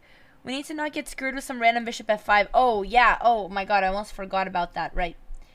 Which I think we got our blunders out for the game. But a good point from Vila here. We need to be careful after we end up playing this. Let's say this. Oh, wow. That is... What? Oh, because... What was she... Actually, no. The only move after this pawn push is knight here. And here comes the skewers. We have to be very careful about this light square diagonal, and white has to play bishop f5. But I'm confident Alex will see this. But I almost even forgot. Like, even if... And I think Hansi will take her time here. But if you allow this pawn push, you're just lost. Because now we push here and win. If you take with the bishop, we push. No. Actually, yeah. And if you take with the knights, we sack and push. But this was the weird position. This is... I remember there was some line where even if you promote the queen. But no, that wasn't in this. So yeah, she has to calculate knight c1. Which is also very tricky in seeing the skewer. Just a lot of tactics. Alex is moved. Whoa. Whoa! What?! She has played knight d3. Oh, a2 is drawing, but I don't want to draw. But if she doesn't do it, I think she's forced to draw. I think she's which technically is good because black is worse. But in all the other lines where black was worse, Alex had a lot more tricky lines to win. Now, Hammer, we have unexpected move from white. Yeah, so she's going after the rook, but in Which now we doing have so, this move. allowing the pawn to advance.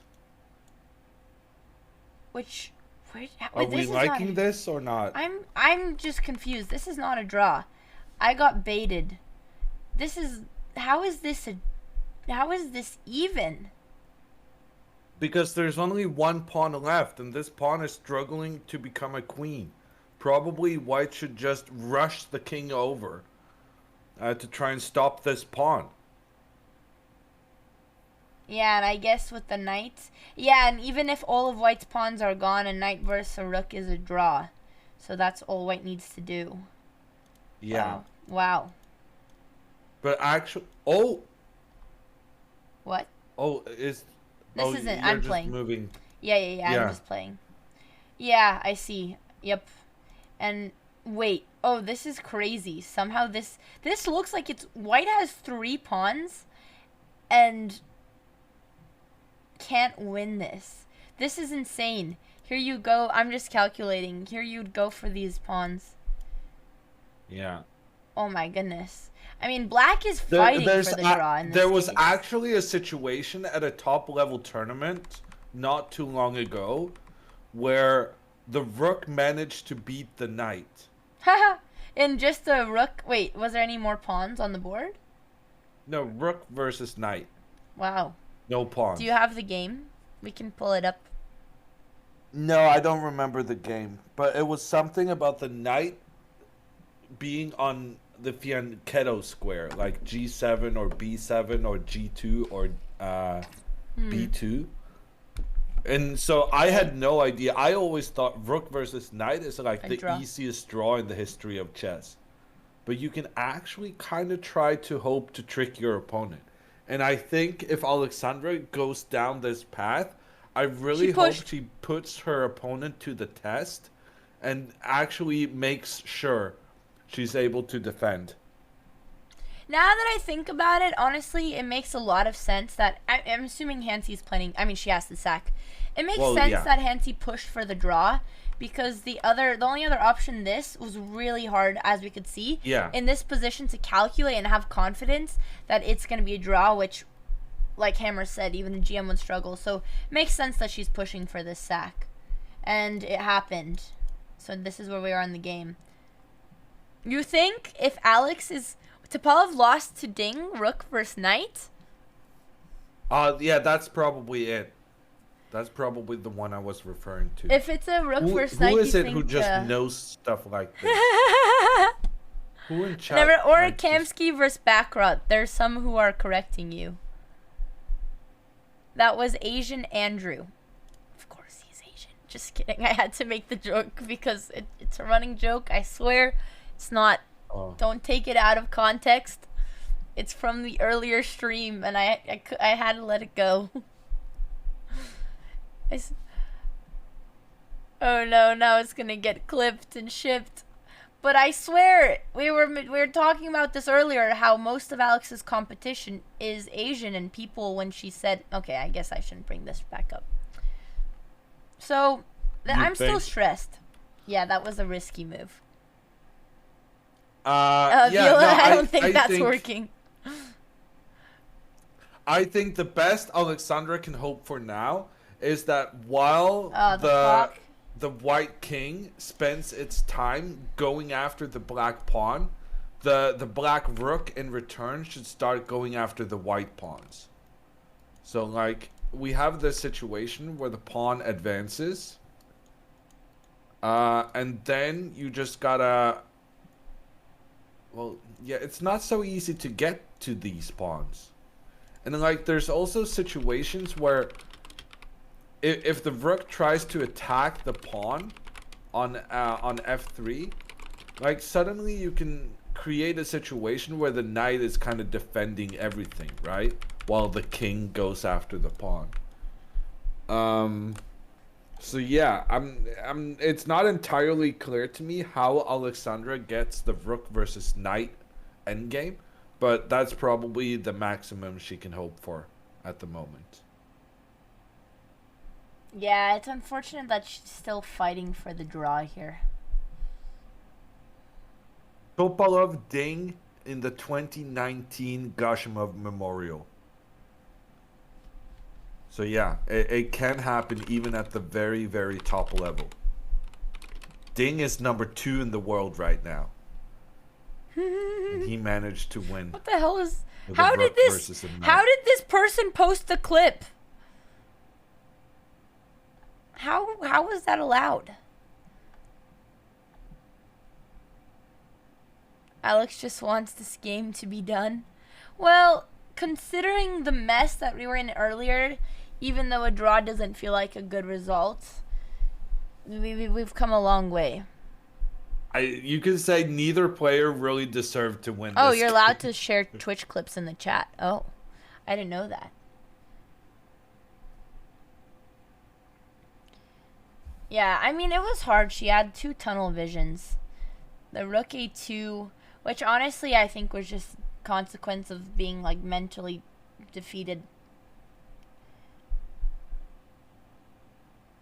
But Yeah. opponent is in some time pressure here. But the G5 move was just awful.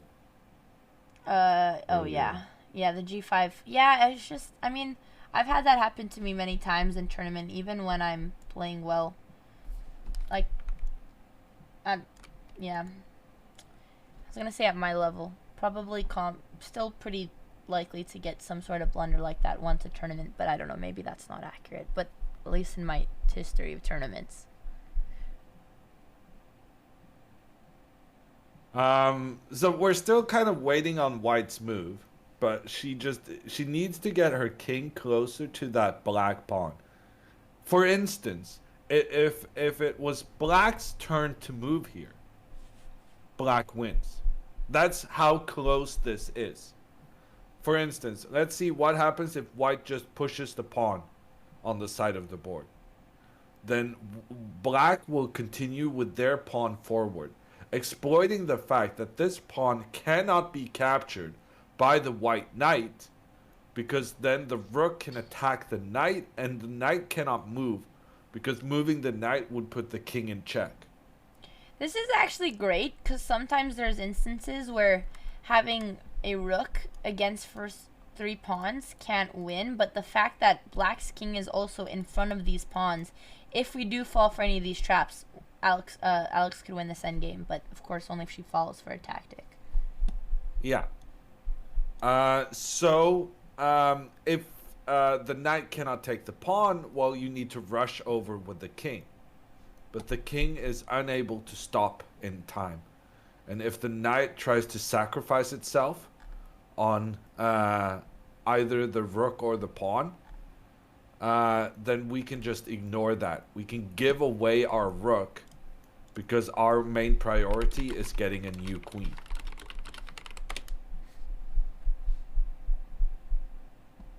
Wait, how did we get here? Sorry, King e3 was played. Oh. King e3, okay. Seems slightly in the wrong direction, but does it? I guess it doesn't matter. No, it's in the right direction. Anything in this direction is yeah, okay. there's no way she could. Yeah, I thought maybe somehow her plan is to attack from this side, but yeah, same idea. If anything, King e3 is more accurate, maybe, because Really? it prevents the idea of The b4. pin. Yeah. Because now you can capture it without having to be concerned about threats along the Yeah, rank. that's a nice. So all black can do now is just move the king, since no pawn push works, and we need the rook. Well, there's a suggestion here from Denmark that rook a3 could be an idea. And the idea is when the king then continues forward, you can kind of just hang around, and when white takes the initiative to surround that black pawn, then in the Take the meantime, pawn. we start capturing pawns. And then here, in such a situation, we could get the last pawn, and then we get the rook versus knight endgame. Yeah, which is supposed to be an easy draw, but can be won even at the highest level, as illustrated by the game chat helped us find, the game between Topalov and Ding from 2019.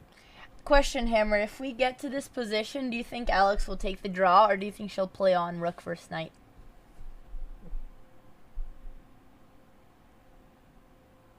I think you know her better than me. You're the coach But here. I think given the tournament she's had, I think she would play on. And also, I think it really annoys her that her opponent is rated 1,000.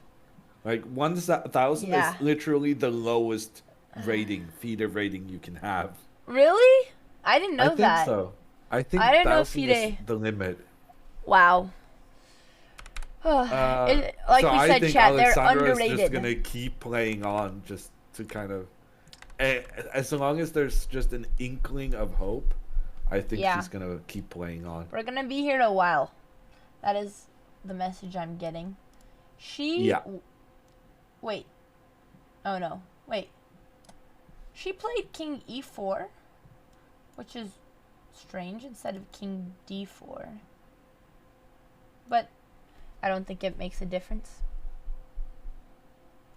Still can Yeah. push B4 and do this and just force the draw. But I don't think she wants to force the draw. Rook check, I think king that run. this is very clever play from white. She's waiting to move her king over to the queen side until black has played b4. So she's kind of trying to provoke Alexandra into pushing her pawn forward now. And the idea would be the same. This pawn cannot be captured because if you do, there's the threat on the knight and on the king.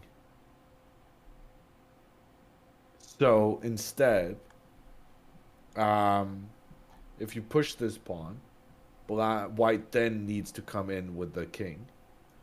But that's pretty easy to do. And so we probably would have a situation like this one. Wait. But yeah, no, I don't know. I'm not sure Alexandra will even manage to get the rook versus knight without pawns. It feels like in a lot of these situations, white is able to Here, eliminate the Slow last down. You're black looking pawn at without this. losing all of her own. You were looking at this, right? Yeah. Bing. Oh my God, I'm so blind. Never mind. Okay, my move was bad. What was I? Bang, bang, bang. Yeah, it's the same thing.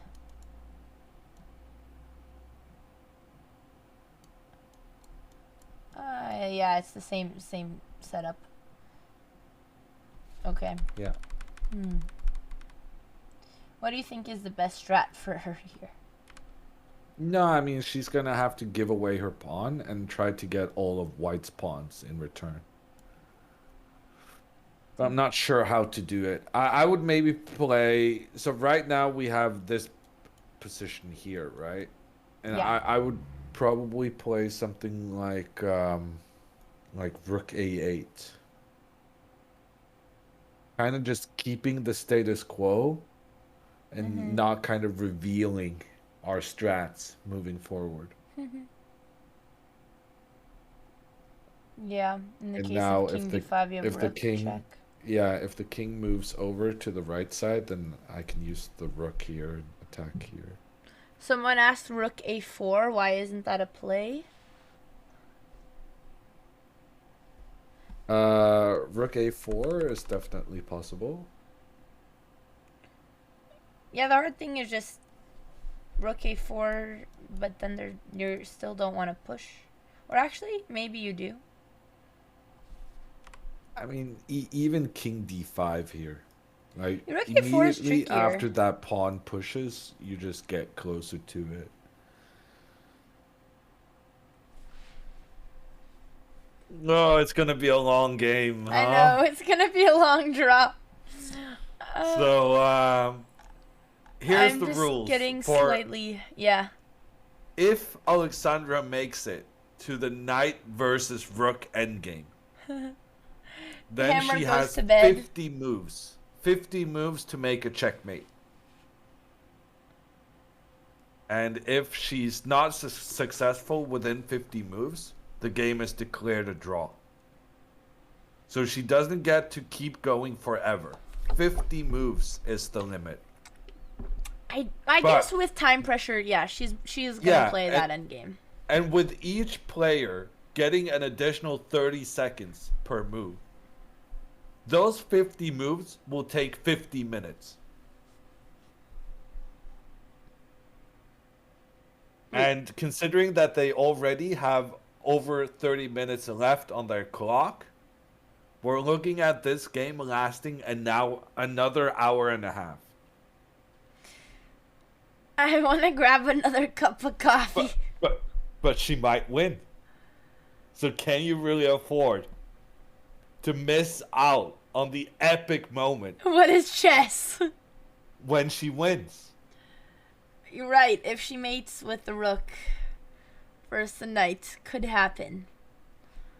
Or It there's could happen. for long. It's How long happened has before. this game gone? It's only been about 4 hours. Stop this hammer. Hammer. On that note, I'm gonna grab a quick cup of tea. Are you okay to handle for 5 minutes? Yeah, sure. Okay. But I might need a cup of tea after that. Sounds good. We'll swap. Now I'm starting to mentally prepare myself for, I thought yesterday was going to be the first game that was just a draw that they could play for very long, but I think we're going to start a streak here. I'm just going to grab a quick cup of caffeine. I will be right back. Okay, chat. Unfortunately, I would like to be snacking as well. It is quite late. It's 3:15 a.m. right now. But I went to the store yesterday thinking, I haven't been to the store in a very long time, so I should probably restock my supplies. Unfortunately, Norway, mostly a secular country, except for one thing. We have this rule that during the Christian holidays, stores may not be open, including Sundays. So during Easter, the stores are closed, and I do not have snacks. And that is making this endgame extra difficult. Does it include gas stations? No, gas stations are allowed to be open on Sundays. But they charge extortionate prices because they know that there are moments where gas stations are the only ones open. And so then they exploit that to full effect. It's Saturday. Well, yeah, also we're not allowed to have stores open during the night. It's very, very different to, well, the US primarily. I guess people in chat now are mostly American. Can you imagine telling an American, no, we can't have the store open on Sundays? Like, America is way more religious than Norway. Like 5 times as religious, minimum. But you still have your stores open on Sundays. You don't mess with the shopping malls. 50 times? Yeah, I was probably right.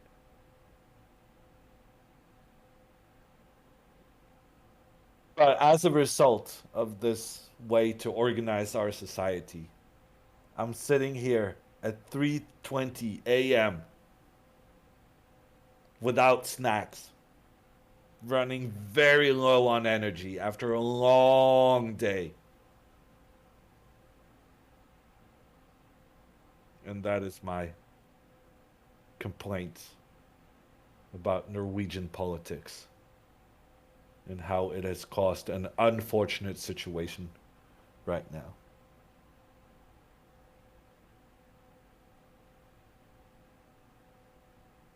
Order food? Everything is closed. Did you not understand what I'm just telling you? There's nothing open on, I don't know what you call this in English, but like Long Friday, the Long Friday Accord, no, everything is closed.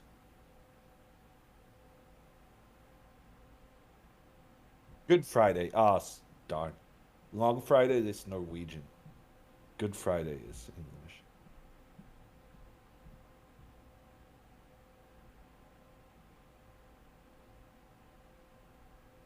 Are there no Sunday open stores? Ah, there are some, but I'm not that good at Googling.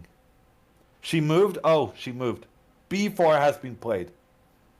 I forgot we were watching a game of chess. Okay, B4 has been played. It's a trap. It is a trap this time, for real. I actually didn't watch Star Wars, so I don't know if it was a trap in Star Wars. But here it definitely is one. Knight takes pawn, rook. Attacks the knight cannot move. Because then the king is in trouble. There was indeed a trap. Okay, good to know.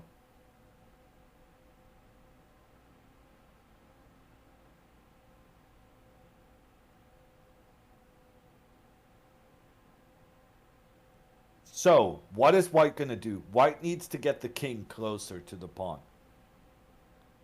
Even that is a table-based draw? I don't believe that for a second. You kidding me? Knight takes, rook coming in here. You're telling me this is a table-based draw? I don't believe it for a second. No way this is a draw.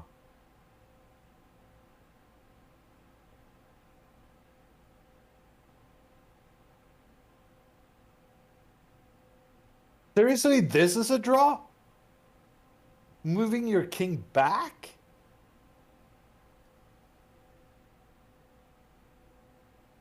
Okay, that's kind of interesting. I didn't know that. This feels like in-game knowledge I should just have. 3 pawns can defend against a rook? If they're protecting each other? Huh. I didn't know that. It's kind of interesting. I'm not sure I get it, though. I mean, this is clearly winning, no? Wow.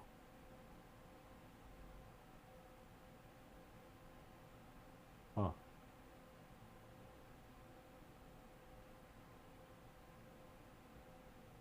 Yeah, okay.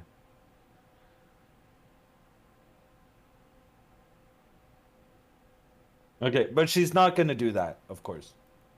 She's going to bring her king in to try and capture this pawn. But she's taking her time. 13 minutes left for white. 14 minutes left for black. Time is getting short once again. And we know what happened last time they were short on time. Blunders. Lots of blunders. Hello. Plot twists. Hello, Drama. Hammer. You're Lots interrupting of my drama. flow, Sorry, Andrea. sorry. I'm listening. Continue. No, I'm done. Lots of blunders. Drama. I'm just good at creating the storylines. I don't know what You to are tell very... you. No, that's true. You bring the story to chess. I heard your rant about Norwegian stores Yeah. being closed. It's unfortunate in this moment. Because if the stores were open yesterday, my only snack would not be some ham. I would have some Aren't the real stores... food. They're closed every Sunday, or is it just... every Sunday, but Yeah. also like for religious stuff like Easter. Yeah, I remember when we were in Norway. Ev- Every single Sunday, but also this Thursday on today, Friday, and Sunday and Monday, and yeah. Well, But ironically, tomorrow they're supposed to be open. So they're closed on Thursday and Friday and Sunday and Monday. Because it's like you have to whatever stock you up. call the special Thursday for Easter. I don't celebrate Easter this week, so I really don't know. Okay. When we celebrate our Easter, honestly, you should know what day it is, but we go to church at midnight, or on my Romanian church, and then we all light candles. We hold them, and like a cult, we sing hymns, and we lap around the church 3 times, and at the end of each lap, this man hits this piece of wood with this potato. I don't really know why.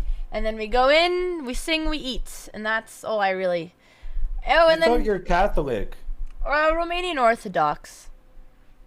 Oh. Yeah. Is that- It is a potato. It's Christian. Yeah. Okay. But, I didn't know that. I It is thought very you were cult-like Catholic. sometimes. And I just know it's a potato because when I was little, I found the tool. And I was just always... I don't know, it's like a shaved potato. Maybe it's a rock that's just the exact same texture and color as a shaved potato, but it's this white, and it looks like... I am just convinced it's a potato, but that's my own theory. 2 moves played. Okay. Moves played. What? She King didn't take. Came. Well, of course she didn't take. That was the Or you want to trap. play for the draw? What are you talking about? Playing for the Was draw? it lost? Oh, sorry, Well, if my she brain takes, fart. she Never loses mind. the- I had another brain fart. Yeah, you're right. Yeah. I saw that Okay. much earlier. I just had a brain fart. So the king is coming in, trying to stop the pawn. Alexandra continues forward. The king will now come next to the pawn. Alexandra will continue forward. Alexandra will let her pawn be taken, but in return she will have an attack here. And we will now get this position. It's actually Where Alexandra should be able to capture this white pawn. This is a hard endgame to draw as black, though, or at least from my side. I don't know. It's supposed How to do be you- super easy. Okay, let's play it out. Oh yeah, e6 is just an instant draw. I need to sacrifice my rook to stop the pawn. Oh, that's all you have to do. Oh my god, I'm so slow. Okay. Okay, so we have to do it differently. Yeah, I forget you don't have to win anything more than just play against the knight. They just made 2 moves, yeah, but it's just a trade, chat. Don't worry, it's what we're predicting. Okay, yeah, But no, sure. I thought this, but yeah, like you said, this pawn is just queening. King takes here, pawn goes and becomes a new queen, and I have to sacrifice my rook. For the Yeah, draw. which is still a draw. I mean, Yeah. still straightforward. Yeah. Okay, chat, we'll show you Okay. guys where we are. They don't like when we're lagging behind, even though we all know it's gonna be a draw, but chat likes to be there in the moment. That's Okay. alright. Pawn up, sacrifice. Now she's gonna come with the rook. She didn't do Capture it yet. pawns on the other side. You're 2 ahead, Hammer. You have to be in the sorry, exact. sorry. We're right here, and we cannot go ahead of the position because right now everyone's on the edge of their seats. No one knows what the result of the game is going to be. Please leave the position so everyone can calculate and analyze for themselves. Am I right, folks? Has I any think you GM egged chat just a little bit. Has any GM got mated by 2 knights? You can't mate with 2 knights, or is there any game where it's happened? You can, but only with cooperation. So 2 knights against the king can give a checkmate, but only if the person defending They go in the corner. voluntarily goes into a checkmate when they had another option. She didn't check. She played king f4. I guess it's still a draw, but it scares me. No, but maybe it's clever because she realizes that in the variation we analyzed, like in this situation here, she doesn't have a chance to win because this pawn is moving forward to become a new queen. All right, and you So have to she's sack the rook. saying, yeah, she's saying my main priority is capturing the furthest advanced pawn. Yeah, but what I'm worried But, about, yeah, I mean, now knight you're- d3. Like, I mean, you could be a bit scared about. Now there's 2 of them moving forward. yeah, this looks, I mean, okay. Yeah. Somehow though, this is even better for black. So she sees. Oh yeah, something no, good. actually here king e2, king e4 is good. Oh right, and if the king moves, then we can check him and win this. So Well, I think He for has to instance move if the the knight. pawn moves forward, then we can give a check. Oh, sorry. Push, we're both making check. moves. Take. oh, okay. Yeah, which is why they have to move the knights, because they can't afford this pin. Just to play it out for chat, the rook comes right in. Oh, my computer is crashing. It comes right in time to stop the pawn and to win the knight. And even if this guy does not have time. So, that's actually king d4 is a very nice move. I actually really like this. By not going for the knight now, she's giving white more room for error to possibly fall for a pin later in the game when she'll be under time pressure, which I think But she is it down also- to 8 minutes. Yeah, but it also makes Alexandra more likely to blunder her rook into some fork. Yeah, it goes both ways.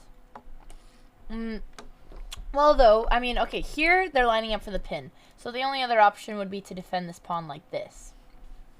Which black will take here. And let's say we have the same situation happen. Yeah, but the thing is, yeah. I slept and woke up to this game. Hello. Good morning. Welcome to our life. You did not get enough sleep, sir. Yeah, that's If also, that's the it's only case. been about 4.5 hours. Are you okay? But Ben here, has taken 2 naps during the game.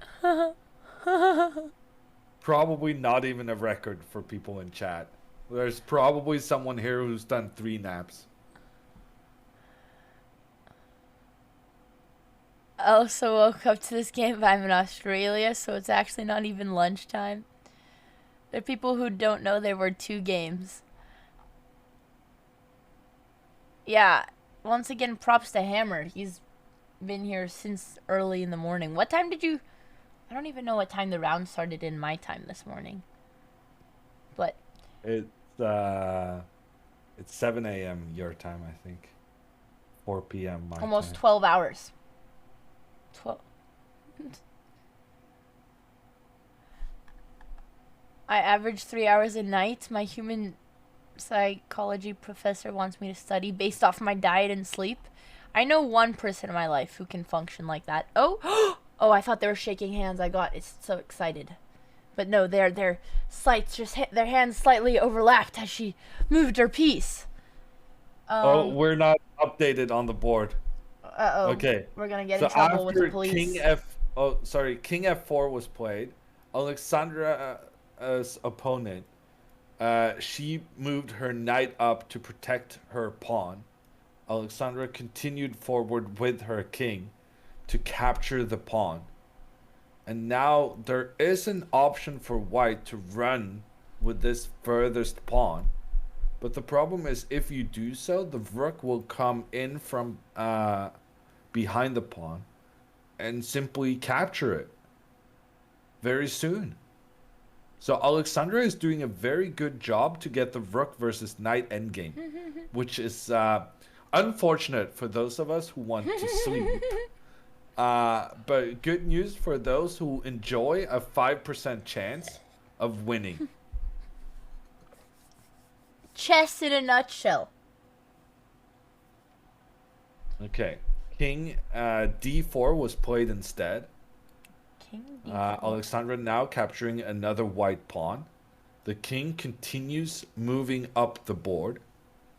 So the king is trying to help the pawn becoming a new queen. And this is tricky, because if you try to bring your king, then white gets this check. I guess they'll just go back and forth if you go to like f4. I guess anything. Well, I think you still need to bring your king over. Yeah. Then knight comes, gives a check. Yeah, in front is King better forward. than behind. And then maybe king here. Yeah. Can we put you in Suksvang? No, because you just run, and then I don't think so. No, you just I think black doesn't really get access to attacking this pawn without allowing the pawn to become a new queen. I don't know. Yeah, I don't think you can win it. This is a very nice setup for Wow. white. This is beautiful. The knight covers these. Unapproachable. And the king just goes back and forth between these 2 squares, covering... Well, the pawn also covers this. So the king just can't come close unless he wants to... Maybe that way, but it'll... What happens if this setup is all the way on the last rank of the board? So let's say, like... Well, wait. They made some more moves. Hang on. Okay. Hang on. We can't miss it. She played... Okay, just king f5. This okay. was the position. This is and what she played happened. King f5. Yeah. One more move. Why does the timer always mess up? I'm so confused. Okay, chat, fix it. I don't know why it does that. Oh, it's probably... I'm silly. Fixed it. It's just me scrolling. My question for you... Yeah, I had that same problem. I don't understand why it's affected by scrolling. It makes no sense. She played quickly. She's played... After king f5... What did she play?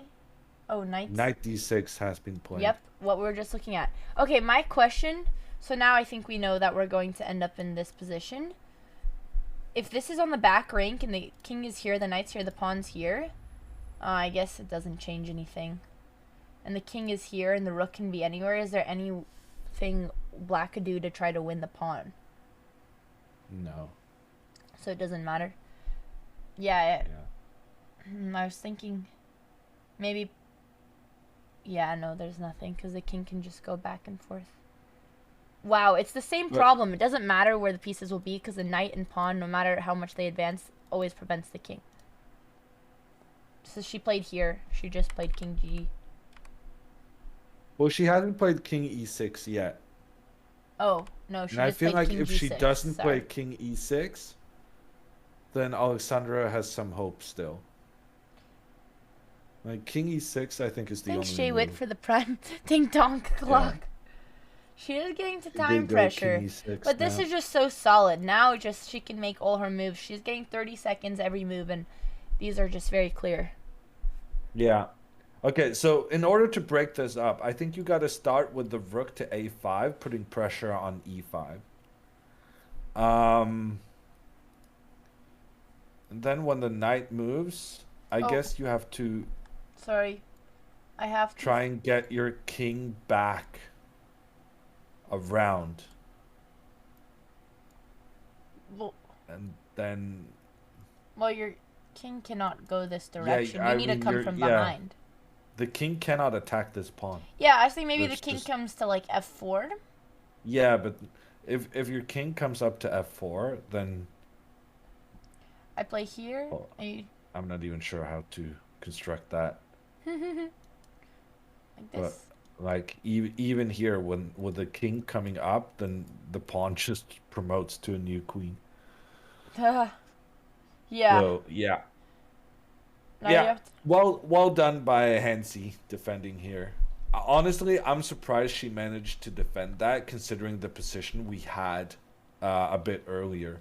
Because I remember saying, in this moment, no, sorry. Oh, I messed up. But in this moment, I remember saying, like, I think Alexandra is definitely gonna win here. It's very difficult to manage to defend. Which is why it was But- very smart of her to give the knight, or not give the knight, to force the pawn push and Yeah. give the bishop, I meant. Yeah. Yeah. Which, even though surprisingly white technically had a better position, she forced the draw and forced the trade, and that was a good move for Hansi. Which Oh, Alexandra went. she played knight f7. I messed up. It was something like this. Uh-oh.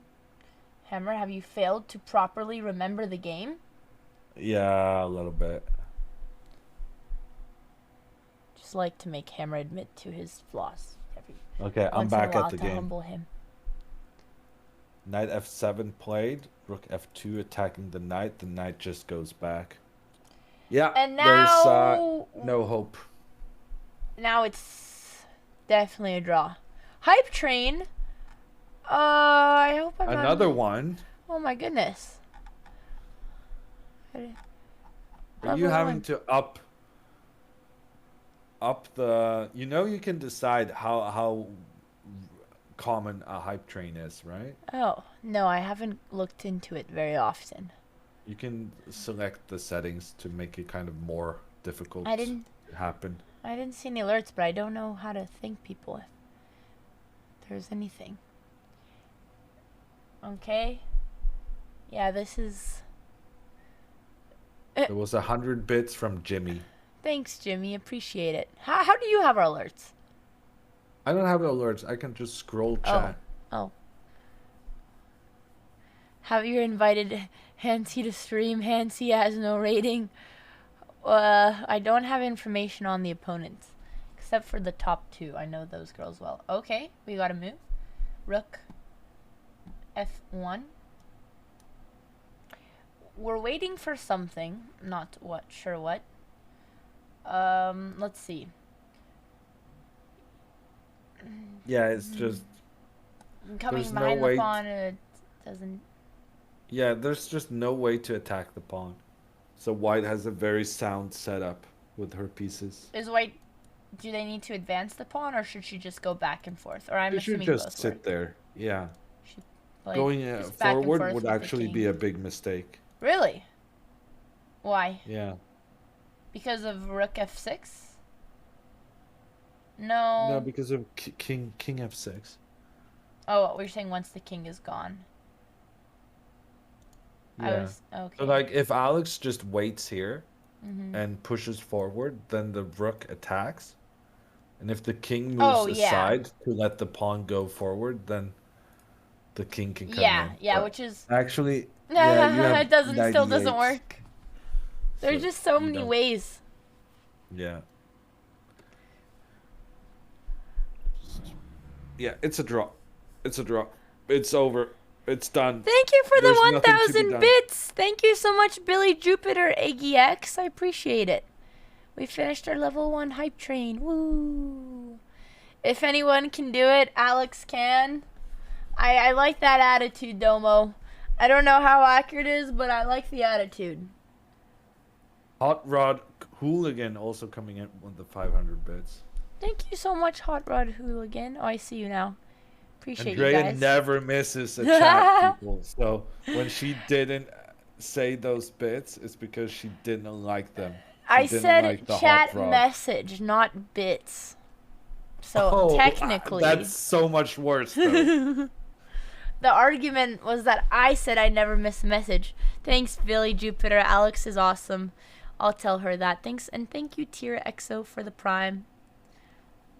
I hope she stays in the tournament even after the draw, but it'll be a difficult choice. So we will have to decide as a team, which includes you, Hammer. Hello, Jack Severs. Really?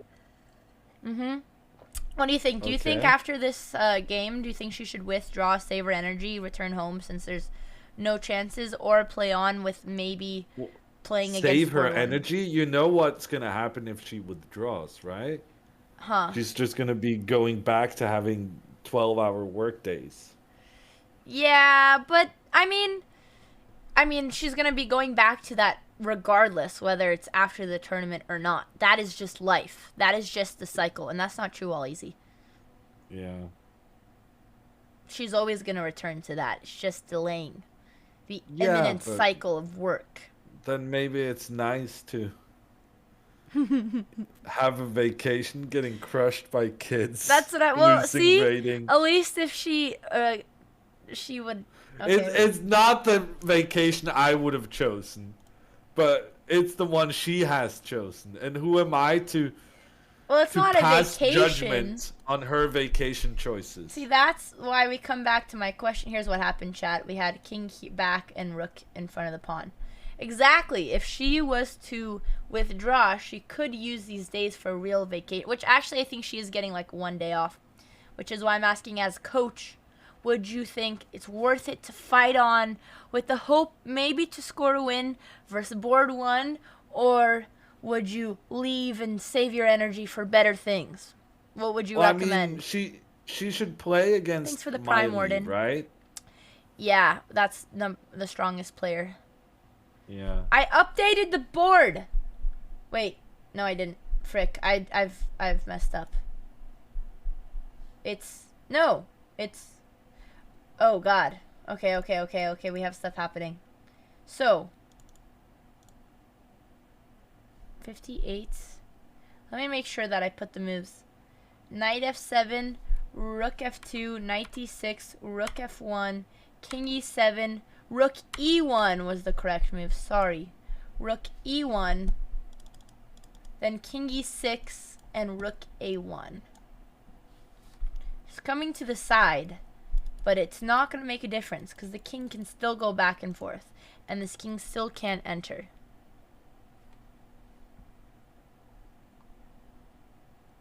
Yeah, but Why quit because of withdraw to losers mentality? This is actually a good question. I think it's very important.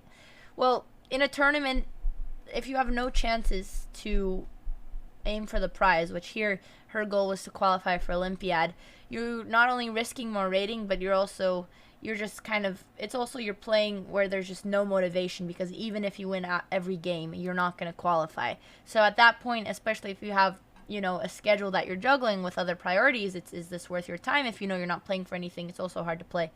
So I disagree. It's actually, I think it's a question about how useful is your time. yeah, And I she's not commented earlier gain rating. today that I feel like withdrawing from chess tournaments is a very American thing to do. It's It pretty common. basically it doesn't happen in Europe. It's very normal. I mean, I don't know if But I don't know also in it's true, Europe, but right? In the U.S. and Canada, I'm sure as well. You play like 2 rounds a day, right? And it's such a hectic schedule, uh-huh. and so on and so forth. Whereas in Europe, when you're playing like 9-day events, 1 game a day, you already kind of took the vacation time, right? So you already set aside those 9 days to kind of be at a chess tournament and play and eat some good food and whatnot. Yeah, So I think that's also kind of causing the difference in mentality there it'd be for different why if it's less common to withdraw from tournaments and for Europeans. yeah, the good food in Kingston where there's like nothing where she's at except Once crime and again, I want to increasing say COVID that rates. her choice of tournament was a bit peculiar, but I mean, it made sense for she wanted to win qualifications. it to get to the Olympiad. And after her game this morning, she was like, I don't even care about the Olympiad anymore. I just want to King win some games. G7. King E7. I just want to say though, I think chat is making it seem a lot easier when they're like, "Oh, just play to win." No, when you're extremely competitive and winning this tournament means absolutely nothing and you have nothing to gain. You barely gain rating if you keep playing those last games and you're actually risking more losing. There's nothing on the line. It's not just, "Oh, you love chess and you're excited to be back." No, at the end of the day, this is a competition. You need to be playing for something, and especially I also think, right, if you're just a professional chess player, it's different because maybe your goal is to get practice. I'd argue that could be different, but you're not. Alex is coming back to a ton of work, so it's different. Okay, I'm done with my rant. Did we miss any moves? King E7. Yeah, I think you're on point.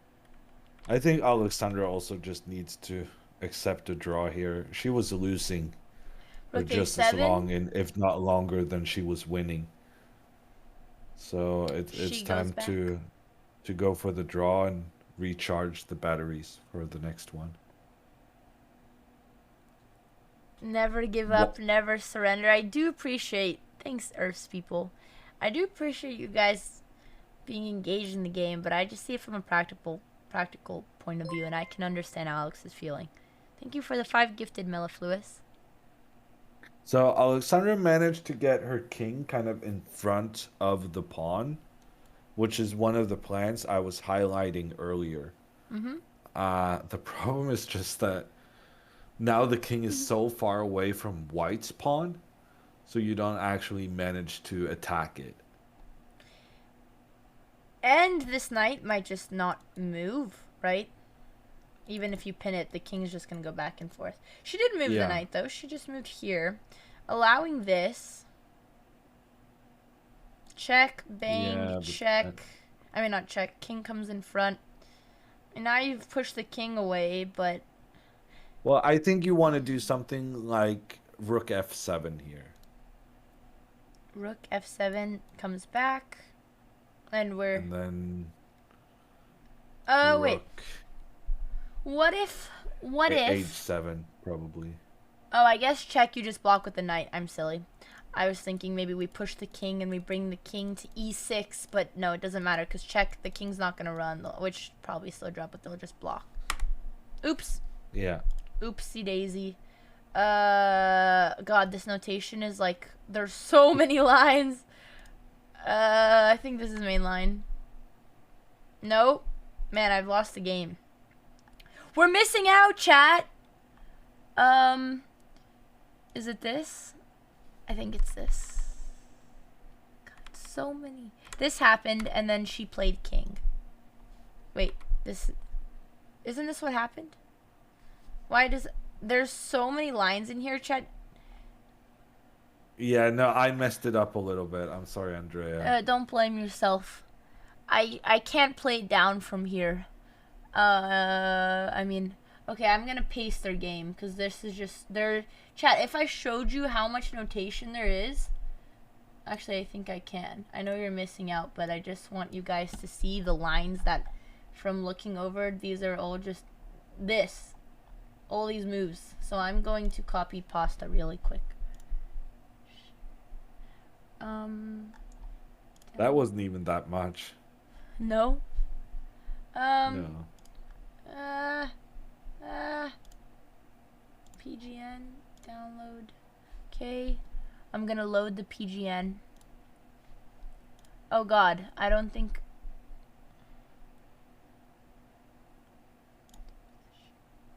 How do you PGN? And I need to. But this game I'm is almost there. approaching its 6th hour. So far, they have played for 4 hours and 53 minutes. So that means in 8 minutes, they're starting I their did it. 6th hour. Okay. She played rook a5 and she played knight d6. Everything is calm. We're back. We're only on move 67. Okay. Alex has played rook c5. Hammer, if you know you what's the word? Yeah, I keep thinking Alexandra is gonna finish this in If you just a can't moment. survive, you are dismissed from class. Yeah. Young student, I will let you go. I will leave at the 5-hour mark if Okay. it's not done. Does Alex have I a feel way like- to win? Yes, if her opponent blunders a knight, which I don't think is going to happen. Well, no, the opponent doesn't need to blunder the knight. So the opponent just needs to let Alexandra's king get close to the white pawn so that the pawn can be captured. Then we have rook versus knight. And then you can make some mistakes and manage to lose that.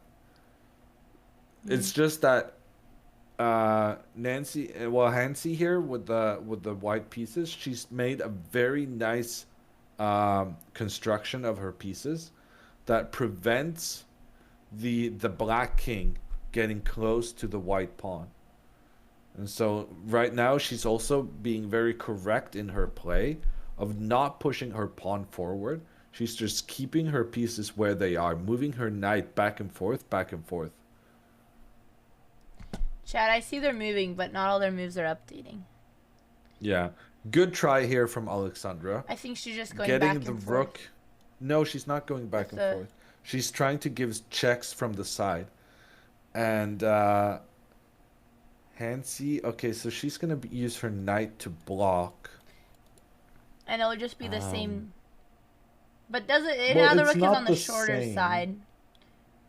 Yeah. Same situation as well from the side. Yeah, so actually now maybe Alexandra made some progress. Check, knight blocks, rook keeps the pressure, king back, rook back, and if king returns, then we go no, because then the knight returns and blocks the check.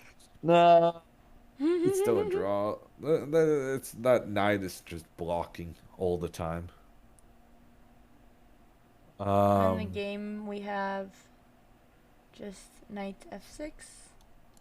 Oh wait, she has to make a move. She played king e8, check, king d8. Could she maybe bring her king around? I mean, Well, at this stage, it has to be very tempting for white to just get a new queen, right? But she's being very disciplined here with the white pieces, just moving the knight back and forth, knowing that Alexandra can't really make any progress as long as you just don't do 94. anything. rook h7.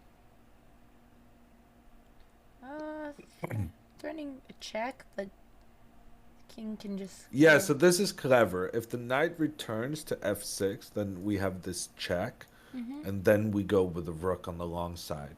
And the idea is that if the knight now returns, we manage to get this check without the knight blocking. And then the king is forced back, and then the black king can start moving up the board. Problem, of course, being here that even here you just You the can't king can escape. just go back and forth here as well. It's just you cannot get close to this pawn either, right? This Because is all an the infinite squares loop. the king needs is being controlled. But Hey, be nice to here at Nancy. least she would have made progress. Only 28 moves left for the 50 move rule. Oh, that's true, but that is only if they call it. Right, because, well, oh, the last time we moved a pawn was on move 28? No. Actually, I don't think it's since move 28, but some moves were played. No, she's saying another 28 moves. Oh, okay. Oh, yeah. Actually. Okay, hold on, I lost track. 74. Rook e7 and king d6. Oh, wait, no. We're right here.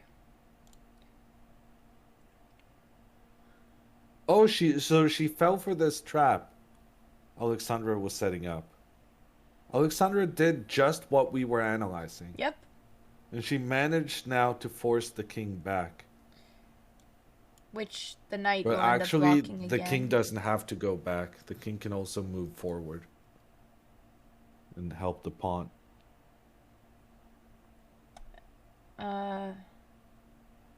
Yeah, I don't. So yeah. To avoid moving backwards, Hansi should now just move her king back. And kind of Alexandra forced white to move forward.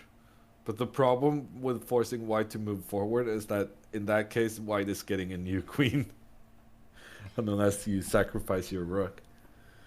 Okay, she's played king e6 here. Yeah, that's good. Yep. Rook e7, no, that, yeah. And it just sucks, because there's no way you can, what if you, no, because, yeah, now you have to prevent white from pushing, so you can't bring your king. This is why you have to keep checking. Rook a7, check. So, yeah, if you make room for that pawn, now you have to force the king back. No, I'm yawning a lot right now. You're Not that dismissed. strange stuff. You're dismissed. One more minute. One more minute. I am To the sure they're 5-hour gonna mark. draw any moment. Traumatizing Hansi into early retirement and bullet chess streaming. When is Alex playing the best person in tournament? She played the second top player yesterday and drew her, which was pretty good because she was a little bit higher rated. Oh, we got, whoa. Whoa. Whoa. What's happened here? Instead of rook a6, she played king c7, and then we got knight e4. Just same maneuvering with the knights, always going back and forth between these two squares. So if you check, I block. I'm very confident in Hansi's skill here. She's been very accurate and patient in defending this. And we just reached the 5th hour of this game. No, we're losing hammer. Means I'm gonna call it. Thanks for watching today, everyone. It was a couple of exciting games, roller coasters, with possibilities of winning, possibilities of losing, and in the end, it looks like it's gonna be 2 draws, but hard-fought draws. Thank you, Hammer, for staying out all the way till the end. There's Hammer's Twitch channel. I guilted him into returning to commentary tomorrow, which I don't know if he will after today, but you know what? We'll figure it out. Hammer's been a trooper commentating chess for like pretty much the last 12 hours, so it is 4 a.m. in Norway. Get some rest, Hammer, and thank you for being a great co-host. You want to turn off my camera before I disconnect? I could do my puzzles now so that I don't disappoint Hammer, because he's probably already disappointed, so I'll make sure that it's not too Botez. You made sure to do the puzzles after I leave so that I cannot offer feedback. Oh, that's true. Well, you know, a good coach would watch the VOD. Yeah, there's the well, good student would maybe do the puzzles while coach was still not half asleep. It's not my fault. We just have different schedules. My brain, you know, just works when yours isn't. Yeah. Good night, Hammer. I'm gonna do my disconnecting the puzzles call now. if you don't. Yep, I got it. I'm going to do my puzzles. Okay. See ya. Bye, Hammer. Thank you so much. Bye. Will I lose the game if I do my puzzles? I might. Should I risk it? I'll risk it for the biscuit. Now we have just this sad, empty... I promised him I'd do my puzzles. We could put the puzzles... Oh, it doesn't let me. Ah, we've lost it. Okay, let's just do this. Let's just put in the... everything is falling apart. Hammer's gone and the stream is falling apart. Okay, 1 second. Alright, I'm gonna give you guys this. Actually, maybe we should just do this layout. Since Hammer is gone. This kind... Oh, and put Alex on here. Maybe we'll put Hammer right here. I mean, Alex right here. Until I fix my mistake. Copy. Okay, Alex Cam is coming. Don't panic. Whoop. Paste. Oh, I lied. Oh god. Okay. Well, at least now the game updates on its own, which is very convenient. Ah!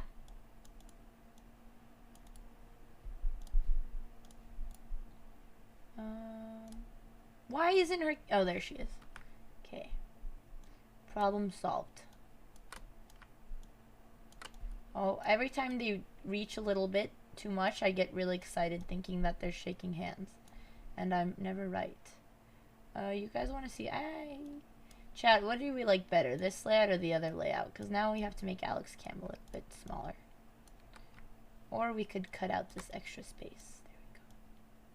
But now it's just, you know, easier job for me. Because if I get lost, no one's shouting at me. You like the other one? But there's no Hammer anymore. I don't want just an empty space. Look, this is great. Okay. Chat never shouts. Let's flip the board here so we can see from Alex's point. Uh-oh. Does it let me?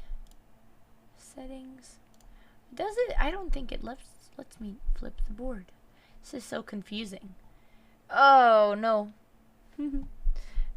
I've lost hope. It's a draw. There's an empty space where Hammer left. Maybe it's good to remind us. You're becoming an excellent classical commentator. I really just don't believe you. Can we put a picture of him? Everyone wants a picture, and we want to just remember him in his memory. 5 hours and the board has flipped. A disrespectful to Hammer. Tawdry, what are you talking about? Hammer is our good friend. We can troll him every now and then. That's how I troll my sister. It's just friendly banter. I'm sorry if I have offended the Hammer stands. He is my coach. I would never disrespect my coach. Alright. I do kind of like it. Okay, chat. I'm gonna bring it back to the OG commentary. How did I manage that? Okay. I'm going to fix my analysis board really quickly because then we can look more into lines. She might win the pawn. It won't let me flip the board, chat, which is why I'm working on this right now. So that... Oh! Okay, 1 second. I just don't know how to download what... Oh, here it is. Sorry, almost there. Okay. Almost there, almost there, almost there. Here. Okay. Because I prefer it flipped. And here. And here. Okay. Alright, I will just make her moves. Knight F5 was the last move. Okay, we're up to date. Okay, now we just need a sad photo for Hammer. I have just the perfect one.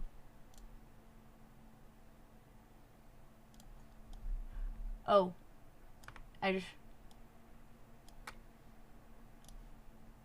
Bam. Done.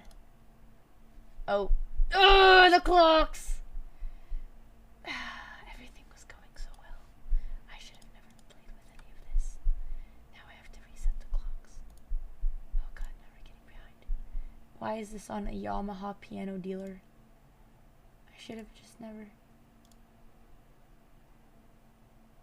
And now there's no hammer to cover the silence.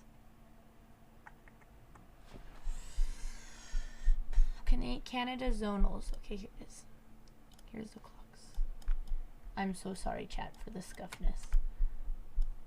I know. Alright. Just need one more clock. Hopefully the game doesn't draw before I'm done setting it up. I'm happy for the game to draw any moment, except when I'm ill-prepared. And this is Alex's clock. Okay. Right, we're there. Done. The layout is back. Okay. I missed a couple moves. Knight f5, rook e2, and knight d6. Okay, what is she going for? We were just in this position, but the king was previously on g6. Nothing actually changes. Maybe she's trying to come to d4 to attack this pawn. There's still hope. Wow, yeah, Alex does have 4 minutes. But what? Oh, wait, here it is. Also black to move. But the knight just doesn't matter. As soon as the king comes to attack, the knight always just goes back to check. So the knight will never go there, and until then, she'll probably just go back and forth with her king. Okay, it's Alex's turn here. Can we move the hammer picture a little? What do you mean? What? How? You guys are impossible to please. Okay, no, this is good. We're leaving it. They're going in circles. Well, we still have to follow along because we are loyal fans and that's what we do. What did she play? I'm waiting for the notation because I can't tell. Rook e3. Rook e3. If knight f5 would just attack the rook and then she just goes back. Same problem. Still a draw. Hi, Hammer. Good to see you. You want to see his beautiful flow? Honestly, I don't have that much to do to keep me busy. I don't like that I cropped out Alex. Hammer does have a good head of hair here. Let's maybe just see if they can fit. Look, that's wholesome. Okay, all right. If she wants to draw, she can take the pawn. She wants to try and win this. Good observation, sir. That's probably why we are on move 85, and we've been repeating this for since move 48. Which technically, hold on, for the move rule. Oh no, because too many pawns were pushed. Okay, knight f5. Rook went back to e1. I'm assuming the knight's gonna go back. She just played knight d6. Even if the rook doesn't go where it's under attack, like right here. I don't think she'd want to play here right away, but actually knight f5 still works. I was thinking maybe black could get a tempo, but yeah, it's the same thing. King after, wait, knight, oops, knight d6. King, oh, I put in the wrong move, I'm sorry, chat. Knight d6 was king d4 was played. She played here, attacking the pawn, which then we give the check. Okay. Can Hansi win by flagging Alex? Well, you get 30 seconds per move, so there's no way. If anyone's getting flagged, it better be my sister flagging Hansi. But I feel like Hansi has proved to us that she knows how to hold this down, which is really just the knight preventing the king from attacking the pawn. And anytime the rook comes to check, the knight is just going back and forth from e4 to f6 and d6, constantly blocking the checks. And she's practiced this so many times that I think under a minute she won't forget it.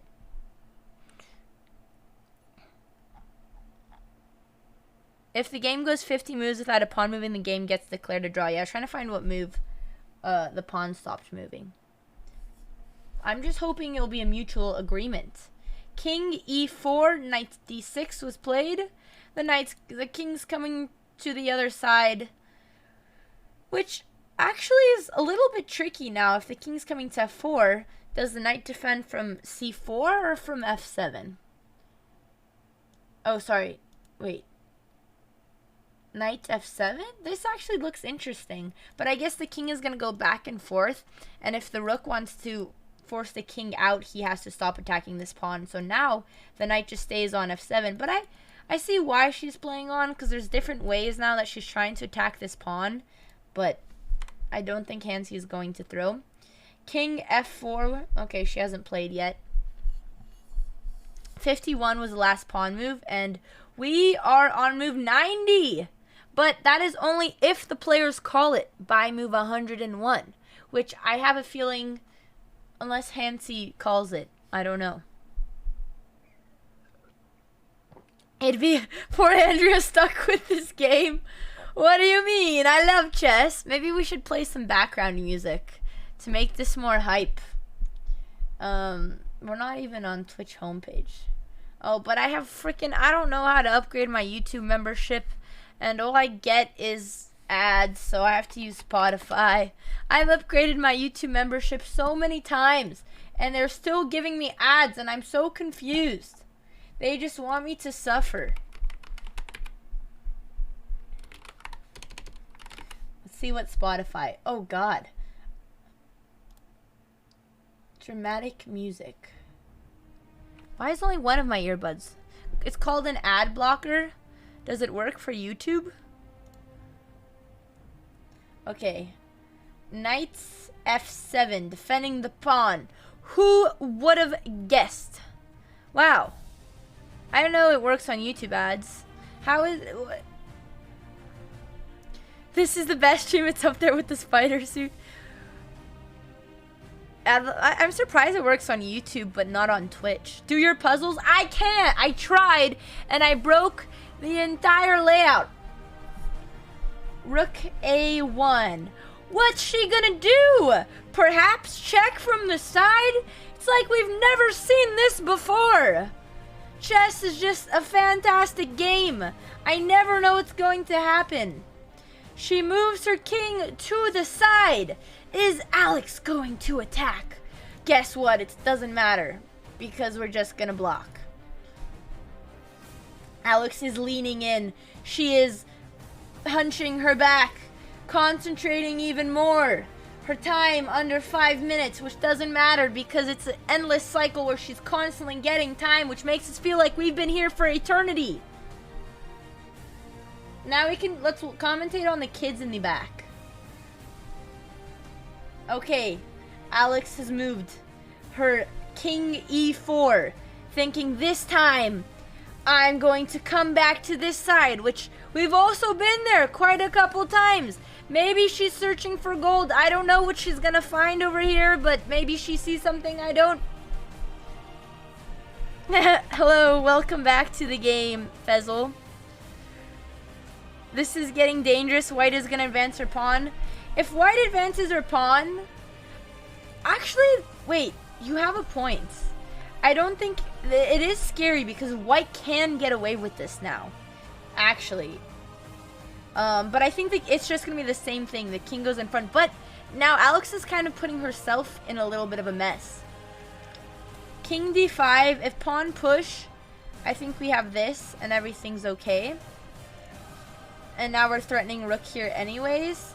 So maybe she can't because this rook is always threatened. And if she pushes, rook e1, and you have to sack.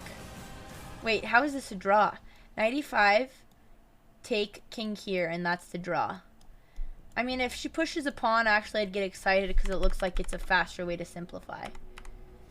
Okay, she played king. Oh, she didn't move. She's thinking here. Hansi's debating whether she wants to push the pawn. Which, yeah, king here. The whole idea is just stop the pawn from behind. Because you can't push. Because then the king... let's say if she weren't... Oops. Yeah, I mean, this position they can't. So let's say she was to play something like knight here. Maybe trying to bring the king down to push. Then black just... This is actually a little bit trickier. I have to say. Rookie 1 still works. And if you play king here, then king d6. Now I don't even know what I'm looking down. So we got some good jams. Oh, this could be interesting, actually, because the knight and the king have to move, and but they're both defending the pawn. So this is what we call. Wait, no, the king just goes to f6. Why can't they go here? Can black win the pawn in this variation? Doesn't even work. Oh, I get the king in front, but maybe she could win the pawn if she pushes. Yeah, no, even following. Oh god. Okay, let's see what we missed. We're still in this position. We've missed nothing. She moved! Did she push? Oh, I think she pushed. She did! King e6. Alright, which looks like it might accomplish something, but as we know, 50 more moves. Oh god, it resets the timer. Oh god. You think the draw is... Yeah, I think the draw is more likely to happen now, because either she's going to try to push, where, as we saw, if she gets too aggressive and goes for it now, she's in Zugzwang, because if the king moves, this is hanging. And if you move the knight, you're allowing king here, so she'd have to sack. So her only other option would be to just still go back and forth, which in that case, it's the same plan. The rook stops the pawn from behind, and the king comes to the side, and if you want to kick the king, you have to go back to f7. Play in until your opponent falls asleep on the board. Well, that could work, but I think... I remember my dad would actually tell me to do that strat when I was playing in Portland Chess Club against, you know, the grandpas. So they were, like, actually grandpas, like, in their 80s. But I actually lost a lot of those games, so that strat doesn't really work. You don't think Hansi's looking for the win. It's the batter of the bladders. I'm surprised none of them have really used the bathroom. Hammer is still in the chat. Strategic play by Alex to get 50 more minutes to wear down her opponent. I just don't know who's wearing down who. I feel like they're just wearing down all of us. And neither of them are losing anything. E7. Oh! The draw? Wait. E7, rookie 1. I think this is it. Oh, wait. I think I was wrong. What is knight h6? I thought she'd have to block. Knight h6 might work. But still, come on. In this case, I don't like this piano one. Wait, okay, it's getting better. This might be a chat. In this case, you're allowing the king to prevent it from pushing. I mean, if it gets to this point, she has to take the draw. Wait, king f7? Could you Zugzwang so that, well, even if the king moves... Okay, I don't want to miss their moves. So we have... 93... Oh, she didn't move yet. We're right. Oh, she played 95! Okay, come on. This is it. We did it. We did it! I think we're gonna draw before Hammer goes to bed. This is it. She has to sack. And we're gonna get a draw, as we saw, because here you have to give the rook to prevent the pawn. Hansi is forcing the draw because she said, you know what, old lady, I know you're doing this for content, but I'm goddamn tired. Take my knight so I can go home. The 1000 has had enough of her silly games. She is forcing the draw, which if she didn't want to, she could have played knight h6 and continued the suffering, but she's feeling for our cause here, and she played 95. Alex is rethinking all of her life decisions now. Why is she wearing a Marlboro jacket? I'm not even gonna ask. She's thinking hard here. Maybe there's something we're missing. If we play check. This is actually, wait, she's actually calculating something that is worthy of calculating. King g7, and if, ooh, you have to go for the perpetual, I think. Wait, this is actually scary. What happens here? The king could go in front of the pawn. Wait, what happens if the king goes like this? Oh, you win because you go rook g8.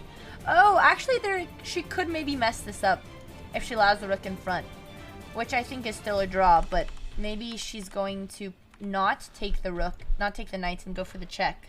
Which, Lord have mercy. Lord have mercy. Please don't do that.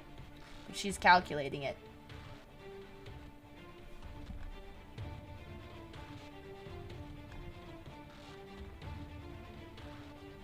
Alex takes the knight, white can't take back. Right, but it's still a draw because king s7. But this rook line, there's... What if... Bang, bang. Well, what if you play here? King g5 still works. Rook g1. And now... You have to play... You have to keep your king close to your pawn. Even though this is still technically a draw. But at least... Oh, she took the knight! She took the knight! We did it! We didn't win, but we're done! I've never been happier for a draw. What? Wait. She played check. Okay. We're still fighting. King g6, correct move. Double attacking the rook. Never mind, we're not done, chat. You thought it was over. I lied. It's not over. Because we actually have another repetition of moves. Now, the rook is going to return. Hopefully after this, it's a draw. Because the king literally has to go here. And this check, if we repeat it 3 times, it will be a draw by the rules of chess. So, here we are again. She only has 1 move, Hansi. There's really nothing to think about, Hansi. I mean, this is actually Alex's move here, not Hansi's. Alex found a way. I'm convinced this is for content at this point because she is finding the most intricate ways to continue the position when there's literally, I don't know, maybe she's thinking, yeah, okay, she went back. I don't know, maybe Hansi accidentally has a hand spasm and places her king on g7 and we win. I don't know. Okay, nope, Hansi went to f7.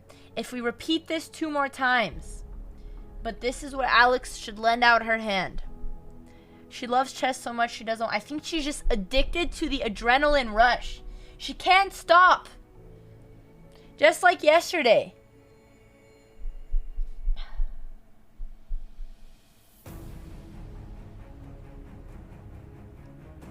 No, she's... Instead of offering the draw, she has returned... Wait. Oh no, she's trying something new. Okay, this is forcing the draw. Forcing pawn, push, rook, sack. Maybe if Nancy accidentally under-promotes because she wants to flex on us to a knight, we're back to where we started. No, Hansi promoted to a queen. Oh, and the arbiter has called the stakes. It is a draw. Oh, sweet sister. You know what? She fought on. I would call her, but I don't know. I'm going to send her a message. It was a tough game. A draw is still a good result for what had happened. Alex played a great game, but because of those 2 blunders, Hansi did have the win. But Hansi played very well forcing the draw, and she did not mess up. And pretty much for the last 50 moves, no, more. For the last nearly, since move 40, and we just ended on move 100, so like 60 moves. Wait, no, actually, never mind, I'm wrong. Yeah, about 50 moves it's been a draw, and Alex fought, and I respect that. Since move 49, the eval didn't change, but she tried her best to trick her opponent, but Hansi was very solid. She didn't fall for the bait, she proved herself. Chad, what did we learn from today? Did we learn anything? Sorry, I mean confused. She's booking a ticket back to LA. I think we all learned that chess players are extreme athletes and we can survive extreme conditions.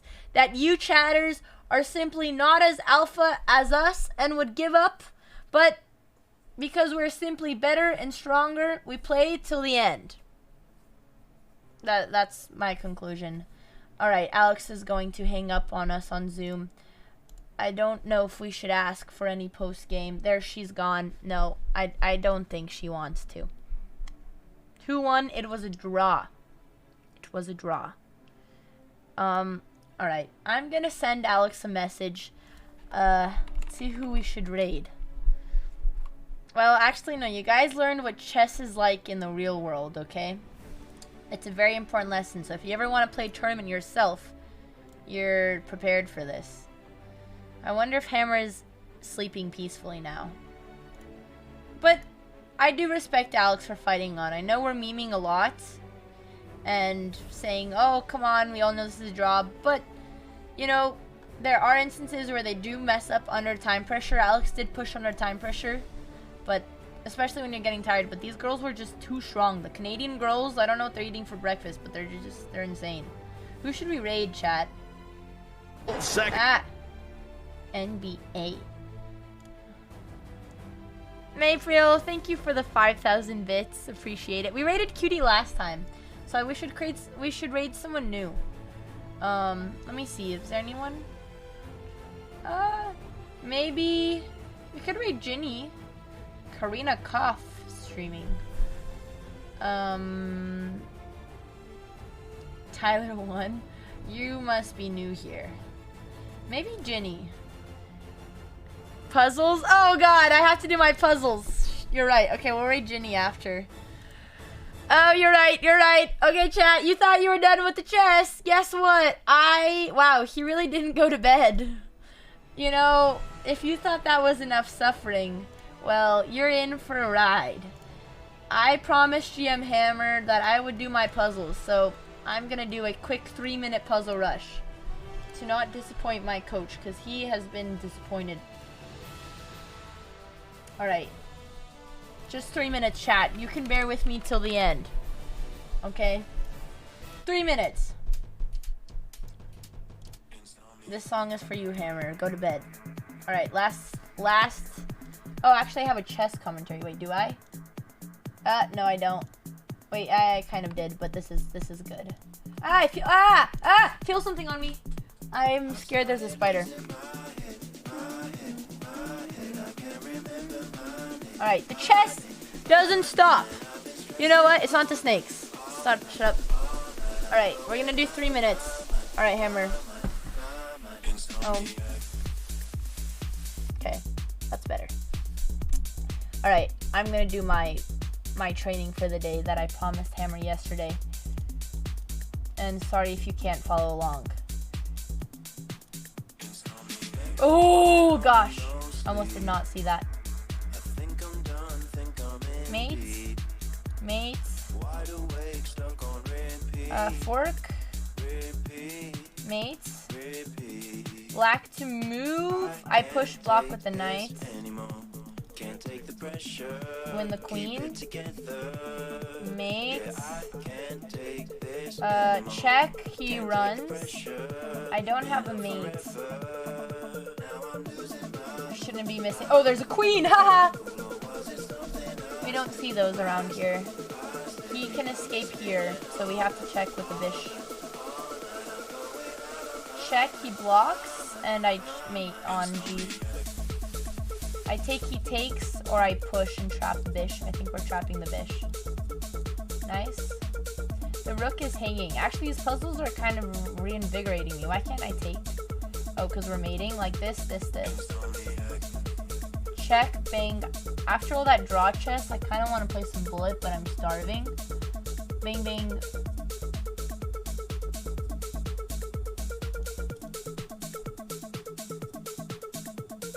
Take, push. Wait, why can't I take? Oh, 1, 2, 3. 1, 2, 3. But then I play check, so I have to take to make sure that he doesn't promote on the other square.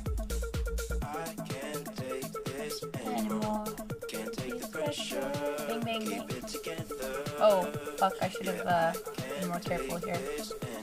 Should have seen that before I played it. Check, he runs, check, he blocks. Or, oh, and I take. Check, he blocks with a knight.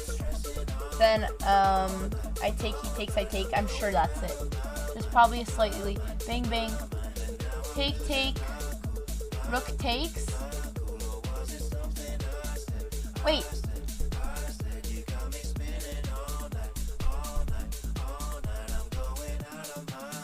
How is that good? How is that good? Because it's just drawing. That wasn't like great.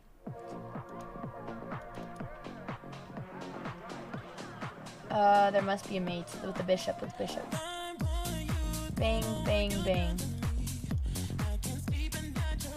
Knights here, and can they defend? No. Check? Okay, come on now. Take, mate, wait. Yes, because I bring in the other rook. Nice. Ah! Oh, time only 3? I feel like... Okay, I was kind of talking. That was a good score, though. That was a good one. I'm kind of in the mood for some blitz, but I need food. Let me see, is hammer in here? 28 or better?